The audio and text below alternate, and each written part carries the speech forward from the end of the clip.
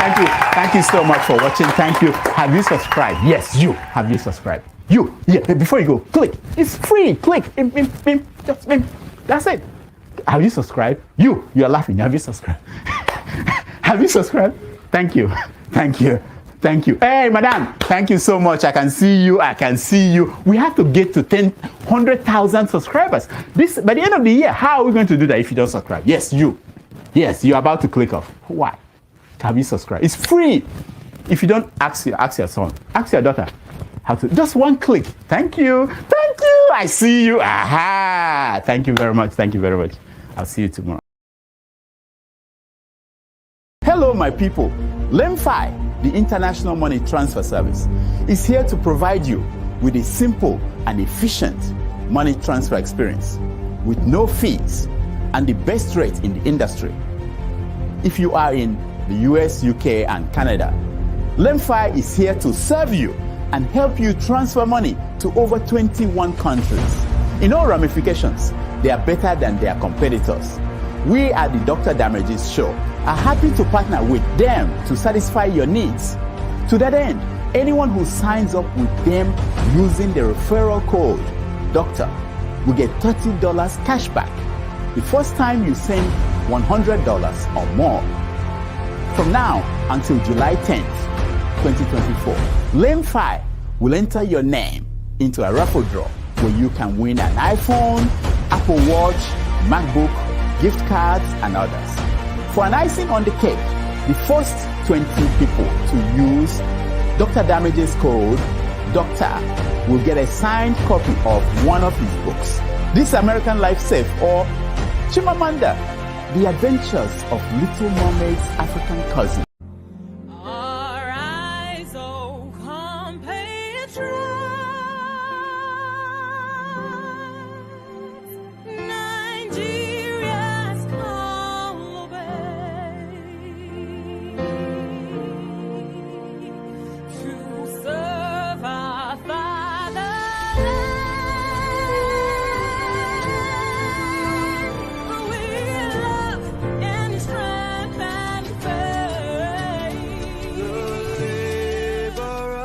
Our heroes past shall never be in vain.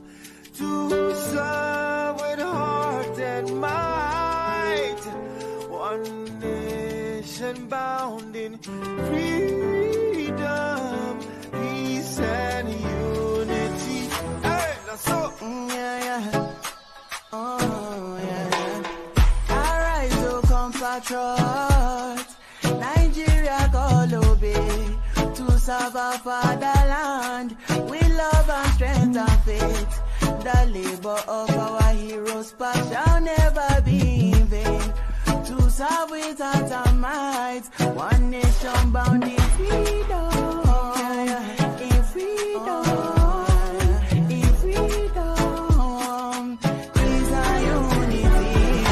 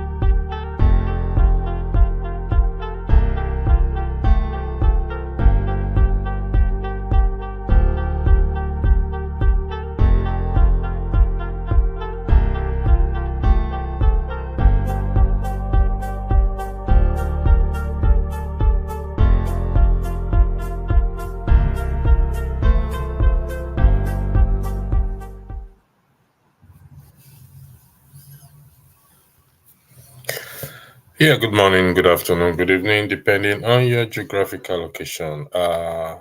My name is Andrew Oyinkro, aka Electricity, and welcome to this today's special broadcast. And as you can see on the topic there, it is Hamish, incredibly supportive. On the thumbnail, it's Kevin Badenoch, according to the Sun newspaper. As a general knowledge, who is what is in contention or contending to be one of the Tory leader and a potential prime minister. She's a Nigerian, uh, and she is doing very, very well. But she wouldn't have gotten to where she is today, according to the newspaper, if not for the what for the support of her husband, and his name is Hamish, who has been incredibly supportive of her. She's made the black woman, Nigerian, proud, and that is the what we look forward to in our women, to have their voice, their opinion, for them to get involved in politics. But this will not happen or cannot happen if we don't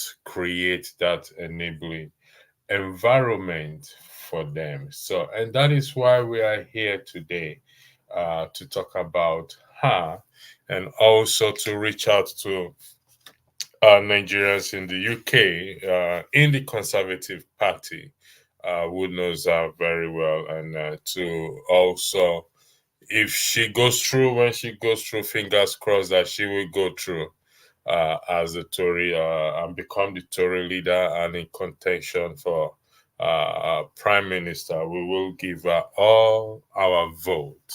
A little bit of sentiment there. And that is one of the reasons why the ladies segment on this platform was created, to help our women, or to make them to understand that their opinion, their voice matters. Because we've seen down the road how we men, Nigerians, politicians in particular, have turned the country into what it is today. So therefore, we are going to be promoting women here, because she could be your wife, your girlfriend, your sister, your niece, and what they need from us is support, nothing more and nothing less. So she's not there today because of the tribe that she claims to have come from. She is there today because of that enabling environment that was created. I want my own daughters to have that opportunity. We want our children also to avail of this opportunity, to create this enabling environment for them, and so that they can be what they desire to be with respect. I've often said that women, we all have our opinions, and women also should have their opinions on politics. They should refuse to stay to take the back bench while they recognize the role of the man or their man. They should get involved in politics, because you never can tell, we never can tell that individual that will come up in that space in Nigeria and save the situation. We're all focusing on the man, thinking it's going to be the man. But I see these lights, I see this star, that it may not be the man. It may be what? a woman. It is challenging, but not impossible. But on the flip side, if we don't create that enabling environment and we don't give the necessary support that is required for them to express themselves, again, respectfully, in all respect, then they will keep to be sitting on the back bench. Yes, we have some ladies, women lawmakers in our country, but not enough. Some face intimidation. We've seen it on social media, and harassment and bullying. You see, our Nigeria today, for those of us in diaspora and those of us that are participants on this platform is our Nigeria. This, again, I repeat, platform is our Nigeria.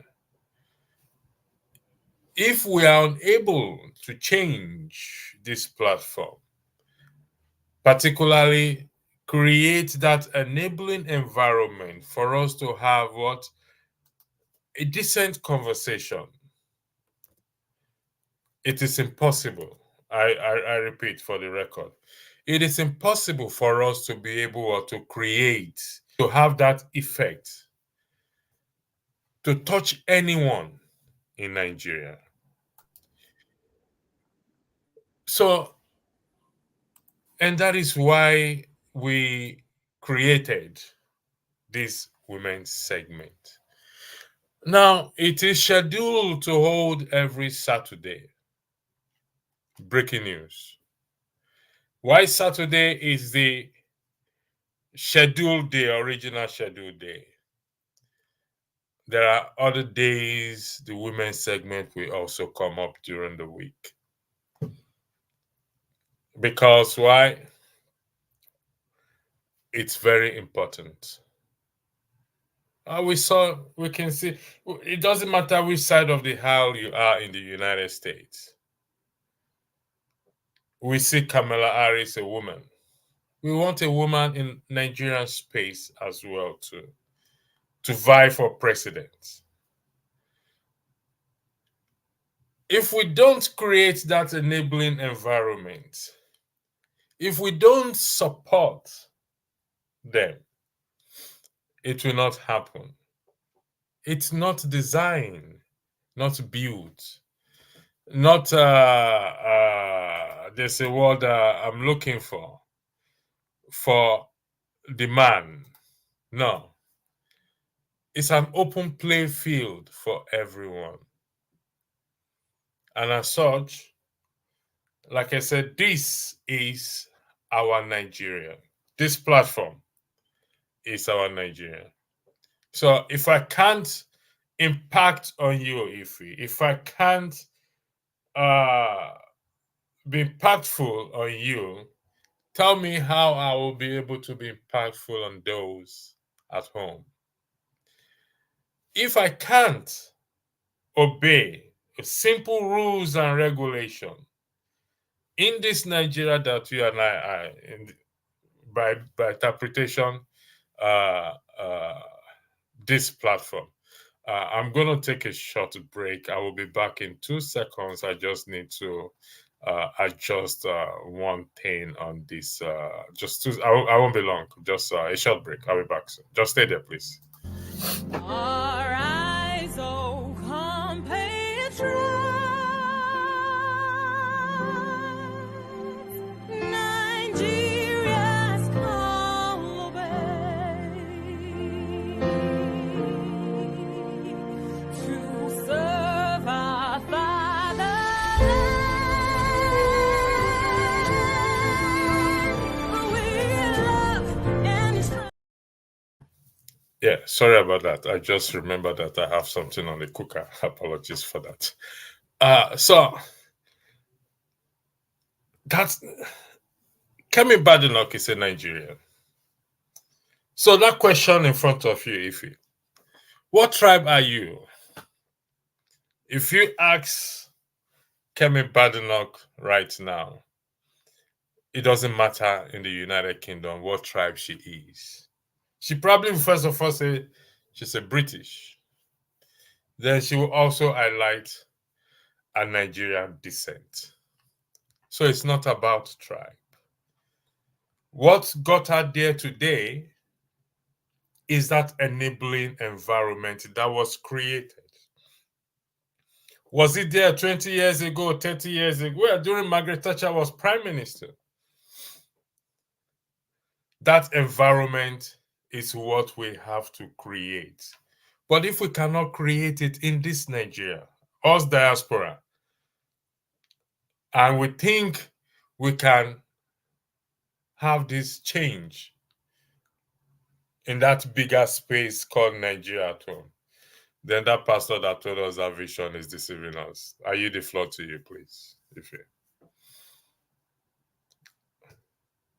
you're muted, please. Can you unmute yourself, please? Yeah. Hi, Andrew. Good evening. I will not stay. Good evening to you. I will not stay for a while. I'm still at work. Okay. Thanks for joining. Thanks for joining in the first place. But listen, I don't know if you heard yesterday. I had a word-to-word verbal. I mean, whatever you call it, yesterday with somebody last evening, and I'm glad you're even talking or discussing this topic. If somebody who lives in diaspora can open his mouth to say, first of all, FYI, let me clarify this. I am not a Republican. I'm not a Democrat. I've jokingly come here one day, say that I'm not a Republican. I'm not a Democrat, because they are all birds of the same feathers. Okay. Republicans and the Democrats, they have the same foreign policy. So you can't tell me otherwise. No, nobody's going to do anything different from what is happening now. The economy, nobody's going to do anything from what is happening. Nothing different. But if a man can open his mouth to tell me that somebody like Kamala Harris, who has been elected by American citizens as an attorney general twice and as a United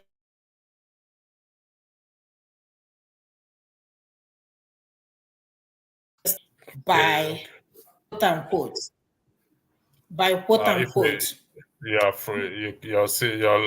your network seems to be frozen. It seems to be. Can you hear me? Yeah, I can hear you now. Yeah, okay. Go ahead.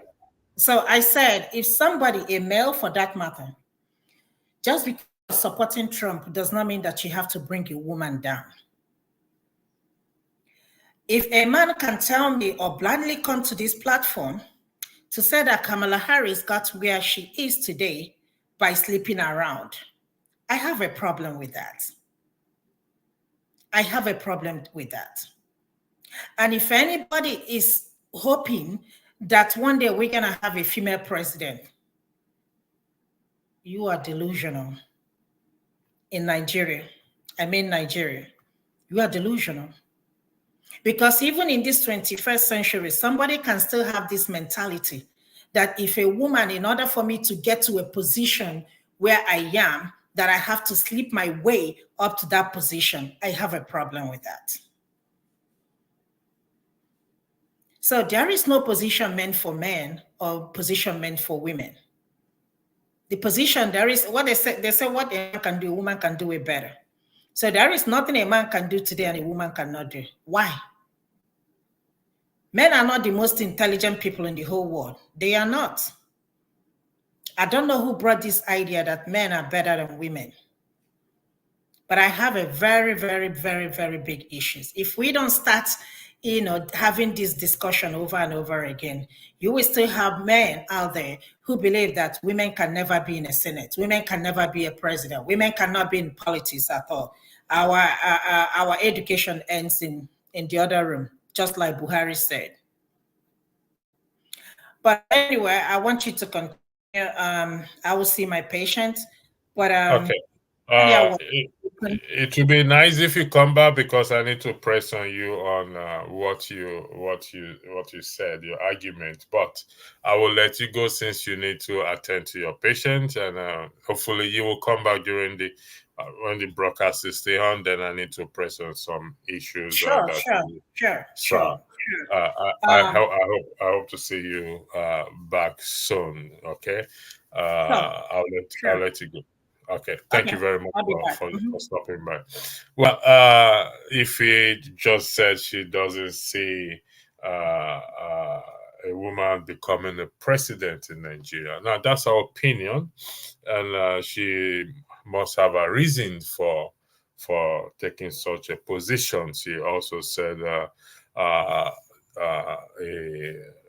panelist or whatever it is claim that Kamala Harris got to where she is today by sleeping around. I need to press on that for her to state if exactly that is what the individual said, or the individual just made a remark without stating such. Is the onus, the burden of proof is on her and not on me as a moderator. But you see, the idea that a woman cannot be president in Nigeria is what I'm going to do a serious pushback on. Now, there is no denial of the challenges that women face in Nigeria. We can't deny it. I won't be an ostrich to say or put my head in the sand and think the problem won't come or will go away. No. But if we just stay in that mentality and say the woman can never be a president, we are equally saying a woman cannot be a moderator, cannot be anything, because this is our Nigeria. And we're seeing the same attitude or echoing our voice or our concern that women cannot be anything in the Nigeria. This is our Nigerian space, and I understand that the women segment is facing its challenges, but we have women who are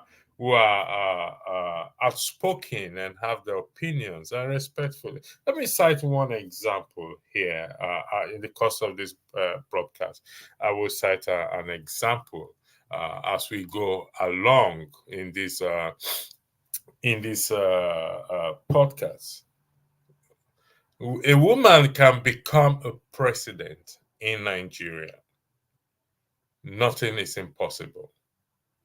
Now, it may take years, and it may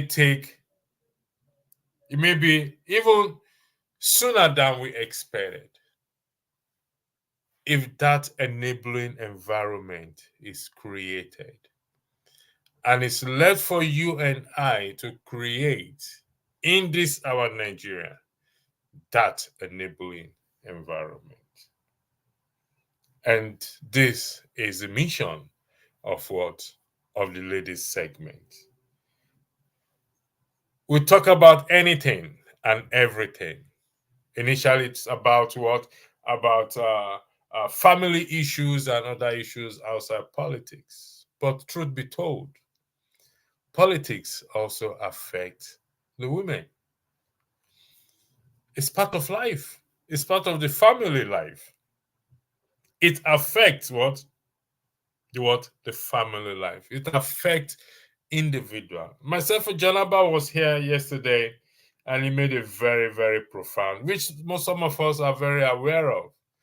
Because of the rate of poverty in Nigeria, women, including married women, some of them have taken into what?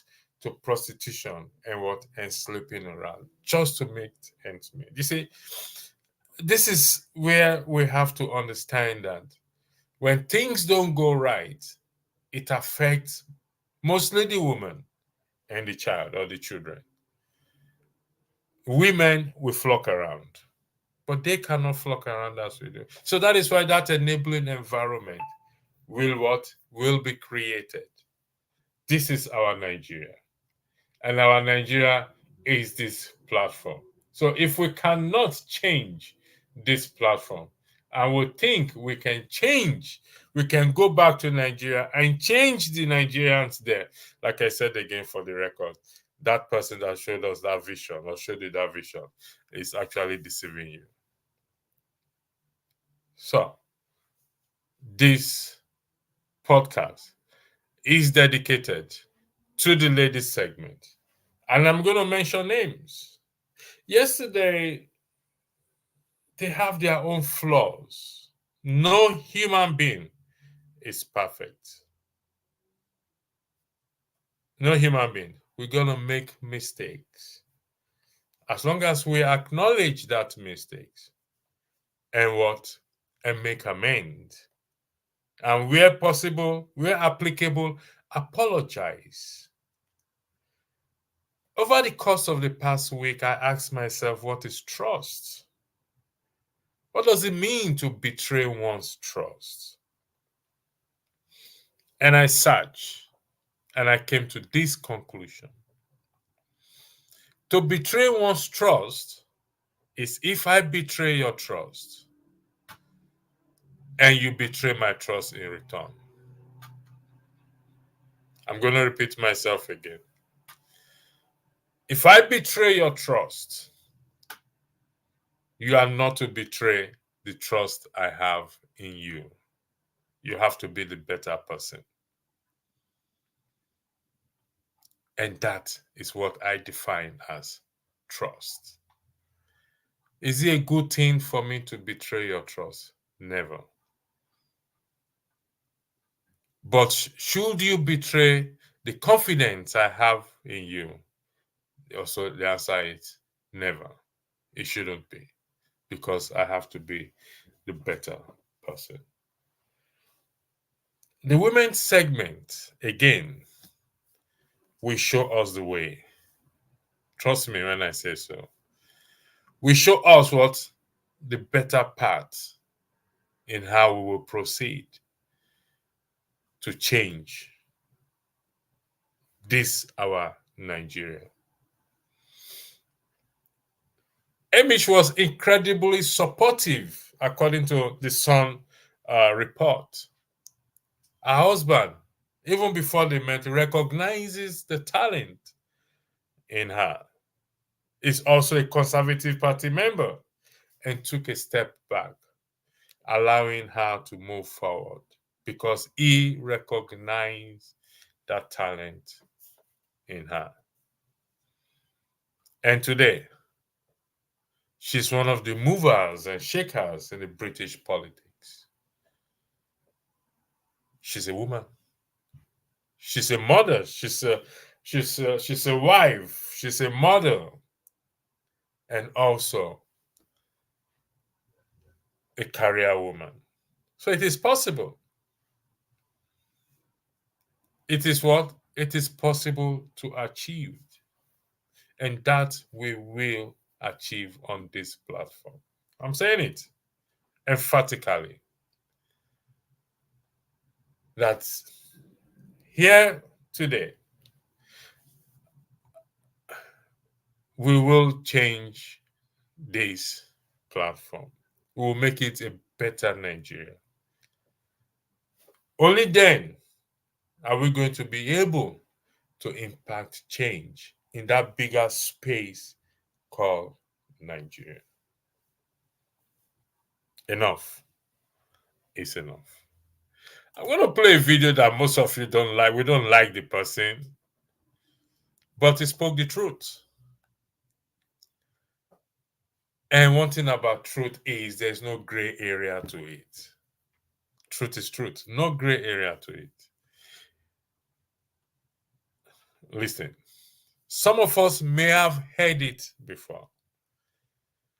He made a statement. There comes a time critical decisions will have to be made to have that change. Listen. The country is going through a very strong phase of reform. And this reform is taken a very bold and hard decision. For example, you might be hearing from home now in the last few days about fuel prices. But can we help it? Can we develop? You use their good roads, say, You see electricity being constant. You see water supply being constant and running. And you see their good schools. And we say we want to hand over a banner without staying to our children. What is the critical path to get us there? If we cannot take hard, painful decisions to pave the way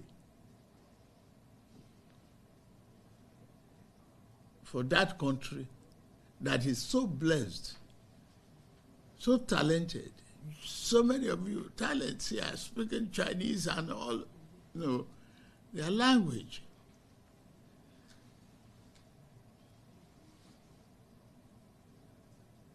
It is what you equally contribute and tell them at home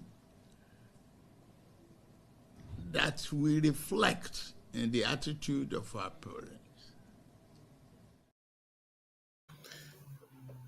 What is the critical part to get us there?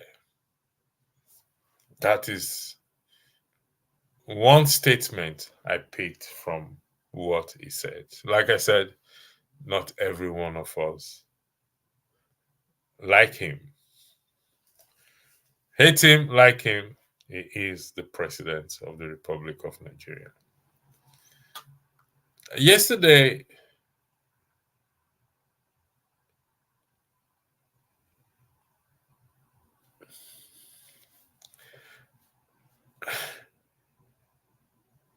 let's be clear here, or let me be clear here.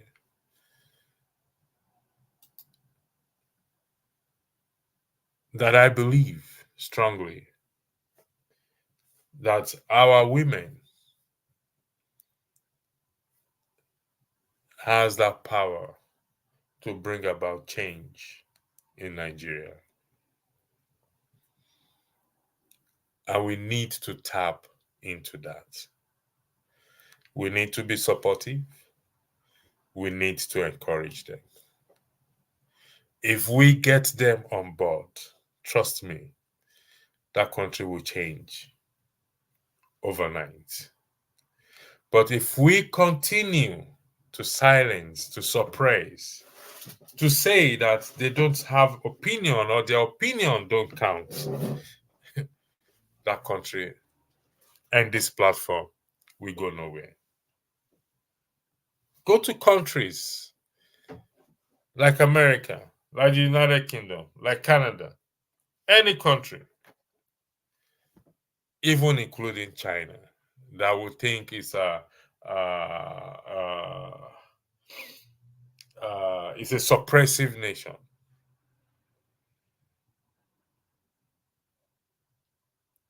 They give room to their women to participate. They encourage their women to be part and parcel of politics with respect. Respect is reciprocal. Respect. I'm not going to respect you because you're a man or you're a woman. I'm going to respect you because what? You are a person. Not because you're a man or you're a woman. We need to get our women on board. My argument is they are the key to bring about this change. Either on this platform or on that bigger space called Nigeria. If we encourage our wives, our daughters, our girlfriends, our side chicks, our everything called female women to get involved in politics, in the affairs of the nation. As Kemi Badenoch was incredibly got that incredibly support from what? From then our boyfriend and now our partner. We will see that change that we're looking for. It's not in any far place. It's not. And some of us think it is. Some of us think we will never get there. We will get there. We can get there. We just need to be supportive of the women. And such begs the question, what change? What do you have in your hand to make a change? What do I have in my hand at this very moment that I can use to bring about change? Again, like I said, if we can't change this platform, whether we go down to Nigeria and think we can change it, we're only making a fool of ourselves. It will never happen. If we can't change our behaviors, if we can't encourage our women, and all we want to do is to siphon them, to suppress them, to say they don't have opinion, they should take the backstage, it will not happen in that bigger space called. And that's what we're saying today. And that's why people like Akpabio, people like Oshomole, people like Wike can come up and say things about women, derogatory statements. People like even Buhari can say she belongs to the kitchen. Of course. But beyond the kitchen, they can. So, and on this platform, we will separate the men from the boys. We want to grow it, it will grow. And we will get there. I would like this is a comment by Nwachukwu. He says, you are running down this platform. It's a conversation we're having. Thanks for joining. I said we're going to separate the boys from the men on this platform. So if you can say specifically, if I know, if it's brought to my attention with evidence that I'm running down this platform, I will gladly take a step back and not run, because this is my Nigeria.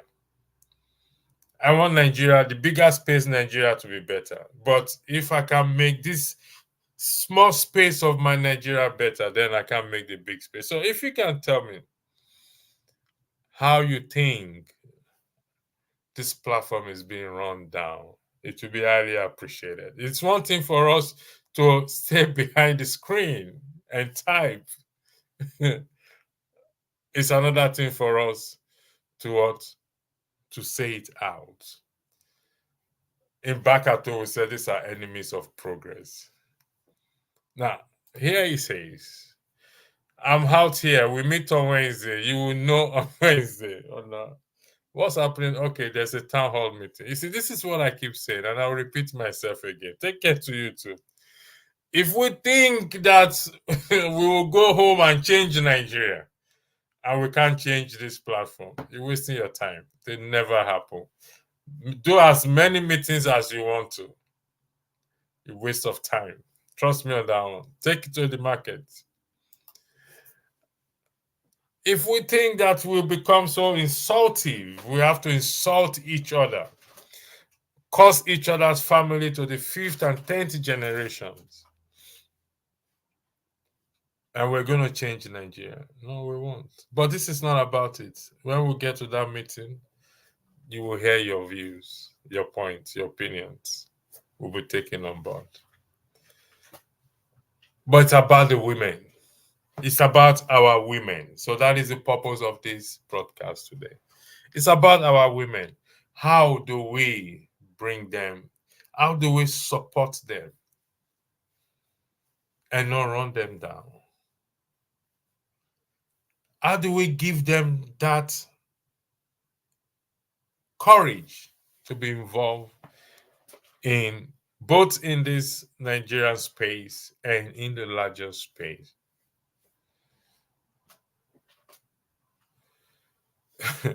You're free to come on the platform, brother. You said I need to learn administration and human relationship. Take it from me. I wish I would talk to you. I will talk to you. I'm coming because of you. We love and respect them. Just come and talk. You love and respect them. That is a change. That is good. Keep it up. But you've not made any valid point. Nwachukwu. If you can make a valid point, it will make sense. But if you can't make a valid point, then it doesn't make sense. This is an open space, like I said. It's a podcast. It's a special one. Dedicated to the ladies segment and to some individuals I will mention towards the end of this program. I'm glad you love and respect them. Please keep it up. Because like I said, going forward, we will separate the boys from the men. We will separate the boys from the men. Going forward on this platform, like what Tinubu said, what is that critical part? Let me repeat it again. Let me bring it up again. What is the critical part to get us there? Trust me, we all know that critical part. We're only pretending not to. He himself knows that critical part to get us there. He knows. And you and I knows that critical part as well too, to get us there. So we shouldn't be under that pretentious spirit that we don't know the critical part. In fact, it's not even critical. It's so simple to get there. If we become supportive of one another, that is the path that we need to take. If we stay on this, what tribe are you? I am a Nigerian. That is the critical path we need to take to get there. If we say, look into your hands and say, what do you have in your hands to make a change? That is the critical part we have to take to get there. So see, there's no mystery in it. There's no mystery in it. So if we think we have to go to heaven and get that critical part of that answer, we're fooling ourselves. It's all here in our hands. It's all here on planet Earth. According to the Yoruba adage, Ogbon tolaye gbalowa lorun. Everything is here. Everything we need to make that change is here.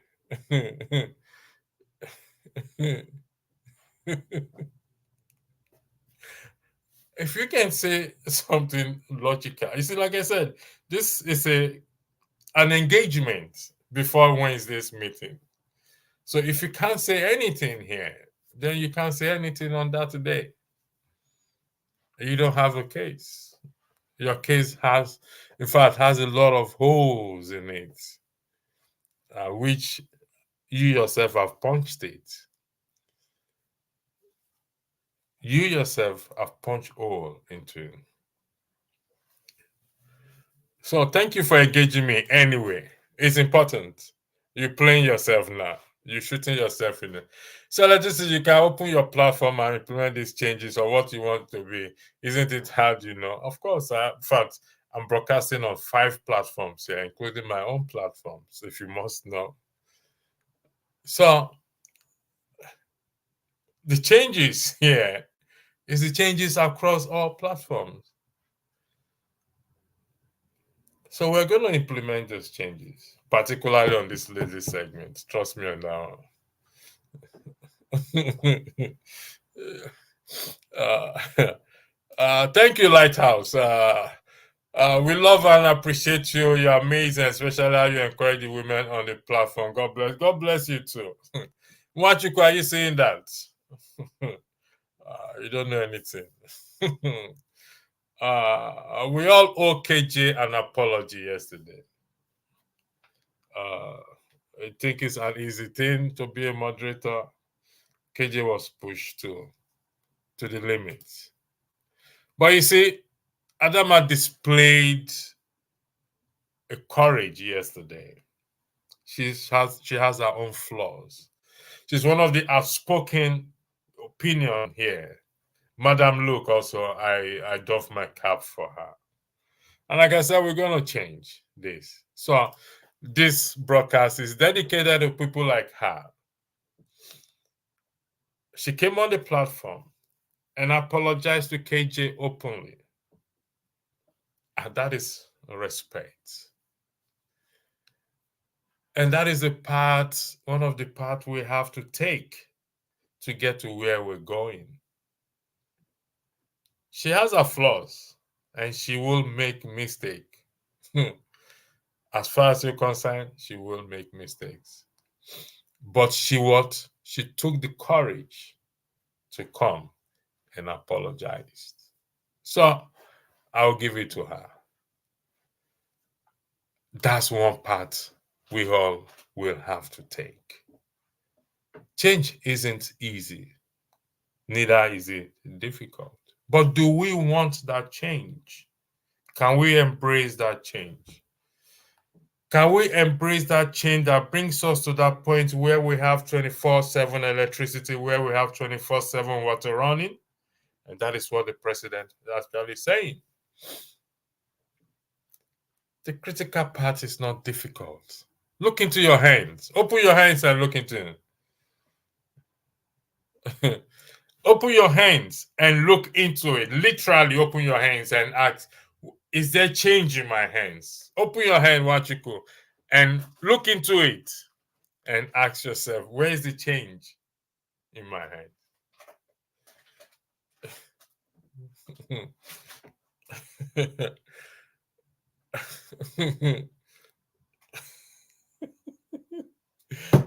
You can't even look into your hands. You see, the reason why you can't stand me is because I don't tolerate the things you yourself portrays. We're having a conversation. You know, I'm a comment section person. So I can sit there for the next 10 hours and we can have this conversation on the comment section. That's fine by me. So you said you make it look like anyone that corrects your attitude is against women. Could you please highlight one of my attitude? I would love to know. I'm open to learning.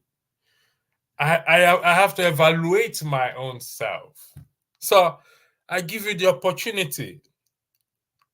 Can you please highlight one, just one, not two, not three?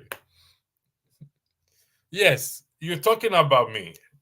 Hands up. You see my hands up? I hands up. But you have to give me evidence of one attitude about me. And I flip it around. You see? He said, I am bossy. Oh, that is it. My bossy attitude. My brother, go find something. Go and look for better things. Look for better things to bring up. Look for better things. Okay, let's go by the bossy attitude. How am I bossy? This is you're evaluating me, which is okay. I'm open to the evaluation. How am I bossy, please? Because I requested or asked for decorum? It's a question I'm asking you. How am I bossy? You must be able to pinpoint one thing out that I like, that I am bossy. Did I siphon your voice or anyone's voice here? Did I say people should not speak? Or did I say don't interject? You consider that bossy? So tell me, which For you to say somebody is bossy, you must be able to highlight one thing. I'm a man of the law, so you need to tell me which of the attitude. Which of the attitude? Thank you very much, Gabriel, for joining the platform. You said electricity, my observation, you have anger issues sometimes. No, something triggers someone to be angry. No, Gabriel, tell me, be honest with yourself. Have you ever gotten angry before? A yes or no will suffice. AB Gabriel. AB, I believe you are a Nigerian man. So you are from my place. My sister answer AB, my nieces and nephews answer AB. And part of my daughter's name is short into AB as well too. So tell me, AB, have you ever in your life gotten angry before? Be honest with yourself. If you've not, we need you on this platform. We need you on this platform. If you welcome back, I'm engaging my family in the comment section. They said I have a bossy, I have anger issue. I'm a bossy person. But uh, so this is interesting. Like I said, I love this. It's interesting for me. I can sit there the next 5 hours and I'm enjoying myself. We're getting, like I said, going forward on this platform.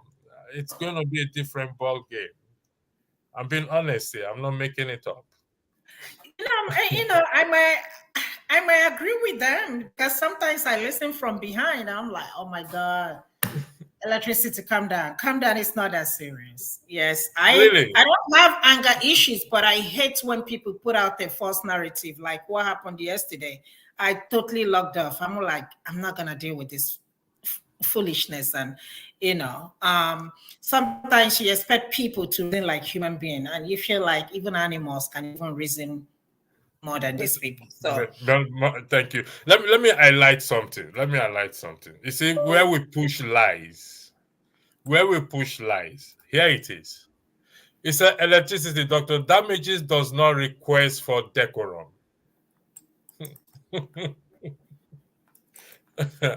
with a question mark behind. He put a question mark there to suggest that he's asking question, but he's not asking question. He's actually making a statement. He said he does not request for decorum. I don't. Rudolph will be laughing where he is. That I mean, if Rudolph does not request for decorum, he took Mama Echo out on Saturday. What is that? Is that not wanting decorum? These are the false narrative people push because they cannot accept change. no, I was at work and I was watching when that happened. And honestly, again, I agree with Rudolph, especially when you invite somebody to your platform. You don't want to, let somebody, or you don't want to let your panelists take over the platform, leaving the person, your guest, like, what the heck is going on here? When somebody speak 2 minutes, say 2 minutes, speak for 2 minutes. Go straight to your point. Don't go beating around because everybody wants to speak. So no, he's not. I agree with Rudolph 101%. He made the right decision. So, we have to get it right. We need to put all these sentiments, aside and just. It's like I said. It's about now. If you've been listening to me and the comment they've been making, saying, you know, these are the questions they're going to have a town hall meeting. So, this opportunity to announce the town hall meeting for those who wants to come and attend, and those who say, "What you could have said, Rudolph does not request for decorum." If Rudolph says it doesn't request for decorum, let me tell you something, Wachiku. I make this bold statement on this platform. I walk away from this platform for good. If Rudolph ever opened his mouth to say he doesn't want decorum on this platform, but he will never do such a thing. So continue to live in that bubble that you have, and it's going to burst one day. Okay. Yes, sure. Abby, thank you for your response. He said, yes, we all get angry. It's just that sometimes when the chaos starts on the panel, you all go bas. That is why we need decorum. It's bound to happen. It's bound to happen.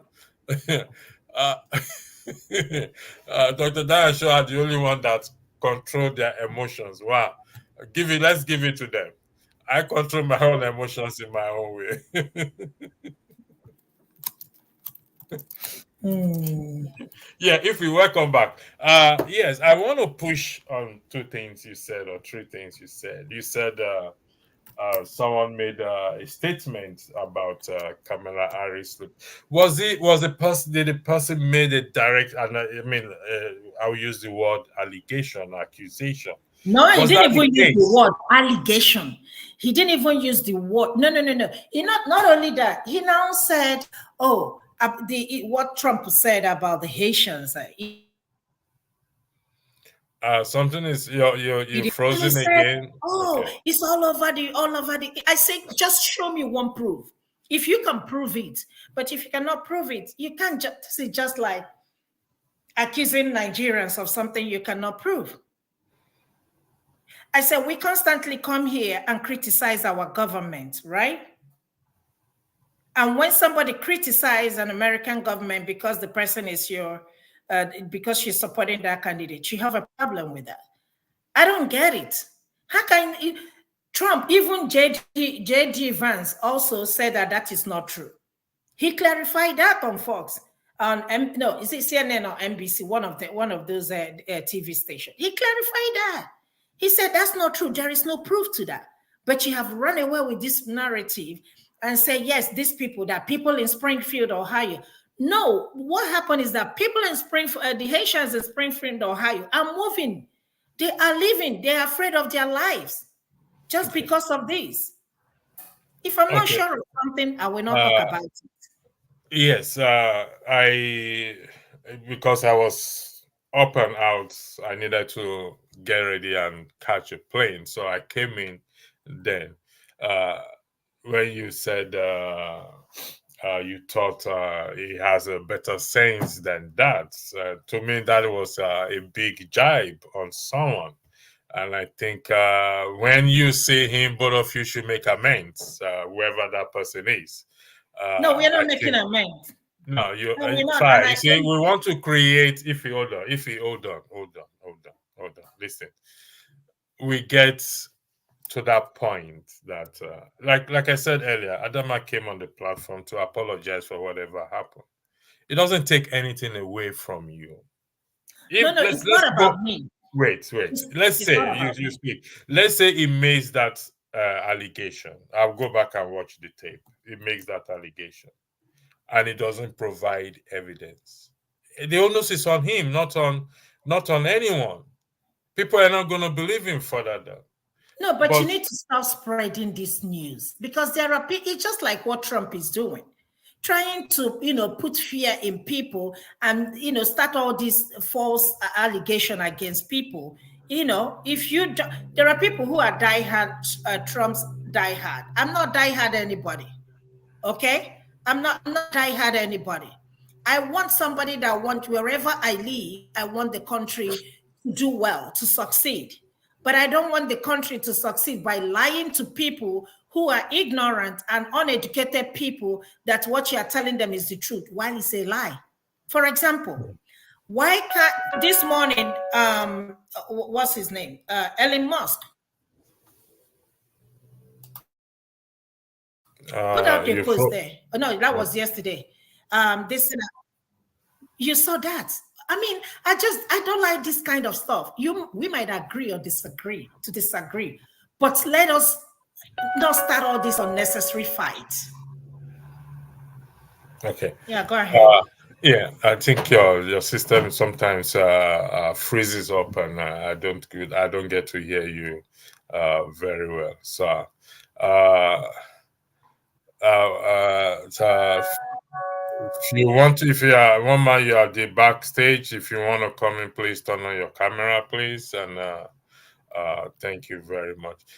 Listen, let me highlight this. Yeah, Fumi said in the comment section, same person said Aris was Olosho. What does that mean?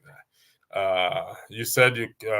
Why can't you please turn on your camera? Do you mind explain to me, please, why you cannot turn on your camera, please? Thank you. Just 1 second, if you. That was exactly what happened. Fumi said that. That was what Fumi, thank you. That was the comment I was actually referring to. Or rather, the statement I was actually referring to. So thank you, Fumi. So Fumi saw that. And so that's what it is. Okay. If you did the message, one man said he came because of you to say hello. So he has said hello. No, see one man, I'm running away from him. Oh. Tell Okay, one man to leave me alone. I'm running away from one man. whatever love is between both of you, keep it up. one man doesn't like me, so I'm saying. But this is it on the comment section. He said he came because of you to say hello to if you. One man, leave me You want me alone. to highlight it to the whole world? I mean, you find somebody who finds you attractive and go for it. Come on now. Fumi, come on now. Fumi, come on, my sister. Yeah, she's gonna hopefully talk. So yes, let's like I said, regardless of the aisle we stand on, if he said that is incorrect, that is not correct without evidence. And your jab at him also, I will say it emphatically, it's also not good. I will say it. I'm not gonna pick sides here, but it's left for both parties, like I said, to meet each other and make amends. So you're driving, so I'm gonna bring you in. So if you can pull over, I'm gonna bring you in. Let me tell you, know me, I get my bad mouth. No, I get bad mouth too. No. If you let me say this. This is, you say, we all have sleep bad with your mouth. brother. No. Did she sleep with your brother? Oh no! Has anybody come out? No, calm down. No, calm down. I said, has anybody come out to say that they slept with this woman? That is me. If you cannot prove it, don't talk about it. Yes, I don't have anything against Trump. I don't have anything against. As I'm talking to you, I don't even know who I'm gonna vote for because they are all birds of the same feathers. And with that, I'm leaving. We're not gonna have in this platform. Good. Well, hold on. Oh goodness me. Fumi, don't be nervous. Please come on. Trust me. I'm the one asking you to come on. Don't be nervous. Just come in and you're covered. Thank you, Festus, for joining. Fumi will join us soon. I think she's dressing up as well, and so she will join us soon. So, Festus, in respect to, I don't know if you've been listening from the very start. Could you? So Kenneth packed. Kenneth, thanks for joining. Festus, the floor is yours. Thank you. I'm just joining. I didn't hear much. Okay. If you look at the topic is Hamish incredibly supportive of is Kemi Badenoch, the one of the contestants for the Tory leadership in the United Kingdom. She's a Nigerian. Yeah. And the bottom line is to see how we can support our women to get involved in politics and not try to shut them down. They have opinions like us. Sometimes some of the opinions are strong, but nevertheless, it's something that we have to help, because I strongly believe that if we can rally around our women, they have a role to play to bring about change in this space, which is this platform. This is our Nigeria, and the larger space back at home. Okay, because they tend to take care of everything, manage. So, and that is one of the purpose or reasons for this broadcast. So, I'll yield the floor to you if you have anything to say. I don't know who she is. This is in the UK, right? Correct, please. Yeah, I mean, what I would say is, yeah, I totally support wherever she's doing, and this whole women contesting. If she's the best candidate, then yeah, I'll be happy to support whoever it is that's the best. I won't support anyone because of their gender, sex, race, country, or whatnot. If they are the best person for that, then yeah, sure, like people should rally around her and support her. I don't know her because I'm based in the US, so I can't really speak for issues I'm not particularly aware of. How about in the context of our women, supporting them to get involved in politics, even whether it is discussion, because we find some of our women shy away even from talking about it. And how do we give them that support? I mean, so from my own story, I grew up in Lagos, Nigeria, with four sisters and one younger brother. And I went to school in Lagos. Half of my classmates were ladies. Some of them happened to be the smartest person there. And I'll probably just speak on my own, I guess, story.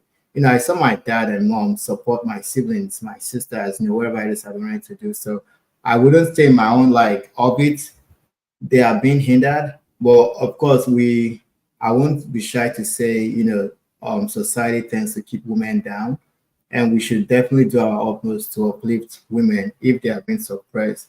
But from my own experience of nursery, primary, secondary school, and even colleges here in the US, med school, law school, MBA, and whatnot, it's women are just as smart. I have to compete with them, and sometimes like you apply for something you don't get because the next smartest person gets it, be it a lady, be it a guy. We should all do our best to encourage women. I don't know if you have kids, if you have daughters, but I'm sure you want the best for your daughters. So I would expect all other men out there to expect and to want the best for their daughters as well. So I would be very careful of everyone should get an equal opportunity wherever they are going for. But the idea of actually putting people based off of, I guess, race, gender, we want the best people for whatever job, whatever program they are actually trying to, I guess, go for.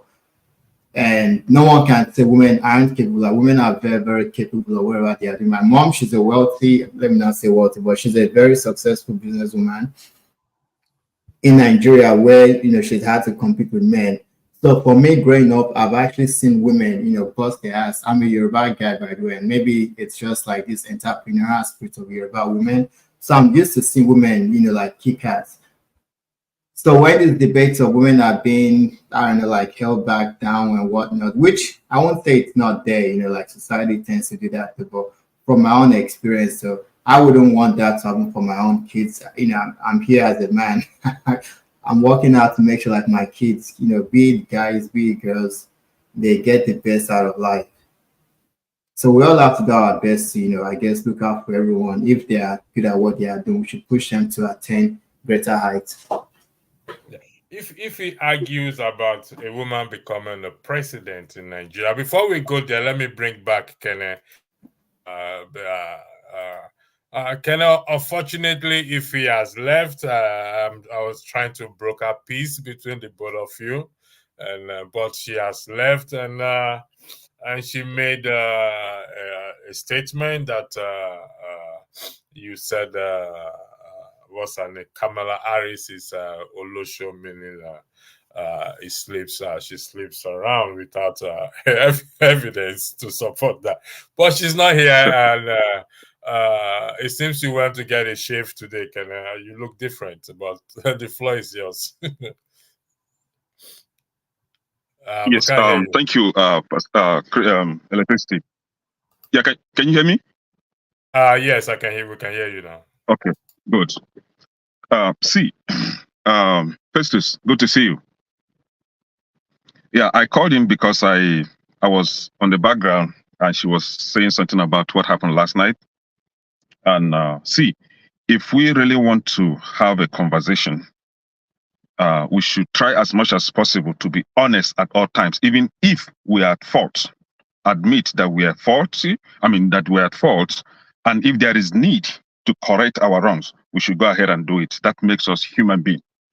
Now, for several occasions now on this platform, somebody like Mazi Prince, while having conversation between Democrats and Republicans, Mazi Prince has accused Donald Trump of sleeping with his daughter. Donald Trump is not my father. He's not my uncle. I have nothing to gain from Donald Trump. I have no stake in this election. And that is the reason why I will not insult Mazi Prince. I will not tell Mazi Prince that I thought he has sense. No, I can't do that. Right? Whether if he has a proof or not, that is not my concern. That is not my business to discuss. My business is to talk about the reason why I am supporting Trump. And nobody can gag me up. Nobody can shut me down. Nobody can make me to change my position on this. You know, I have my way of reasoning different from yours, and that should be respected. Same way I respect theirs, right? So yesterday, we are having this conversation yesterday. You can go back and replay that recording. A lot of them, I don't know if she was the one directly, accused Trump of being a criminal. Matter of fact, she was the one. That Trump does not pay tax. They even went ahead and accused Trump of frolicking with his daughter. And now when it was my own turn to talk, and I said, when they were saying that, oh, she climbed, she was AG, she was da. And I was like, did she got that through merit? If you want us to have that conversation in the first place, did she get to that position, to that height based on merit? And they were like, oh, how did she get there then? And I asked them, did you want me to say Olosho? I did not call her Olosho. I said, did you want me to say Olosho? And that was it. If he took it upon herself that I insulted her auntie or I insulted her mother, that Kamala Harris is her mother, I called her mother Olosho, and that was the reason why she should insult me. Everybody was on this platform, but only if he is smarter than every other person. If he is the chief defender of Kamala Harris, and that was why she could come on platform like this and insult me. That tells a lot about her. Honestly, okay, before yesterday, I was having a great respect for her. I thought she deserved my respect. But she could have said that. And for her to come up here today again to defend what she did yesterday, again, tells a lot about her. And I want to ask her during, hold on, just a minute. During the P2B and Tinubu's campaign, she herself on this platform told us that in her workplace, that our colleagues were rooting for Tinubu. And I know how she detests Tinubu. My question for her that I intended to ask her was, did she insult them in her workplace? Did she insult her colleagues? It is she finish that made her insult me. But okay, I have no response for her. This is one of the reasons why she come back to defend her nonsense again. But it's okay. Can I hold on? I understand you're upset. This is the reason why we're on this show, to make sure that we try to focus on the argument. Exactly. Yeah, just I'm not trying to interject you. On this platform, I have defended women. I have defended ladies on this platform. And nobody should discredit me for that. I have defended ladies on this platform.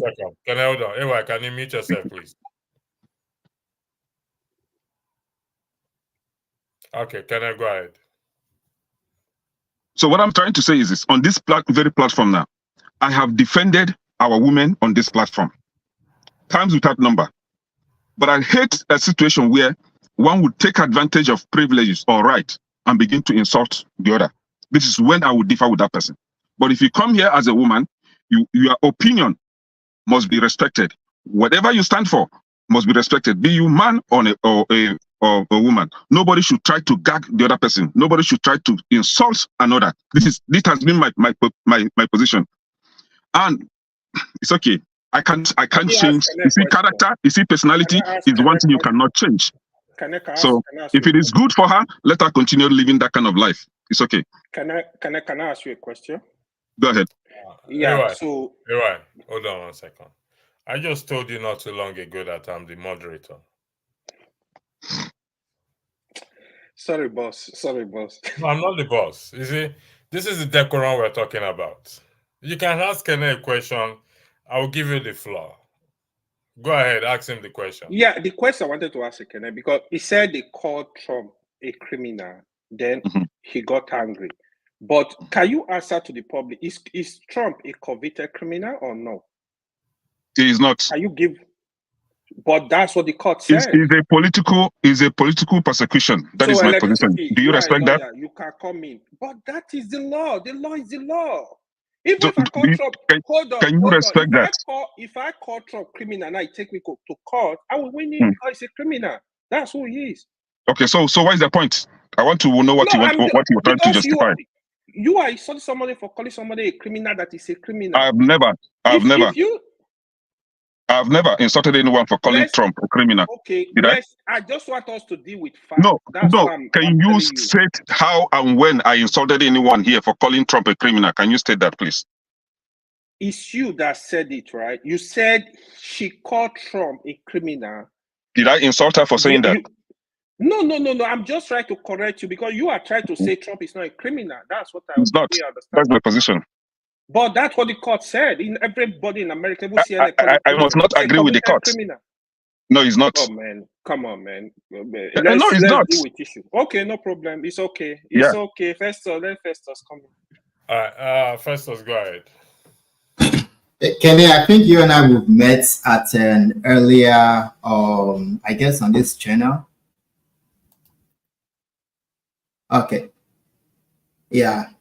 So what I was gonna say with this whole Trump Kamala issue, right?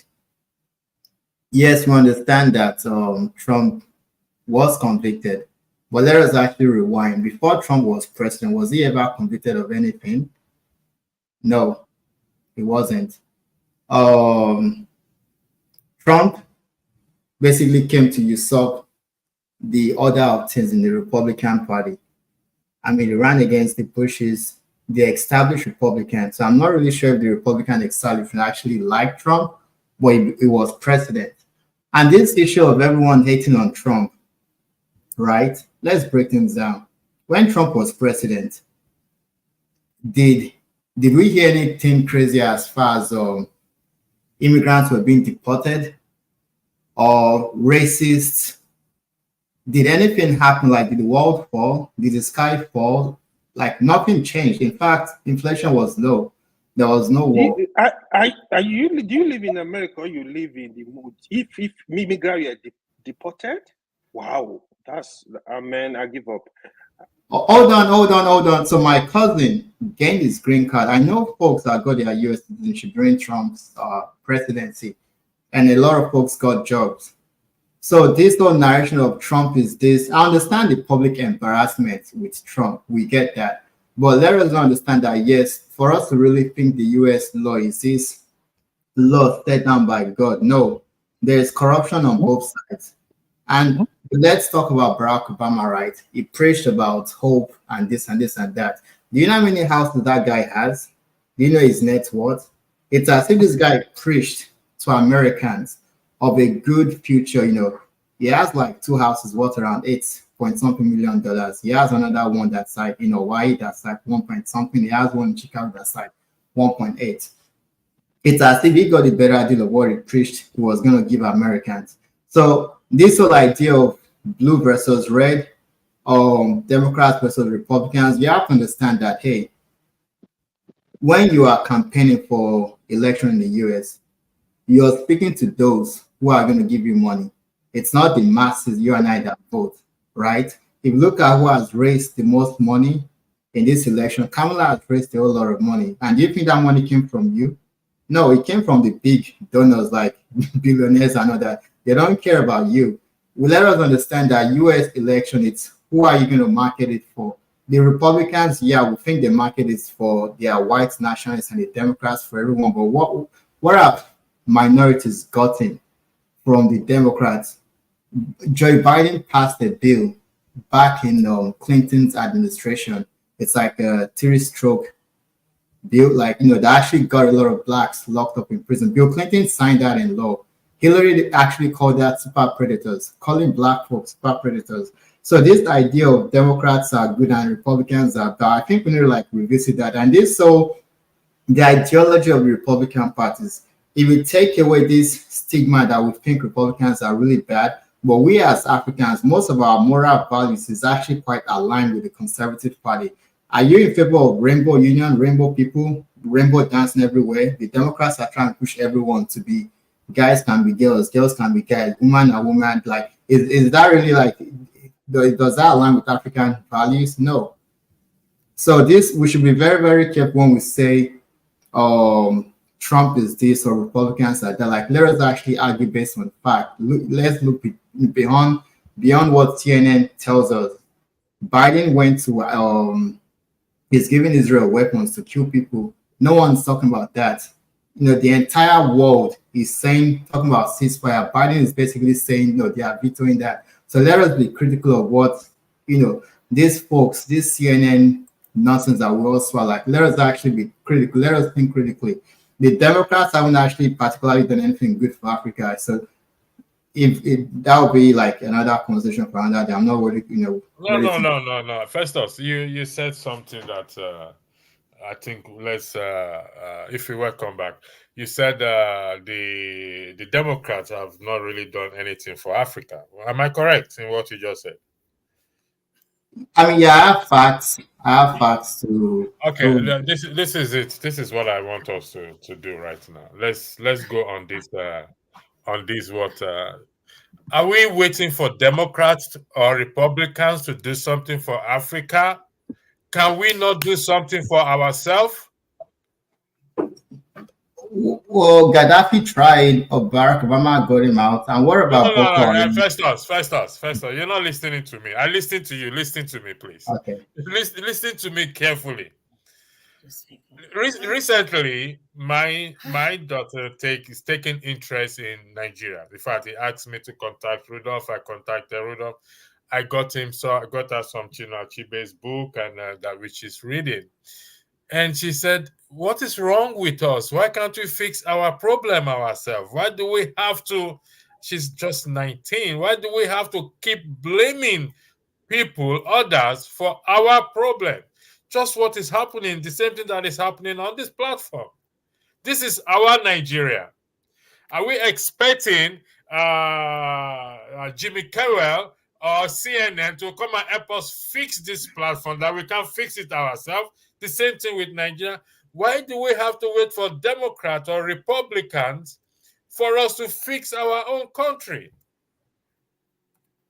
This is where we are going now. This is the discussion now. Let me go, Mr. CN, welcome first. Let me go with Ife. Ife, the floor is yours. Then I go to Mr. CN, then I go to AY, then I go to Festus who raised it up. So go ahead. Hi. Ife. I didn't hear most of what Festus said, but Festus, good evening. Hi, AY. Hi, CN. But first one, I don't understand you. So are you waiting for Americans to come to Africa and fix that? How is that even possible, my brother? Come on now. Is it the election that they will help us fix? Or is it the corruption that they will help us fix? So what part of the Africa are they going to that they're going to help us to fix? I don't get it. See, let me tell you something. If we cannot fix our country, if we cannot fix our continent, nobody will ever. In fact, the West will help us destroy itself. If we cannot fix it, what is in your house? What you telling me that in your house, that's your house, that room where you are staying with your family, you are expecting somebody, third person, to come in there to fix it for you. They will not. Instead, they will put fire on it and run away and leave you.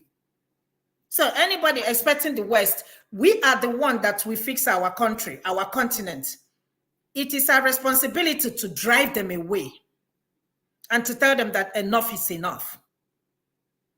We are not cowards. We are not stupid. We're not foolish. We are humans. The same brain they have is the same brain we have. Why are they not intimidating China? They are afraid of Chinese people now. Because sooner or later, these people, China, to take over the world. Why are they not intimidating China? So I don't understand this issue that we are relying on the West to come and do what exactly? What are they going to do for us? That the common sense we have in Africa is no longer common. We sold our sense, we sold our brain to the West too. That we can't fix electricity, we're going to call the West to come and fix it. That we cannot even fix our currency to be strong, we're going to call the West to come and fix it.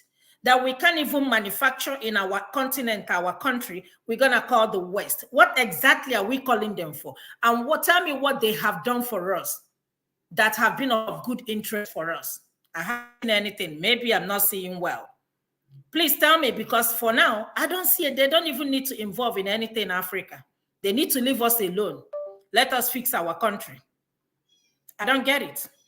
Somebody says something that they are Democrats are giving a, let me tell you, whether Democrats, whether Republican, whoever that is in power, even if Trump wins this election on November 4th, he's not going to stop this war. I bet you know that and no peace. If you live in this country, American politics, whether you're a Democrat, whether a Republican, they are the same thing. They are best of the same feather and they fly on the same high. So nothing is going to change. It's all these campaign promises. All these campaign promises people are promising us that they're going to do this and going to do that. Trump is good at economy. But what happened during COVID? Economy was doing good when Obama was there. Economy was not doing good when Bush was the president. When Obama took over and fixed the economy, and Trump took over from Obama, right? And what happened during COVID? This is the same Trump that denied and told Americans there is nothing like COVID, and thousands of people died carelessly, something that could have been prevented. All you need to say to American people, yes, there is something called COVID. This is what we have to do, and people will have the trust. Just like Kamala Harris said, 81 million people fired Trump, and Trump lost that election because of COVID, nothing more. So if somebody is telling me that Trump is a businessman, how is Trump a businessman? The same Trump that, inflates his numbers in order to get money or to rip American people off. I don't get it. And again, I'm not a Democrat, neither am I a Republican, but let's put the facts out there. It's just that somebody coming here to say the reason Kamala Harris, tell me what she has done. She put the black people. What do black people actually want? So you want if you commit a crime, you will not go to jail. Is that what you want? Why is it only black people? Are black people, are they the only people in jail? If you commit a crime, do the time. And if you're telling me, oh, Kamala Harris slept her way to the power, and I'm asking you the same question. Proof. Show us proof. If you cannot show us proof, that means it did not happen. Nobody has ever come out to say that, oh, I slept with this woman. Again, all her political position has been elected. She was elected. She was not appointed. So in order for her to win those elections, that means she slept with all the people that voted for her. Thank you, Ife. In respect to the issue of Kamala Harris, this and that, Kenneth makes himself clear. From the even comment sections, two wrongs does not make a right. I think both of you should make amends. You should apologize to him. I don't owe him no apology, and I will not, because he was on this platform that he said it again yesterday, that issue of the cat and dogs. And he said that the proofs are everywhere. Where is the proof? Can I show us the proof? I don't give him any apology. We might not talk. That's okay. I don't have time for that. I don't like people coming to lie on a platform just because you want to sell your candidate. Sell your candidate. Sell it to me in a real life, in truth. Don't sell me to somebody in lie. Don't advertise a false product. I don't owe him no apology, and I will not apologize. If I owe him apology, I will know. But don't come here and say that somebody, because she's a woman or because she's vying for a political and you said that she slept her way to that position. Tomorrow, if I see myself in a political appointment, you're gonna tell me that I slept with all the male ministers in order to get to where I am. Do I look stupid to you? In fact, in politics, let's be realistic. In politics, let's just go by the argument that is the case, even though that is not the case. That even we men, we do certain things in politics to get to where we are. So nobody's innocent. We can argue that nobody's innocent when it comes to politics. You have to give something to take something. That is my own opinion. But it's left for you and Kenneth to resolve that issue. I hope we will not get to there again. Mr. Cian, welcome. The discussion is, do we have to wait for the West or for American, Democrat, Republican before we fix our country?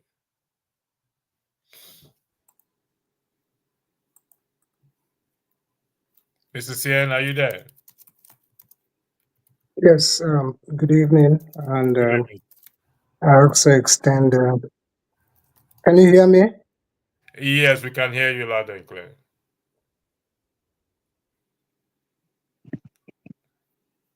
We can hear you, sir.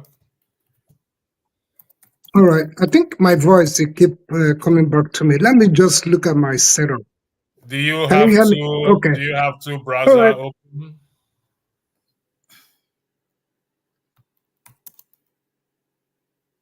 You can go out and come back, probably. No, just one. Okay. Maybe it's the network then. Okay. It's just quite unfortunate. It's unfortunate that we Nigerians, it's all over when it comes to politics. I don't think it's sometimes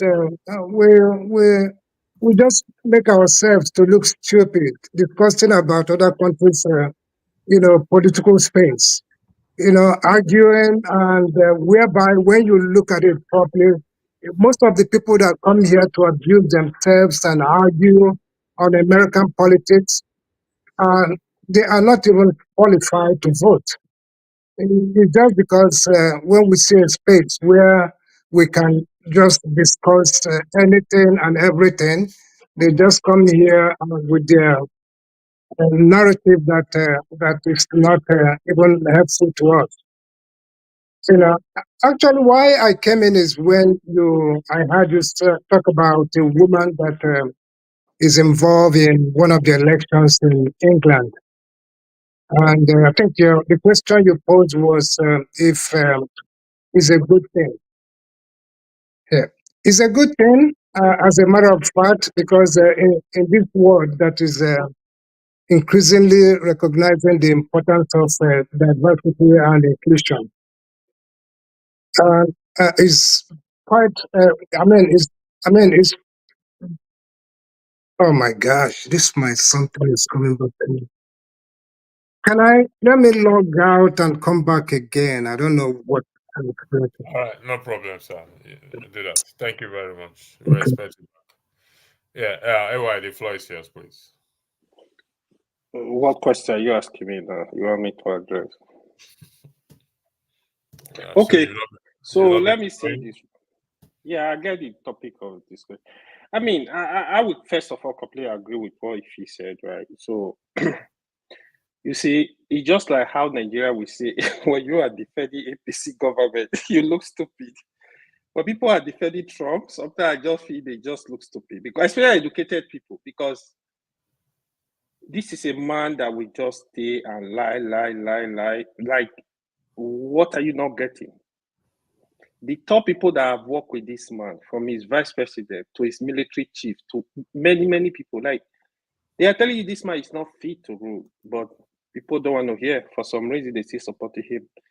The question is the one we're discussing is, do we have to wait for the West to come and fix Nigeria? I'm going back there. I'm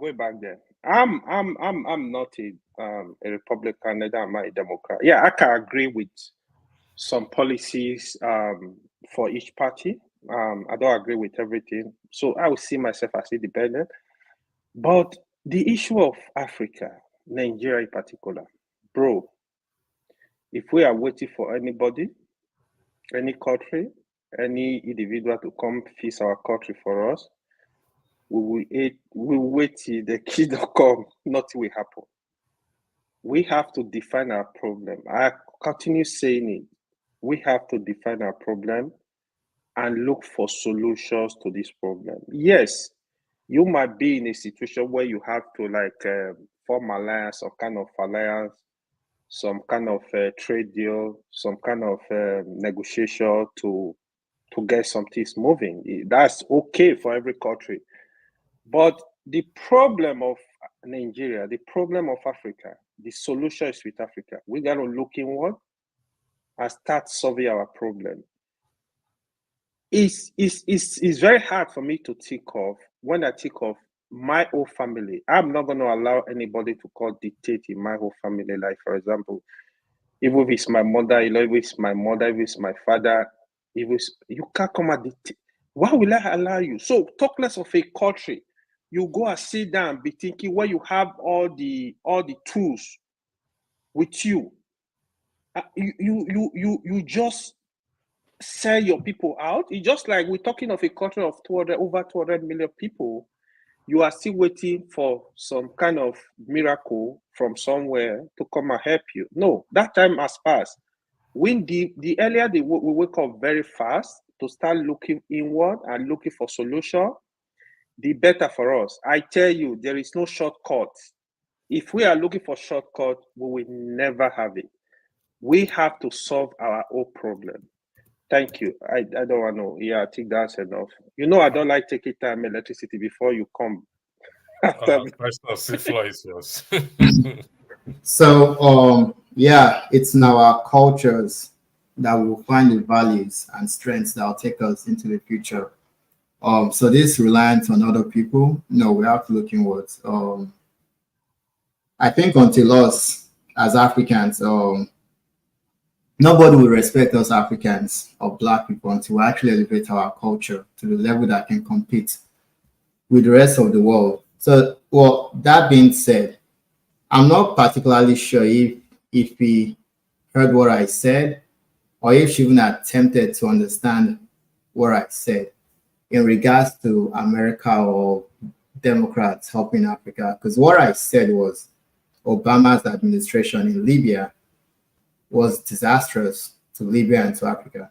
I didn't say that she come and help us. So if she had paid attention to what I said, she won't say, oh, we are waiting. No, I didn't say that. What I'm saying is the Democratic Party under Obama, what they actually did. Let's go back to the Boko Haram issue. If people want to keep voting for the Democrats, they are all free to vote for whoever they want to. But I think if you look at the Boko Haram issue, or actually before that, Goodluck Jonathan and China, they had like a plan to link up all of Nigeria's largest cities with rail. Obama was against that, almost threatening Jonathan, and the project was shut down. Equally so is the fact that we trade a lot with China, and they had this currency swap. The whole Naira would hold the Chinese yuan. Obama scrapped all of that, bullying, threats, or whatnot. Goodluck Jonathan had to scrap all of that. Obama is a Black man, he's a Democrat, but they are the ones infiltrating our own society. So I'm not saying we are asking them for help. We have to fix our own country ourselves. But I think she didn't really understand what I was saying. So she went on this rampage of, oh, we should stop waiting for others. I didn't say such thing. So I just wanted to clarify that, including the assistance Goodluck Jonathan wanted in fighting Boko Haram. It was the Obamas that basically pulled the plug on that. I'm not quite sure if she reads a lot. She can go and read Jonathan's book, For the Love of the Country, and it says so much about what's going on, what the Obama's Democrats actually did to, to enhance the power of Boko Haram. So I didn't say we should be begging them for no. It's they're actually the ones infiltrating our country to actually stifle our growth. So I just want to clarify that. All right. Thank you very much. Kenneth, before you go, I believe you were listening in the background. And so I want you to, this is me appealing to you to take it easy. So, two wrongs doesn't make a right. And hopefully both of you will come, or if you will see the need to reach out and you guys will embrace in peace. Imaginary embracing in peace and settle your differences. The floor is yours, Kenneth. Yeah, thank you. I will just go straight to the point. Whomever you want to vote for is your own palaver. I have no business with that. But nobody would change my position on sticking for the candidate that I've taken a firm position on, right? I'm very happy that if he came back and clarified that she owe me no apology. So what she did yesterday was deliberate. Sure. And she came back today to reconfirm what she did, and also came back the second time to also state that she does not owe me any apology. I accept that. But let me make it very clear that I'm not a campaign manager for any political party or for any candidate, and I will never be one, right? I have no stake, whether the Republic or Democrats. I have nothing to gain there. If Trump wins the election, that is fine. If Kamala Harris wins, that is fine. But nobody, born of human being, will change my position on sticking for Trump. I'm standing for him. I'm not campaigning for him. I'm not selling Trump. We are having a political conversation that was supposed to be a cordial, friendly conversation without taking it personal. But she has decided to take it personal, and she came back here to say that she owed me no apology. It's a character, and that is why we have what they call stinky character. That is fine. It's okay for her to live with that kind of character. That is fine. Thank you. Let's go to the. You don't have anything to weigh in on the discussion on the top. Okay, you know what? No, and I think I will not be engaging because let me even say it here on this platform. It's recorded that if he insulted me yesterday and has refused to accept the fact that what she did was wrong, on this very platform, I wouldn't want anybody to hold me back the day I will come out on my own. Please, nobody should hold me back. This is okay. Because You to me now, I will call you. We'll talk. She can insult me and go scot-free. I'm not that kind of man that she deal with on a regular. I'm different. Man, you will talk. We'll talk. No problem. Relax. Calm down. Take a chill pill. This is me talking to you. Take a chill pill. Okay? All right, please. Now, there is a question. There is a statement in front of us. This is from Chino Achebe. What tribe are you? And Chino Achebe encouraged, if we are asked this question, we should say, I am a Nigerian. Can any one of us say that?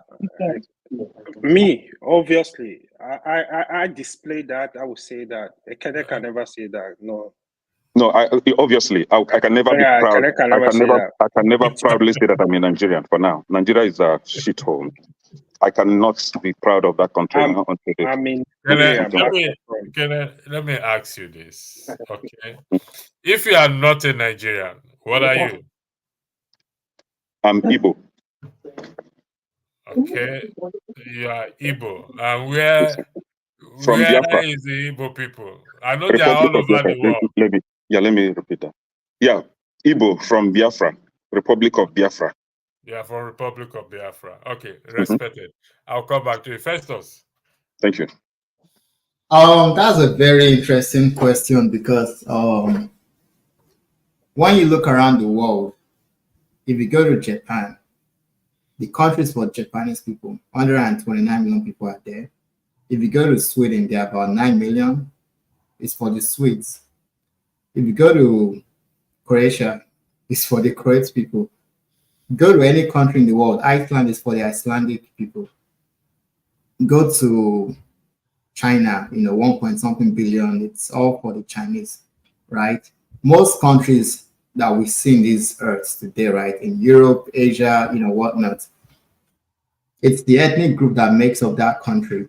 We can look at Yugoslavia, they all split. Look at Czechoslovakia, if I'm saying that, now you have Slovak, you have Slovenia, you go to the USSR now, different people with their languages, right? Those with their language, they form their own country.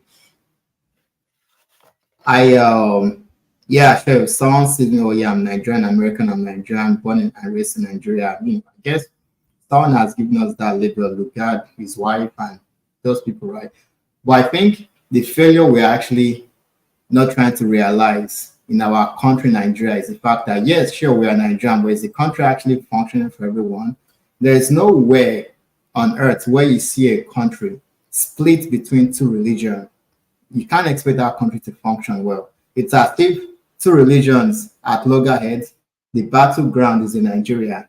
You also now see Hausa and their massive population, Igbos and Yorubas, right?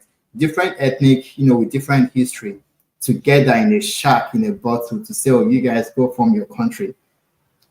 You look at most countries in Europe, how many white European countries are going to see two languages or two different people say, oh, let's form a country together?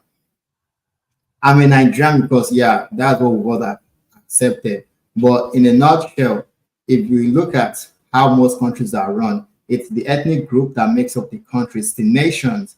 We have different nations of people in Nigeria, and we should stop using that word tribe, because the Yorubas are about 48 million. They can have a country of their own. Igbos are about like 45. They can have a country of their own.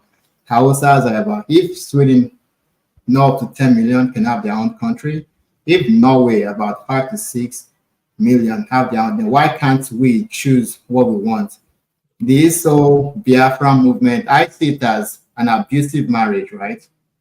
And the wife husband wants to leave. And the spouse that keeps plugging says, no, you can't leave. I think we should all come together individually, ethnic group, and decide how we want this country to function. Because those running Nigeria, they're obviously not Nigerians.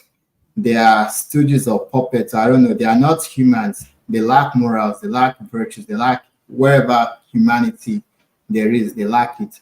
So, yeah, it's a very interesting question, and I think possible. Watching Achibe, this is my thinking, was trying Yeah. to say is, if you and I, AY, Ife, every one of us, identify to say, I am a Nigerian, you are a Nigerian, we are not going to see this issue of tribe dividing us. We will see the issue that we are one. This is my thinking. Are we really? We are one. That is, yes. That is, I mean, because we've gone through these tribal issues that have divided us over the years. So if I say I'm a Nigerian and you say you're a Nigerian, we have one identity in our head and in our action. Do you not think we are going to fix the country? Unfortunately, that's not the case. Can I explain why? Go ahead. So the amalgamation of 1914, bringing North and South together. Just give me 1 second, please. Okay. For those of you in the comment section, Prosper, could you please, your comment is coming across as a thread, so I'm going to delete it. I will really appreciate you don't use such statements, please. Like I said, we're going to be separating the boys from the men going forward. Go ahead, Festus. Thank you. Okay, so I would wish this super state called Nigeria can work, but back to what I said with the amalgamation, and then there was something Amadi Bello said about the amalgamation was the biggest mistake. Yeah, because the North, they have their religion, and that's what works for them. The South is different. We know Igbos never had kings. We know our political structure of the Oyo Empire and Benin and whatnot. The North, the Fulanis took over in 1808 or 1804, and they installed their Fulani emirs to rule over large swaths of Hausa people in the Abe dynasty. The structures are just different. Language, the linguistic group, it's different because we Igbos, Yorubas, Edo, we are of this Bota-Niger language group. Hausas are of Chadic, Afro-Asiatic language. Their culture is very, very different from us in the South. We can try to make Nigeria work, but the reality is like Nigeria has just not been working. There are folks that want to be more Arabs than the Arabs. What their plan is to make jihad, If everyone is willing to say, let's work amicably between each other, right? But that has not always been the case. From the First Republic, Tafawa Balewa and Ahmadu Bello, they had their own plans, and then something led to the coup that was meant to save Nigeria, but obviously it didn't work out fine. You see the coming of the military rulers. When Murtala Mohammed came, was sort of like the Fulani hegemon that was still taking over the country. There was something Britain did. 1935, Henry Bodleian was the Governor General of Nigeria then, and there was just southern Nigeria, northern Nigeria. They wrote to their folks in London. They were racing against time. They had to split East and West. So you created a country where East and West must always not get along. We now put the North on top of them. And looking back at the old independence and all that, we know Nnamdi Azikiwe was blackmailed. There were times when he met with some people in London when he was coming back from the US, and they had told him like, hey, the Yorubas are trying to dominate each other. So the foundation of the country was bad. The architect, the engineers, they did a big FU on us. But over the time, the leaders have chosen not to actually make Nigeria work. The culture is vastly different. Let's not ignore that. It's sort of like France and England. Can they make one country? They have histories of fighting wars amongst themselves. You can't put Saudi Arabia and Italy and say, you guys live peacefully. We need to come to terms that, hey, the system is not working.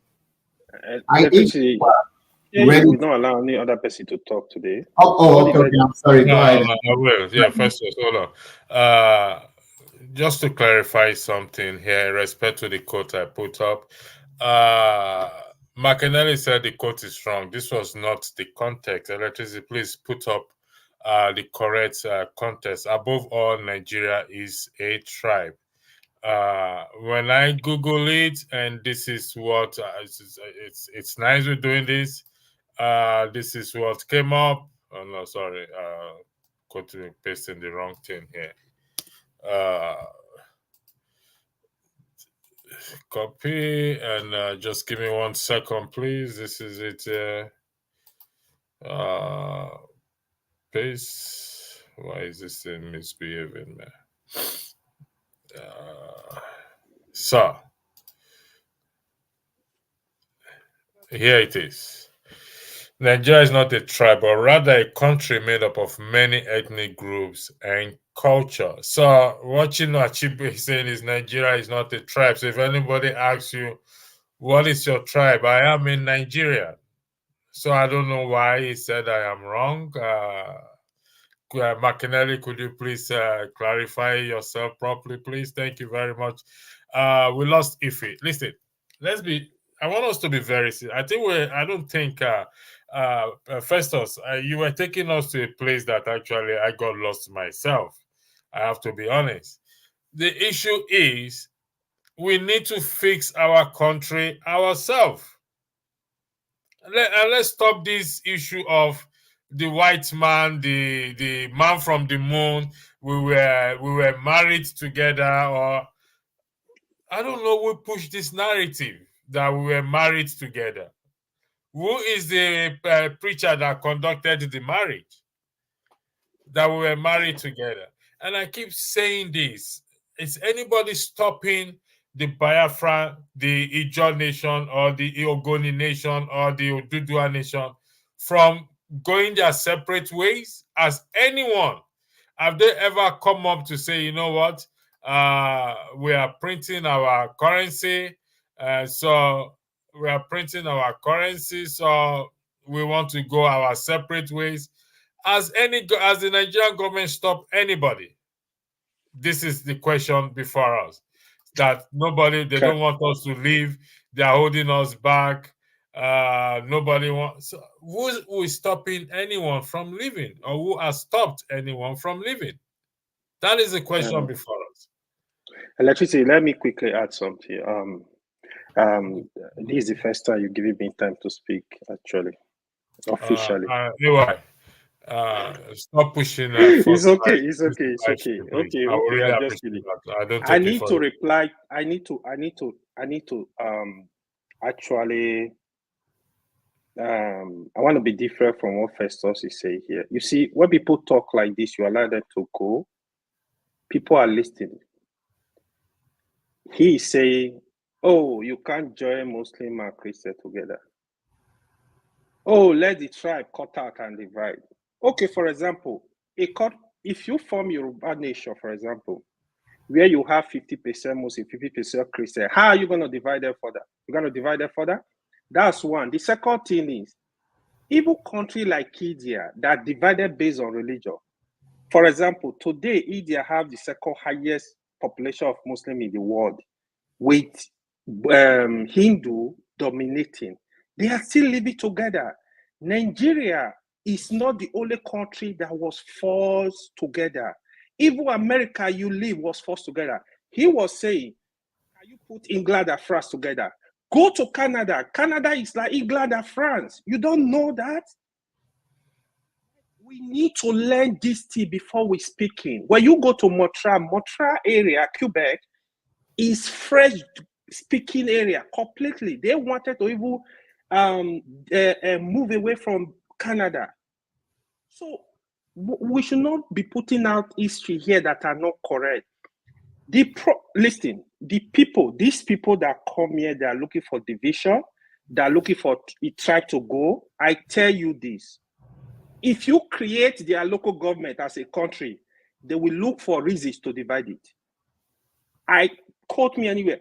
They will look for reasons. You see the Yoruba you're talking now. If you create a Yoruba nation, to divide further, they will still come up and tell you, you are not a real Yoruba. Oh, your father. If you create Igbo, they will tell you, oh, this one, Igbo, your Igbo is fake. See, this is what we don't know. These are not the issues. Several times we're giving example here. When Sudan was one country, the argument was, oh, the Northern Sudan, they are Muslim, the Southern Sudan are predominantly Christian. Oh, that is why they are not going together. The country was divided. Electricity. In 3 months, South Sudan started a war that they are still fighting today. Power. Last 2 years, North Sudan started a war between themselves. They are still fighting now. They are all Muslim, 97% Muslims. These are not the issue. We need to look above religion and try to fix our country. I don't know why it's so difficult for people that are making this argument to come here. You are just distracting the whole country. We have issues to face. We got to face this issue. If there is any reason for any part of the country to separate, do it in the right way. Call your leaders, your political leaders, your governor, your senators. Tell them to go to Abuja and say, we are not part of this country if we are not getting this. Put the pressure there. Don't bring non-state actor you want to dictate for the government. This argument, to be honest, sometimes I get tired of it, but to be honest, we have to do more. See our neighbors, our brothers and sisters, and fix Nigeria. Let me to can it all. The criminals that are stealing our resources in the country, I have said it. Disagree with me. They are from every tribe, every religion, every part of the country. The poor people, the people suffering in every local government. It's so difficult for us to understand. Tinubu has his gang. They're in Abuja today. Are the poor Yoruba benefiting from what they are doing in Abuja? They are stealing for their family. But people don't get all these issues. People will come here, it's all about, oh, tribe, we not solve our problem. We are wasting our time until we completely come together and realize that the people suffering, they are suffering. Either you are from east, you are from north, you are from west, you are from, no matter where you're from. The suffering is there. There is a problem that needs to be solved. The gang, the criminal gang, or the political criminal, they are together. If their son want to do marriage today, all of them, all over the country, they are flying private jet to that venue. We should stop deceiving ourselves. Thank you. Thank you very much. John Abba, John Abba just stepped out. John Abba, this issue of tribe, let me throw a spanner into the wheel. If we are saying tribe is our problem. We can't move forward. That means if you are married to an Igbo woman, yes, if you're married to an Igbo woman, and if he's married to a Yoruba man, and Festus is married to an Ijaw woman, and Ewa is married to a northern woman. So that means every one of us should get divorced there, since the issue is a tribe. Jonaba, you are the pastor that conducts these marriages. So you should be the one to tell them to divorce them, because we keep saying it's a tribe, but we keep marrying each other. Why do we have to keep marrying each other if we are saying tribe is our problem? So when it comes to love or seeing a fine man or a fine woman, we don't we see the money, we don't consider tribe. Isn't it, Jonaba? The floor is yours.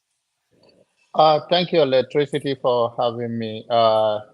Sometimes it's very depressing to come here because it's expected that Please to honor don't let it be depressing, Jonaba. Please, I'm looking at. because the Bible says, guide your heart with all diligence. Because if you can't, I agree with you. go get out of here. Go. Why are you fighting? Jonaba, you're fighting your dog? All right. Ify. Jonaba, why are you fighting there? Jonaba, you want to make pepper soup? So, sorry about the distraction, please. It is very difficult to see young men and women that are supposed to look above the phrase and still caught up in this mess. And we can't have a respect for those.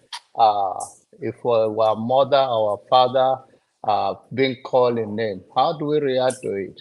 We're all going to grow old one day. Do you love to be called a certain name? Will you want to be attached to a value of tribe or languages? And then when you see Nigerian space and you see young people or even a little older people get caught up in this mess, and then you have nothing than to say it's a long walk to freedom, because this is not the way society works in 21st century, whereby through media like this have bring us together as a town square, like a village, the whole global village, that we can see what is going on. And to politics aspect of it, Democrat or Republican, that is not what we come here to discuss. Most people, the Nigerians and so many other people in this part of the world, they are mainly independent. If you appeal to them, they will vote for you, regardless of your tribe or your party affiliation. What is going on in America right now, it's not about a value of a party. It's about the respect for the office you have to occupy. The highest office in the land, you cannot have people who have no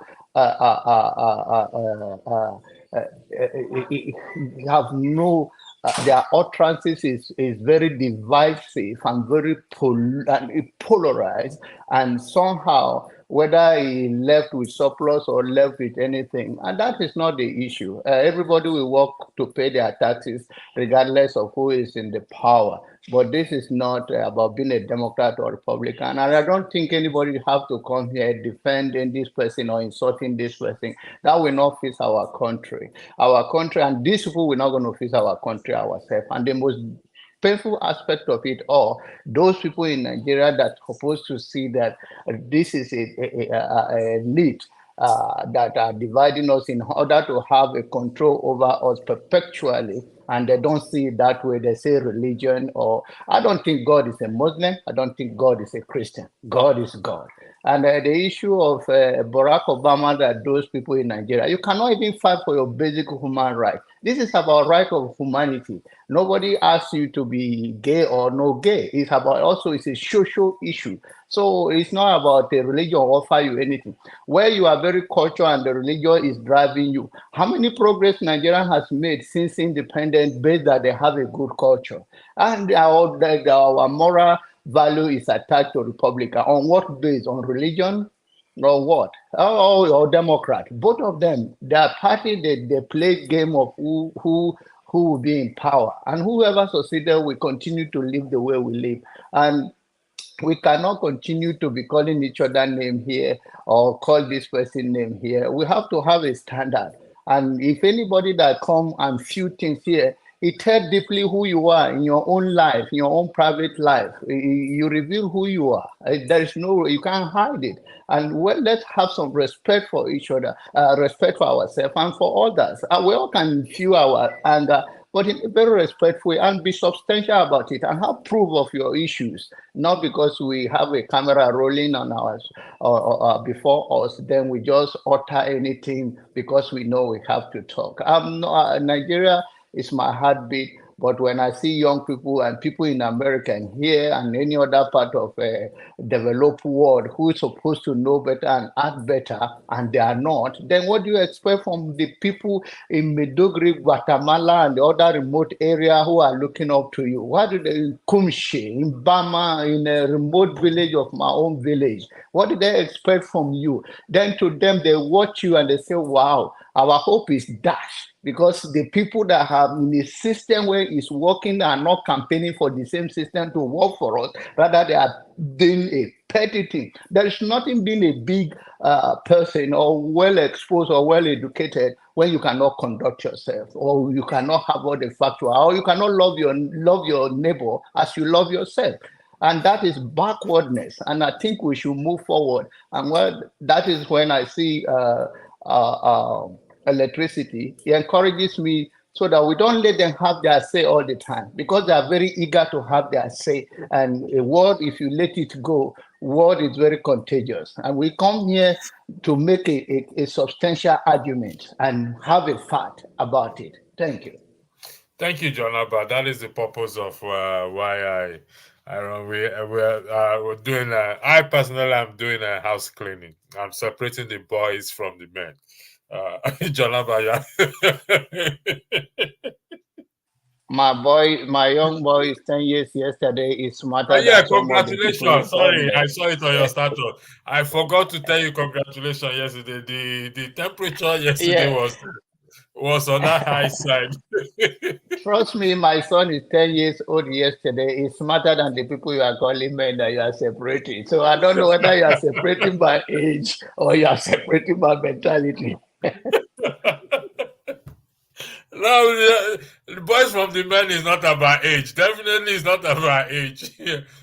Because when you read the argument, Job and his three friends and one Elio who is by the corner watching everybody says, I thought age and experience would have taught these people sense, but they don't have sense, man. So, you see, this is, and like I said earlier, you were not here earlier. I said, this space we have is our Nigeria. If we can't effect change on this platform, and we think we can effect change in that big space called Nigeria, that pastor that told us that vision is a liar. He's misleading us. So this is our Nigeria, this platform. If we can't fix it, if we can't apply decorum, and then we now say we want to go and impact Nigerians that are there, that their head is bringing smoke. You want to go and impact them, they are wasting your time. And that is why we're doing, that's why we're doing this. And some people have said I'm bossy, some people said Rudolph doesn't want decorum, Rudolph never requested for decorum, this and that. But we will get there. We will make it we will get there as far as I am concerned. Thank you. I'll be with you shortly again. I just want to take a break, but I'm listening, and I was with you from the very beginning. So thank you I very listen to everything. Yeah, thank you, John Abba. I appreciate it so much. So, if I want to make this a more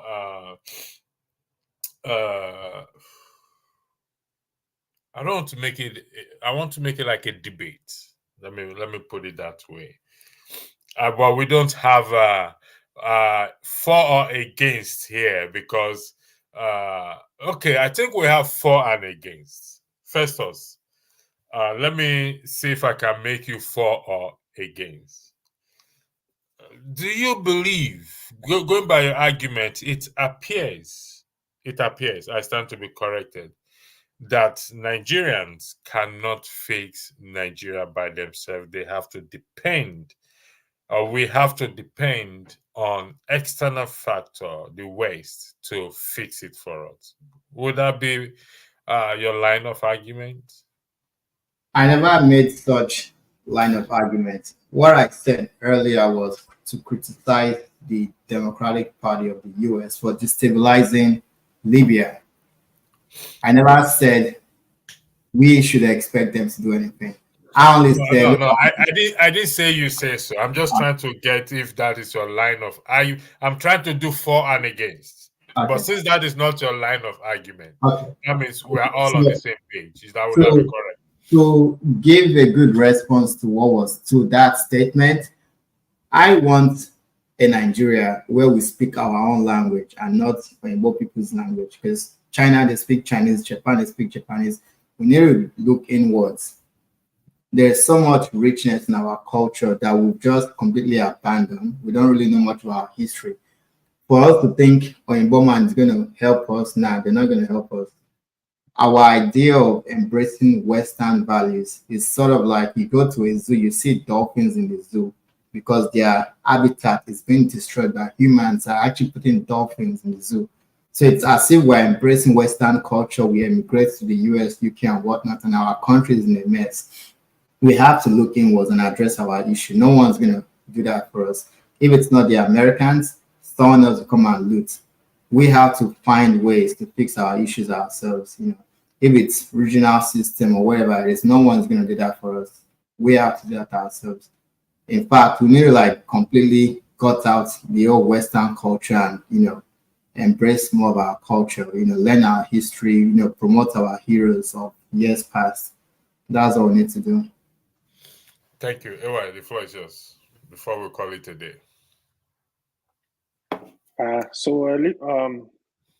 Yeah, I think Festus is coming close to us now. So, well, he said he never disagreed. Yeah, I agree with what Festus just said, right? So, Festus, this is my whole belief. To be honest, especially we the young ones, right? Maybe forefather and electricity, I don't know, till they are like 65. So, we the young ones, we have to come together to build our country because look at how many tribes do we even have in Nigeria? It's a lot. If you want to deal with these people, say you want to split the country into 200 places, for example. I really don't think tribe is our problem. Why I think we toy this line is because of the failure of the leadership. I strongly believe if we have a good leader that will fix every part of the country, try to be just, we have laws that are equal in every aspect. I think the country will be more united. But whatsoever, like nobody can tell me otherwise. I still believe Nigeria needs to come together. We don't have option. We have to come together to build our country because we are better as one. I mean, look at countries that are even divided. Eritrea break out from Eritrea. How are they doing today? From Ethiopia. How are they doing? Look at the country. I just named Sudan. How are they doing? Like all these countries, how are they even doing? Because the greed will still come in. That is what people don't still understand. Even if you break out Yoruba today, trust me, the greed will come in. If you don't have that good leader, the greed will come in. So it's not a solution. It's never going to be a solution. The solution is we need to change our thinking, our mind as regard the nation. Like we have to build this country for the people, not for the all these criminal that we are jack power and do what they like. What is going on with Dangote refinery now is sufficient for us to learn. Nobody needs to tell you right now that NNPC, it was deliberate that they never wanted our refinery to work. That is what it is. With the control they still want to have over Dangote refinery, just to punish the people. That is to tell us that some people don't just want this country to work. It's not about if they are from the same tribe. I mean, NNPC MD is from the north. He could have come out with that. I said, you think they care? They don't care. That's not their problem. Their problem is their interest. Their greed is satisfied. That is their interest. We need to really look at this issue. Assuming the NNPC was Igbo House or Yoruba, they could have said, oh, because it's not from the north. That is what you will hear. But look at the fight they are fighting internally. So these things need to teach us that these people, the elite, they are not interested in this our fight. And the funny part, they are not fighting. I give example. If one governor, one of the son or daughter want to do marriage today, all over the country, all of them will show up. That is just a common. They don't quarrel. They APC, PDP, Labour Party, all of them. They will gather in one place. How come? And you see them laughing, eating together, smiling. You think they are fighting? They are not fighting. The common people need to stop and face these people. Let's look for a way to get our country working. Thank you. Thank you. Forefathers, do we have to depend on the West before we solve our problem, or can we not solve our problem ourselves? Thank you for having me, Pastor, and greetings to everyone on the channel, on the panel, and to the chat and the viewers. AY, I saw your this thing, so I'm sorry I didn't see it on time. I just saw it late yesterday. So sorry about that. I'll get back on that. Yeah, well, we can't rely on other people now. That one is death sentence, isn't it?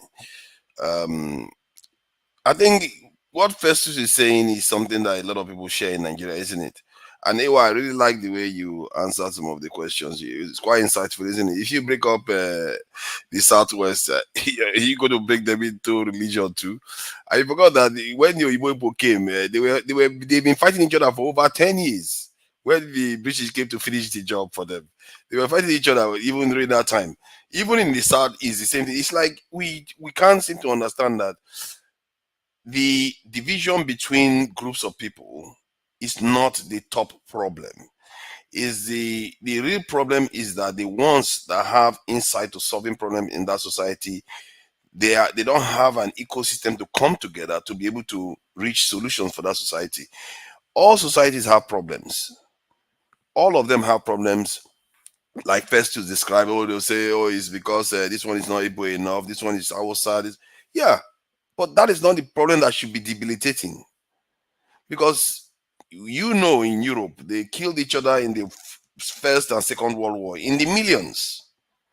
Did you hear them say, oh, because of that, we should never be together? They went on and created this in the European Union, NATO, and all of. In short, they keep signing new agreements every day. They keep signing new agreements because they understood that they have a higher level problem to solve. That macro problem where they know if they all work together, just from economics of scale alone, not security of scale, economy of scale means that they will all progress more. So the idea that you want to peel yourself up, Africa is already too divided. 50-something countries, it's ridiculous. It's already too divided. If we keep dividing more and more, they will just take us apart like babies. We've already been there. You've had the regional government. We've done it. We ended up in a civil war. We had our Igbo nation. We were colonized. What have we not tried? We've tried it all. We've lost it. We've lost. The result shows that you are competing in a world where people are coming together in the billions, and you are here thinking that you can form smaller groups and survive that world. You're not going to survive. So Forefather, what do you think is the solution? The solution is personally, there are two parts. One of them is obvious to me. The other one is trickier because I have hardly seen it done. The one that I know of is if you have a common enemy and that enemy comes and beat the living daylight out of you, and you manage to survive that enemy, your people's eyes will wake up.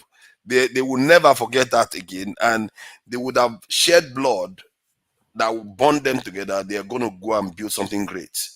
Most of the nations you see in the world today was forged like that. Most of them were not forged from peace. It wasn't because they loved each other. They just say, you know what, let's just come together. We love each other so much. No. And in the case of Nigeria now, that is the one that is hard. How do you do it in such a way that doesn't result in some big event that leads to massive conflict. For me, you have to have an ideology first that people sign on to, that actually has a vision that people can see, and it's also realistic, and they know it's actually good for them. And if you convince them that that is the right path to go, nobody is going to shake them. The only person that can shake them is the person that will fulfill it. No, nothing is going to satisfy them. And I've seen it happen with the Bolshevik revolution, because the Bolsheviks, I think people mistake them to think that they just came in and took over because of military. No, the idea was there. They were the one that first created the 5 days working week, because during that time the Russians were slaves. They were serfs. Most of the Russian population were serfs to the elites. So they brought so many changes to the system, and when they spelled out this vision, the people were with them. By the time they came to take over, they had already dominated the system. That the whole idea, they've already won the idea of the mind. Anybody that tried to rule failed until they came in, and they succeeded. And that's what I believe we need as a country. And what makes that good is also that it doesn't have a figurehead. It's an ideology. It doesn't have a figurehead. If you take one figurehead out, the ideology will leave. And if you take another figurehead out, the ideology will march on until it is fulfilled. So that's one part. When you get the ideology, then you get the right people pushing the idea on the ground, not just talking on YouTube alone. You go on the ground, support people, help people, and every single step you take to make advancement, the other side will be struggling to maintain their power. If they don't fulfill it, they will fall. Okay, you said something important on the ground, not just YouTube as we stay here every day talking, but being on the ground itself. Now, I will go around from Mayweather to Festus. So, how can we in diaspora be on the ground or have a unit on the ground to spread this ideology that forefather just argued on? Anyway. Yeah, so yeah, spreading the ideology. We say it's a lot of fun, but with the advent of technology, right, we can pass this message very fast in terms of using all the social media, even the news media. We've been Really, on the social media all these years. Yeah, but we gotta do better in terms of really going like through some kind of like viral messages on Facebook, on TikTok, on Instagram. Anyway, can you attend to that child? That child is coughing, please. Yeah, Okay. yeah, I'm coming. No. Go and attend to the child. Yeah, what you said there is true, because I know of a Nigerian young guy. The people in the West, they will be advertising courses to them and jackbar videos to them so that they will apply to come to the West. So a lot of our young people are getting these sort of videos this in Nigeria now. So you could target them. A lot of people have smart devices. Sorry, Festus, go ahead. So what was it? Oh, I guess Ewa can go if he needs to finish what he was saying.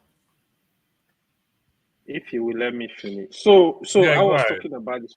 I was talking about social media. So the issues I've seen with the government in general, they are not genuine. They are not deliberate about what they are doing. I feel generally, personally, if you are genuine, you are deliberate about what you are doing, even God will come and assist you in that way. For example, if the government are genuine, even the history we do in school or government, you can impute these courses somehow from even elementary to to university. Really, I mean, university we do GST, right? Kind of like teaching the unity of the country, the togetherness. It's just like the phrase of America. Think of what you can do for America. You can bring a lot of things, and the government on their own, you do your own part. They do their own part in such a way that encourages the populace. Oh, this is our country. Let's love our country. But we don't have it. So that love we don't have for our country and the understanding of this common goal. Instead, you can see a particular tribe will easily like draw their people and said, oh, they are against you. You see the child start thinking along that tribal line, not thinking of the whole country. Even the other thing, right? One thing that make me sad about Nigeria is a country that called itself like, oh, a religious country, for example, where you have millions of Muslims, millions of Christians. This religious center on their own, what are they teaching? You understand? Like, you will expect religion to even say, for example, be your brother's keeper. It doesn't matter. Like, so what this means is, if I have food, for example, forefather don't have food to eat, electric don't have food to eat, I will not be wasting my food. No, that should not be message. Oh, my brother don't have food. Even my neighbor, you don't need to be my brother. Oh, you don't have food to eat. Oh, you need food. Oh, take food. All the money people are making, for example, even if you are a billionaire, like how much are you gonna eat? Why can't you think of developing community, developing the nation? That is some of the things that get me really frustrated. But trust me, it's gonna be better. We look for a way to pass this message across the nation, even if we have to translate it into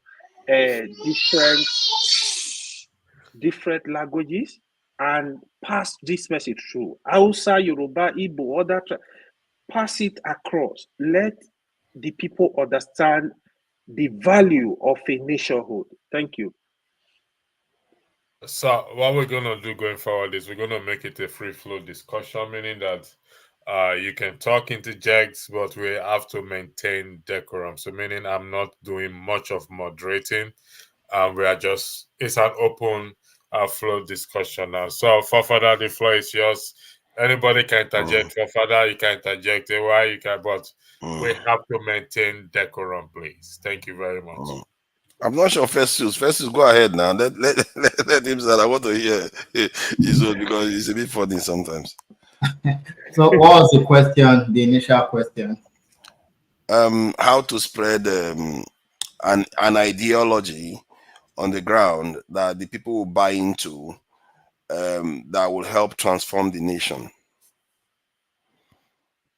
So I think in an hypothetical situation, when Nigeria became a country, independence and all that, what the government or the founding fathers or those leading then needed to have done is to actually come together, sit, talk about like the common goal of what each regions wanted for their people, how to actually better share the resources, however way you want to create more regions or states, wherever you want to. But I think what's critically important is you have to start from the primary school in educating all the students across the country about like a shared identity.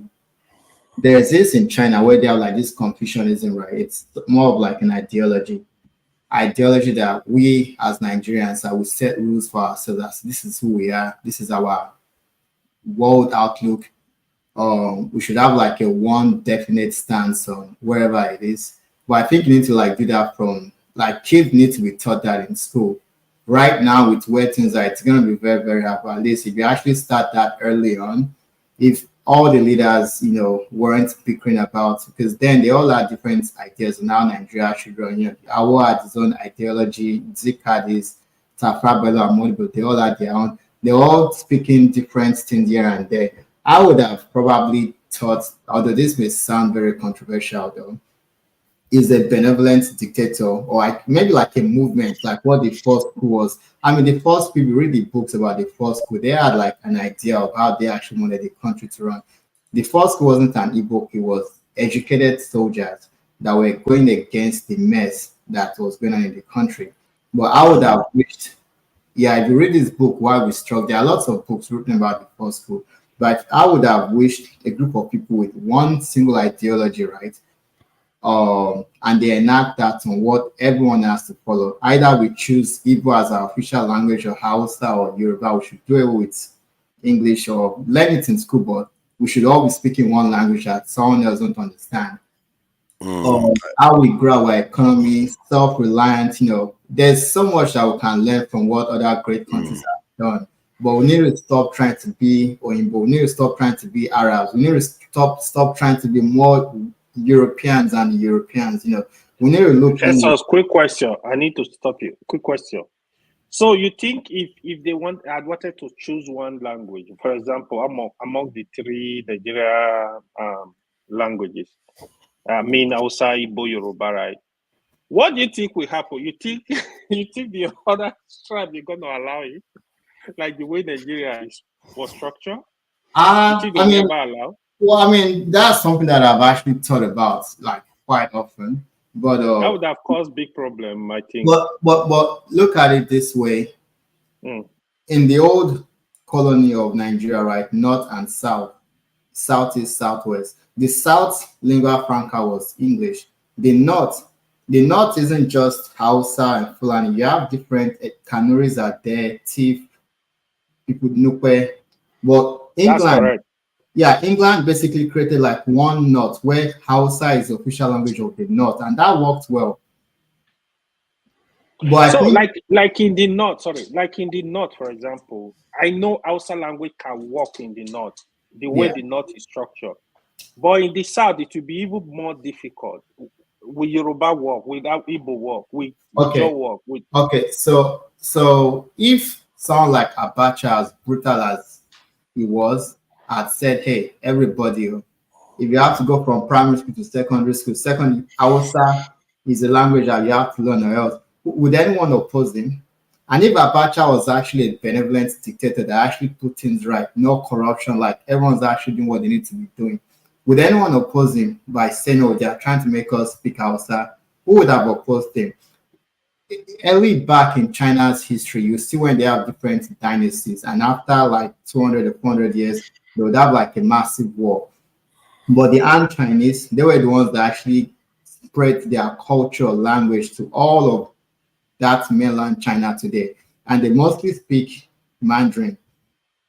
So what we are doing today is we don't really have any clear strategic goal as Nigerians or the politicians. They are just bastardizing the country. They've created this divide and rule. Igbos hating Yorubas, don't come to Lagos. It has always been there from day one. You know, Britain started and then we inherited all of that. But I think if I was born in that era and I happened to be in the military, I would have used force. That's just the way, because no country was born out of diplomacy or democratic. Countries were born out of war. US wouldn't have been US if they didn't fight war against Britain to gain their independence. So if you look at the history of England, they had of the War of the Roses, they fought for like I don't know, like decades. France, most countries, it starts out of bloodshed. So you have Hausa, Igbo, Yoruba. There will be contests amongst each other, but whoever rules, let us, you know, this is who we are. This is the language. Whoever wants to protest, it come to me. Either I hang your, excuse my language, I'm just kidding. But there's this need for like a singular. I think consider this though. Like South Africa, that they have, I think, almost 10 official languages.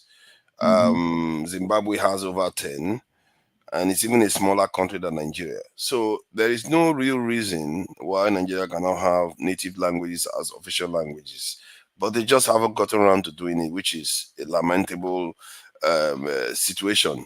You could have ways, or we have had this conversation before, you could have ways of deducing which language should become this thing official, either based on number. If you have over 500,000 or this thing, a million speakers, they make them official. And some of those official language, they could choose to have schools and books written in their languages. These things, it's not like it can be done. It's something that we can do, and it's not like it's a new thing. Other people have done it too. So while the instruction language and business language could remain English, but your official language will start taking over. It's a kind of transition. Yeah, I totally understand that. So let me say this. One second, real quick. Have you been to Senegal or have you been to Tanzania and Kenya? No. Okay, so if you go to Senegal, there are many big ethnic groups there. but they chose Wolof. Wolof is actually like maybe like the fifth or fourth largest ethnic group, but they chose Wolof as what they speak.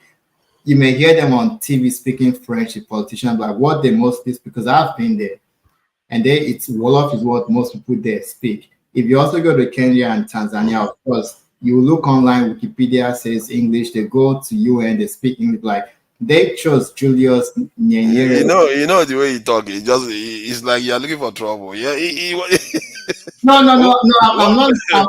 I'm just saying what you know is. the country you are in. If you, I totally see, understand the difficulties. That's why I yes. said use force. If Abacha don't, do you think anyone would oppose Abacha? If I think Kenya they speak Swahili, right? The general, right? yeah, Kenya, Tanzania, they chose Swahili as their Tanzania. official. Yeah. Swahili is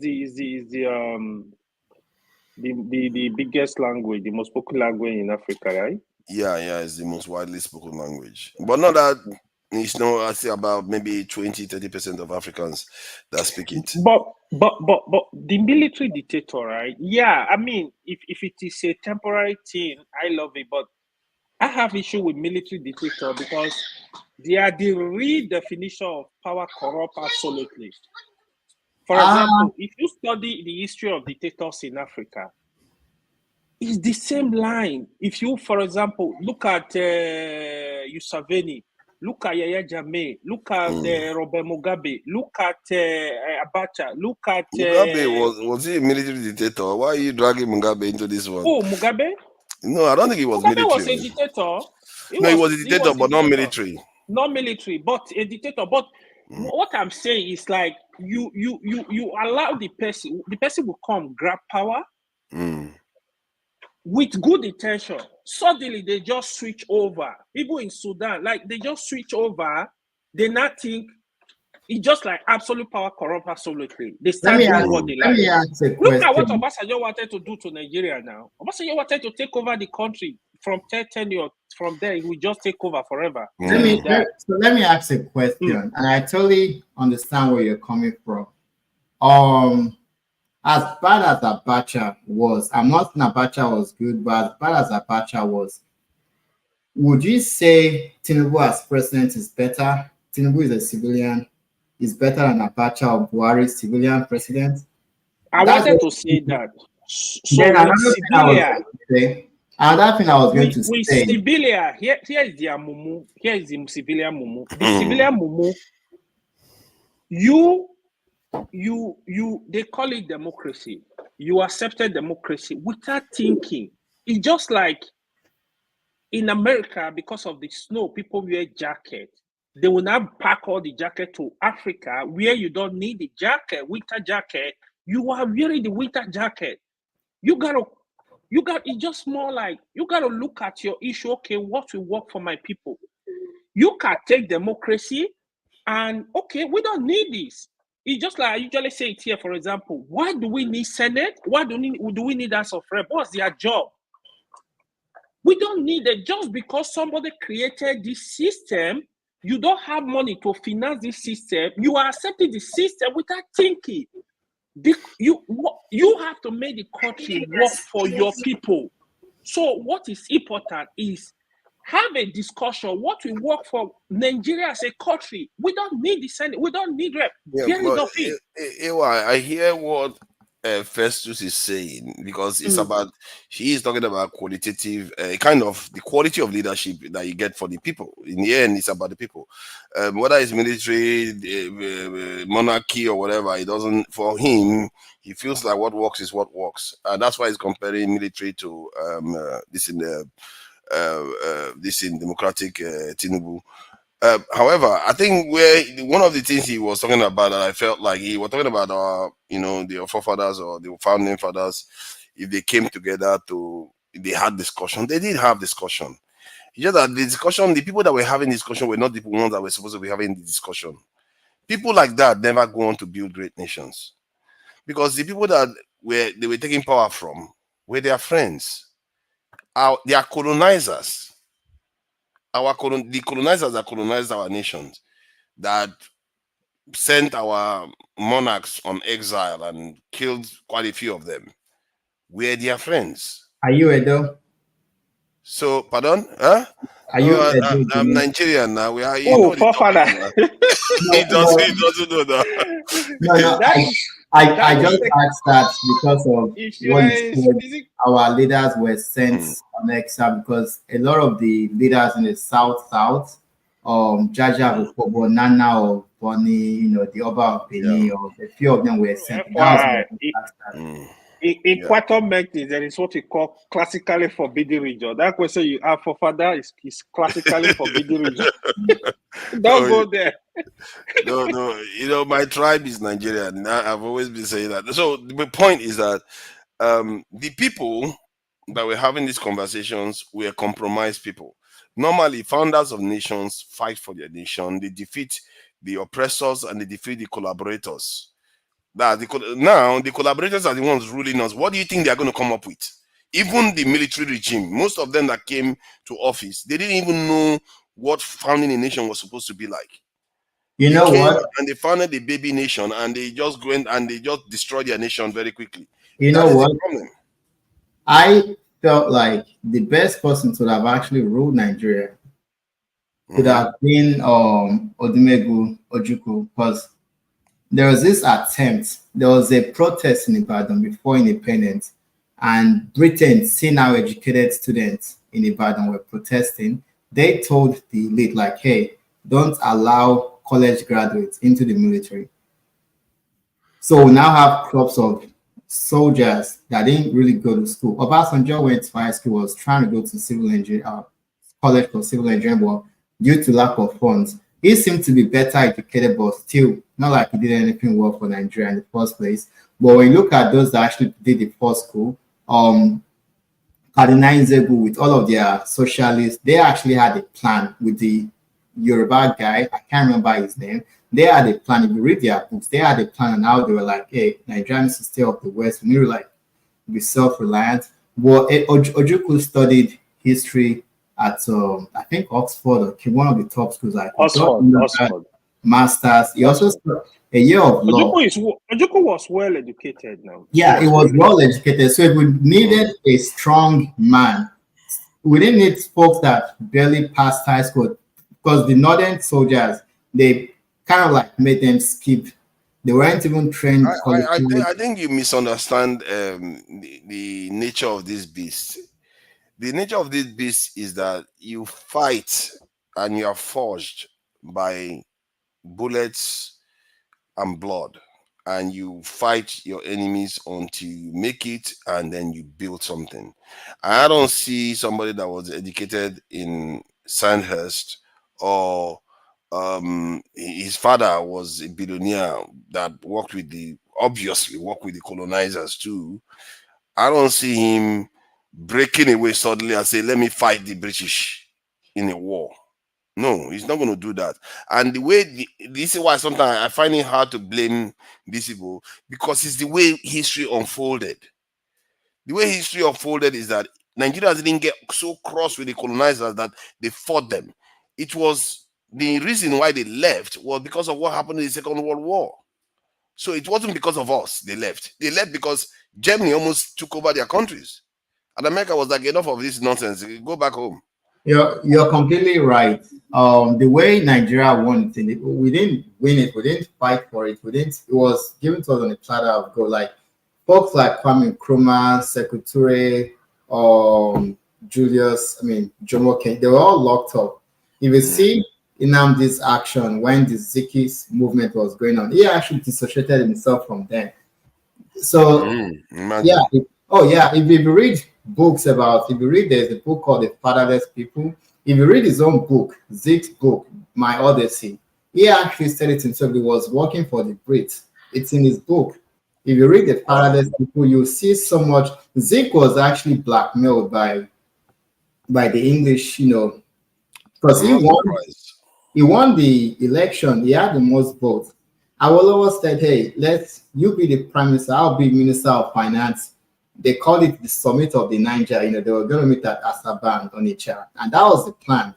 But you now gave power to someone that actually got the least amount of votes. That was Tafawa Balewa. He is now the prime minister, and he was even now asking for they should give him like a suit with medals, like those British, like he won, but he basically there were times that you should have seized the initiative at critical moments, but of Zip didn't. He studied in the US. It could have been the Kwame Nkrumah of Mm. Nigeria. When they said they will give us independence at 1956, our said Western region is ready, like we're ready to go at our own. Zeke was sort of like, we are not sure. Okay, let us wait for the North. The North is like, hey, no, we are not ready because they feel like they'll be dominated by the South. So there's that triangular, they weren't really speaking the same language. They're not like, Because they thought they had a choice. This is the well, failings they of had a people choice that, though. but They they had didn't. See, the thing. Well, let me finish what I'm saying. If you look at Kwame Nkrumah now, the problem with him he was facing was that he took over a country that didn't fight for freedom and want to put them on a collision course with a power that is outside his control, and he didn't even put his country on he didn't change the security posture of Ghana. The security posture of Ghana remained the same. It's like, because you don't know, they don't understand. For some reason, it looks like they didn't understand statecraft at all. You can hardly see any nation that changed their security posture, and you want to take on a superpower that has just dropped two nuclear weapons around the world. You're very right. I think Kwame Nkrumah's feelings was the fact that he was talking too much. This whole charisma. He wrote a book, Neo-Colonialism: The Last Stages of Colonization, and everything he wrote in that book actually got to the attentions of the U.S. State Department, and it was then they got rid of him. And this Asokombo dam that he was trying to build with a aluminum plant, he was telling the Americans for money. The Americans were sort of like playing, so it almost like a threat to bring the Soviets to. So that was like, this guy is costing. We need to get rid of this guy. As far as him governing Ghana, like, he did a lot for Ghana. And when the coup that ousted him came, the military folks basically undid everything that he has done. He's actually started atomic energy plants for nuclear energy, Yeah. which he had started. But when the stooges of US came, everything they had done, they gutted everything. They read Why do you think they had so many stooges that were willing to do the US bidding? Because they didn't fight and remove them. They were there.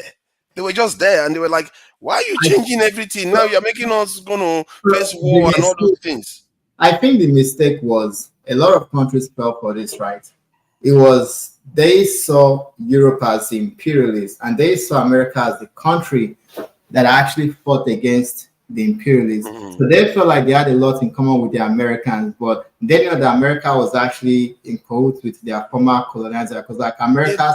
They see, how can you say they should know? And personally, I don't even think that is it. I think it's just the conditions. Because if the British left, you didn't fight any war. You didn't hate them. They just, as a matter of fact, they were celebrating when they left.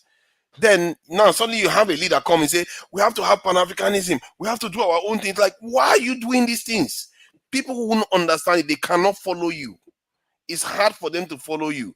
They have to have felt it. Like most of the nations that were transformed, they felt it. They saw it happen to their people. Like when the Japanese invaded China, they saw it. When they invaded China, the Chinese saw it for the nobody needed to tell them.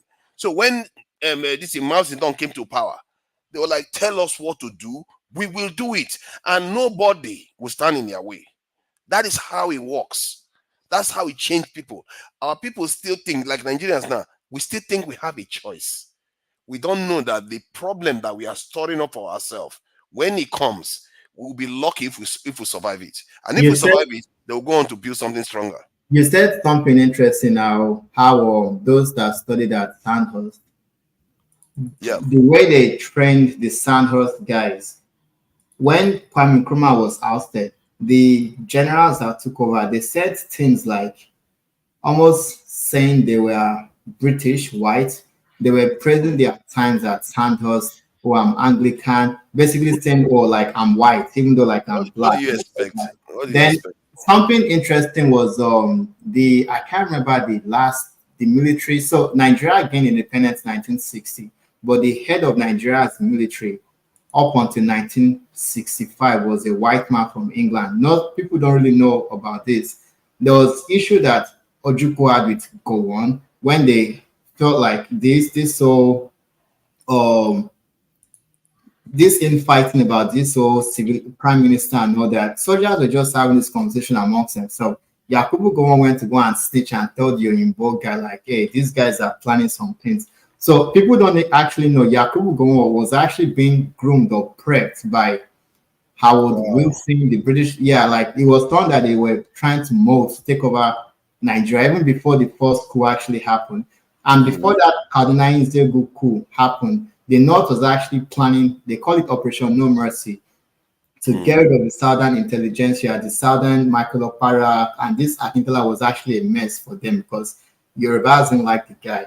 But the Kaduna Nzegu coup happened like days before the coup, the military takeover that the North was actually planning to get rid of all those noisemakers in the South. Something interesting, funny too, is before independence, Afra Balewa wrote a letter to Richardson, the last Governor General of Nigeria, asking for like 10 points of what the North needs to hold power indefinitely in Nigeria. This Oyinbo man said, you don't need 10 points. We've given you guys 50% of the parliament seats. If I thought democracy doesn't work, it's those with the military and the police are the ones that will rule the country. Basically, sort of like tip off, like, hey, and this whole education and all that, why the South were, boosting in education, right? Britain had told them, hey, Western education is incompatible with your religion, almost like Boko Haram, because they needed the Fulanis. It's like you have a company, right? And you are maybe retiring. You have to hand over your company to someone that would actually handle it well for you. The Fulanis are colonizers, just like Oyinbo people are. So their interests are aligned because they've colonized the Hausas. If there's going to be a revolution in Nigeria, the North will need double revolution. The charade of Islam to dominate the Hausa people has to go. They need to enlighten them. You have to be careful though. I think you are painting this narrative that they saw the Fulanis and they thought the Fulanis were going to be more subservient to control.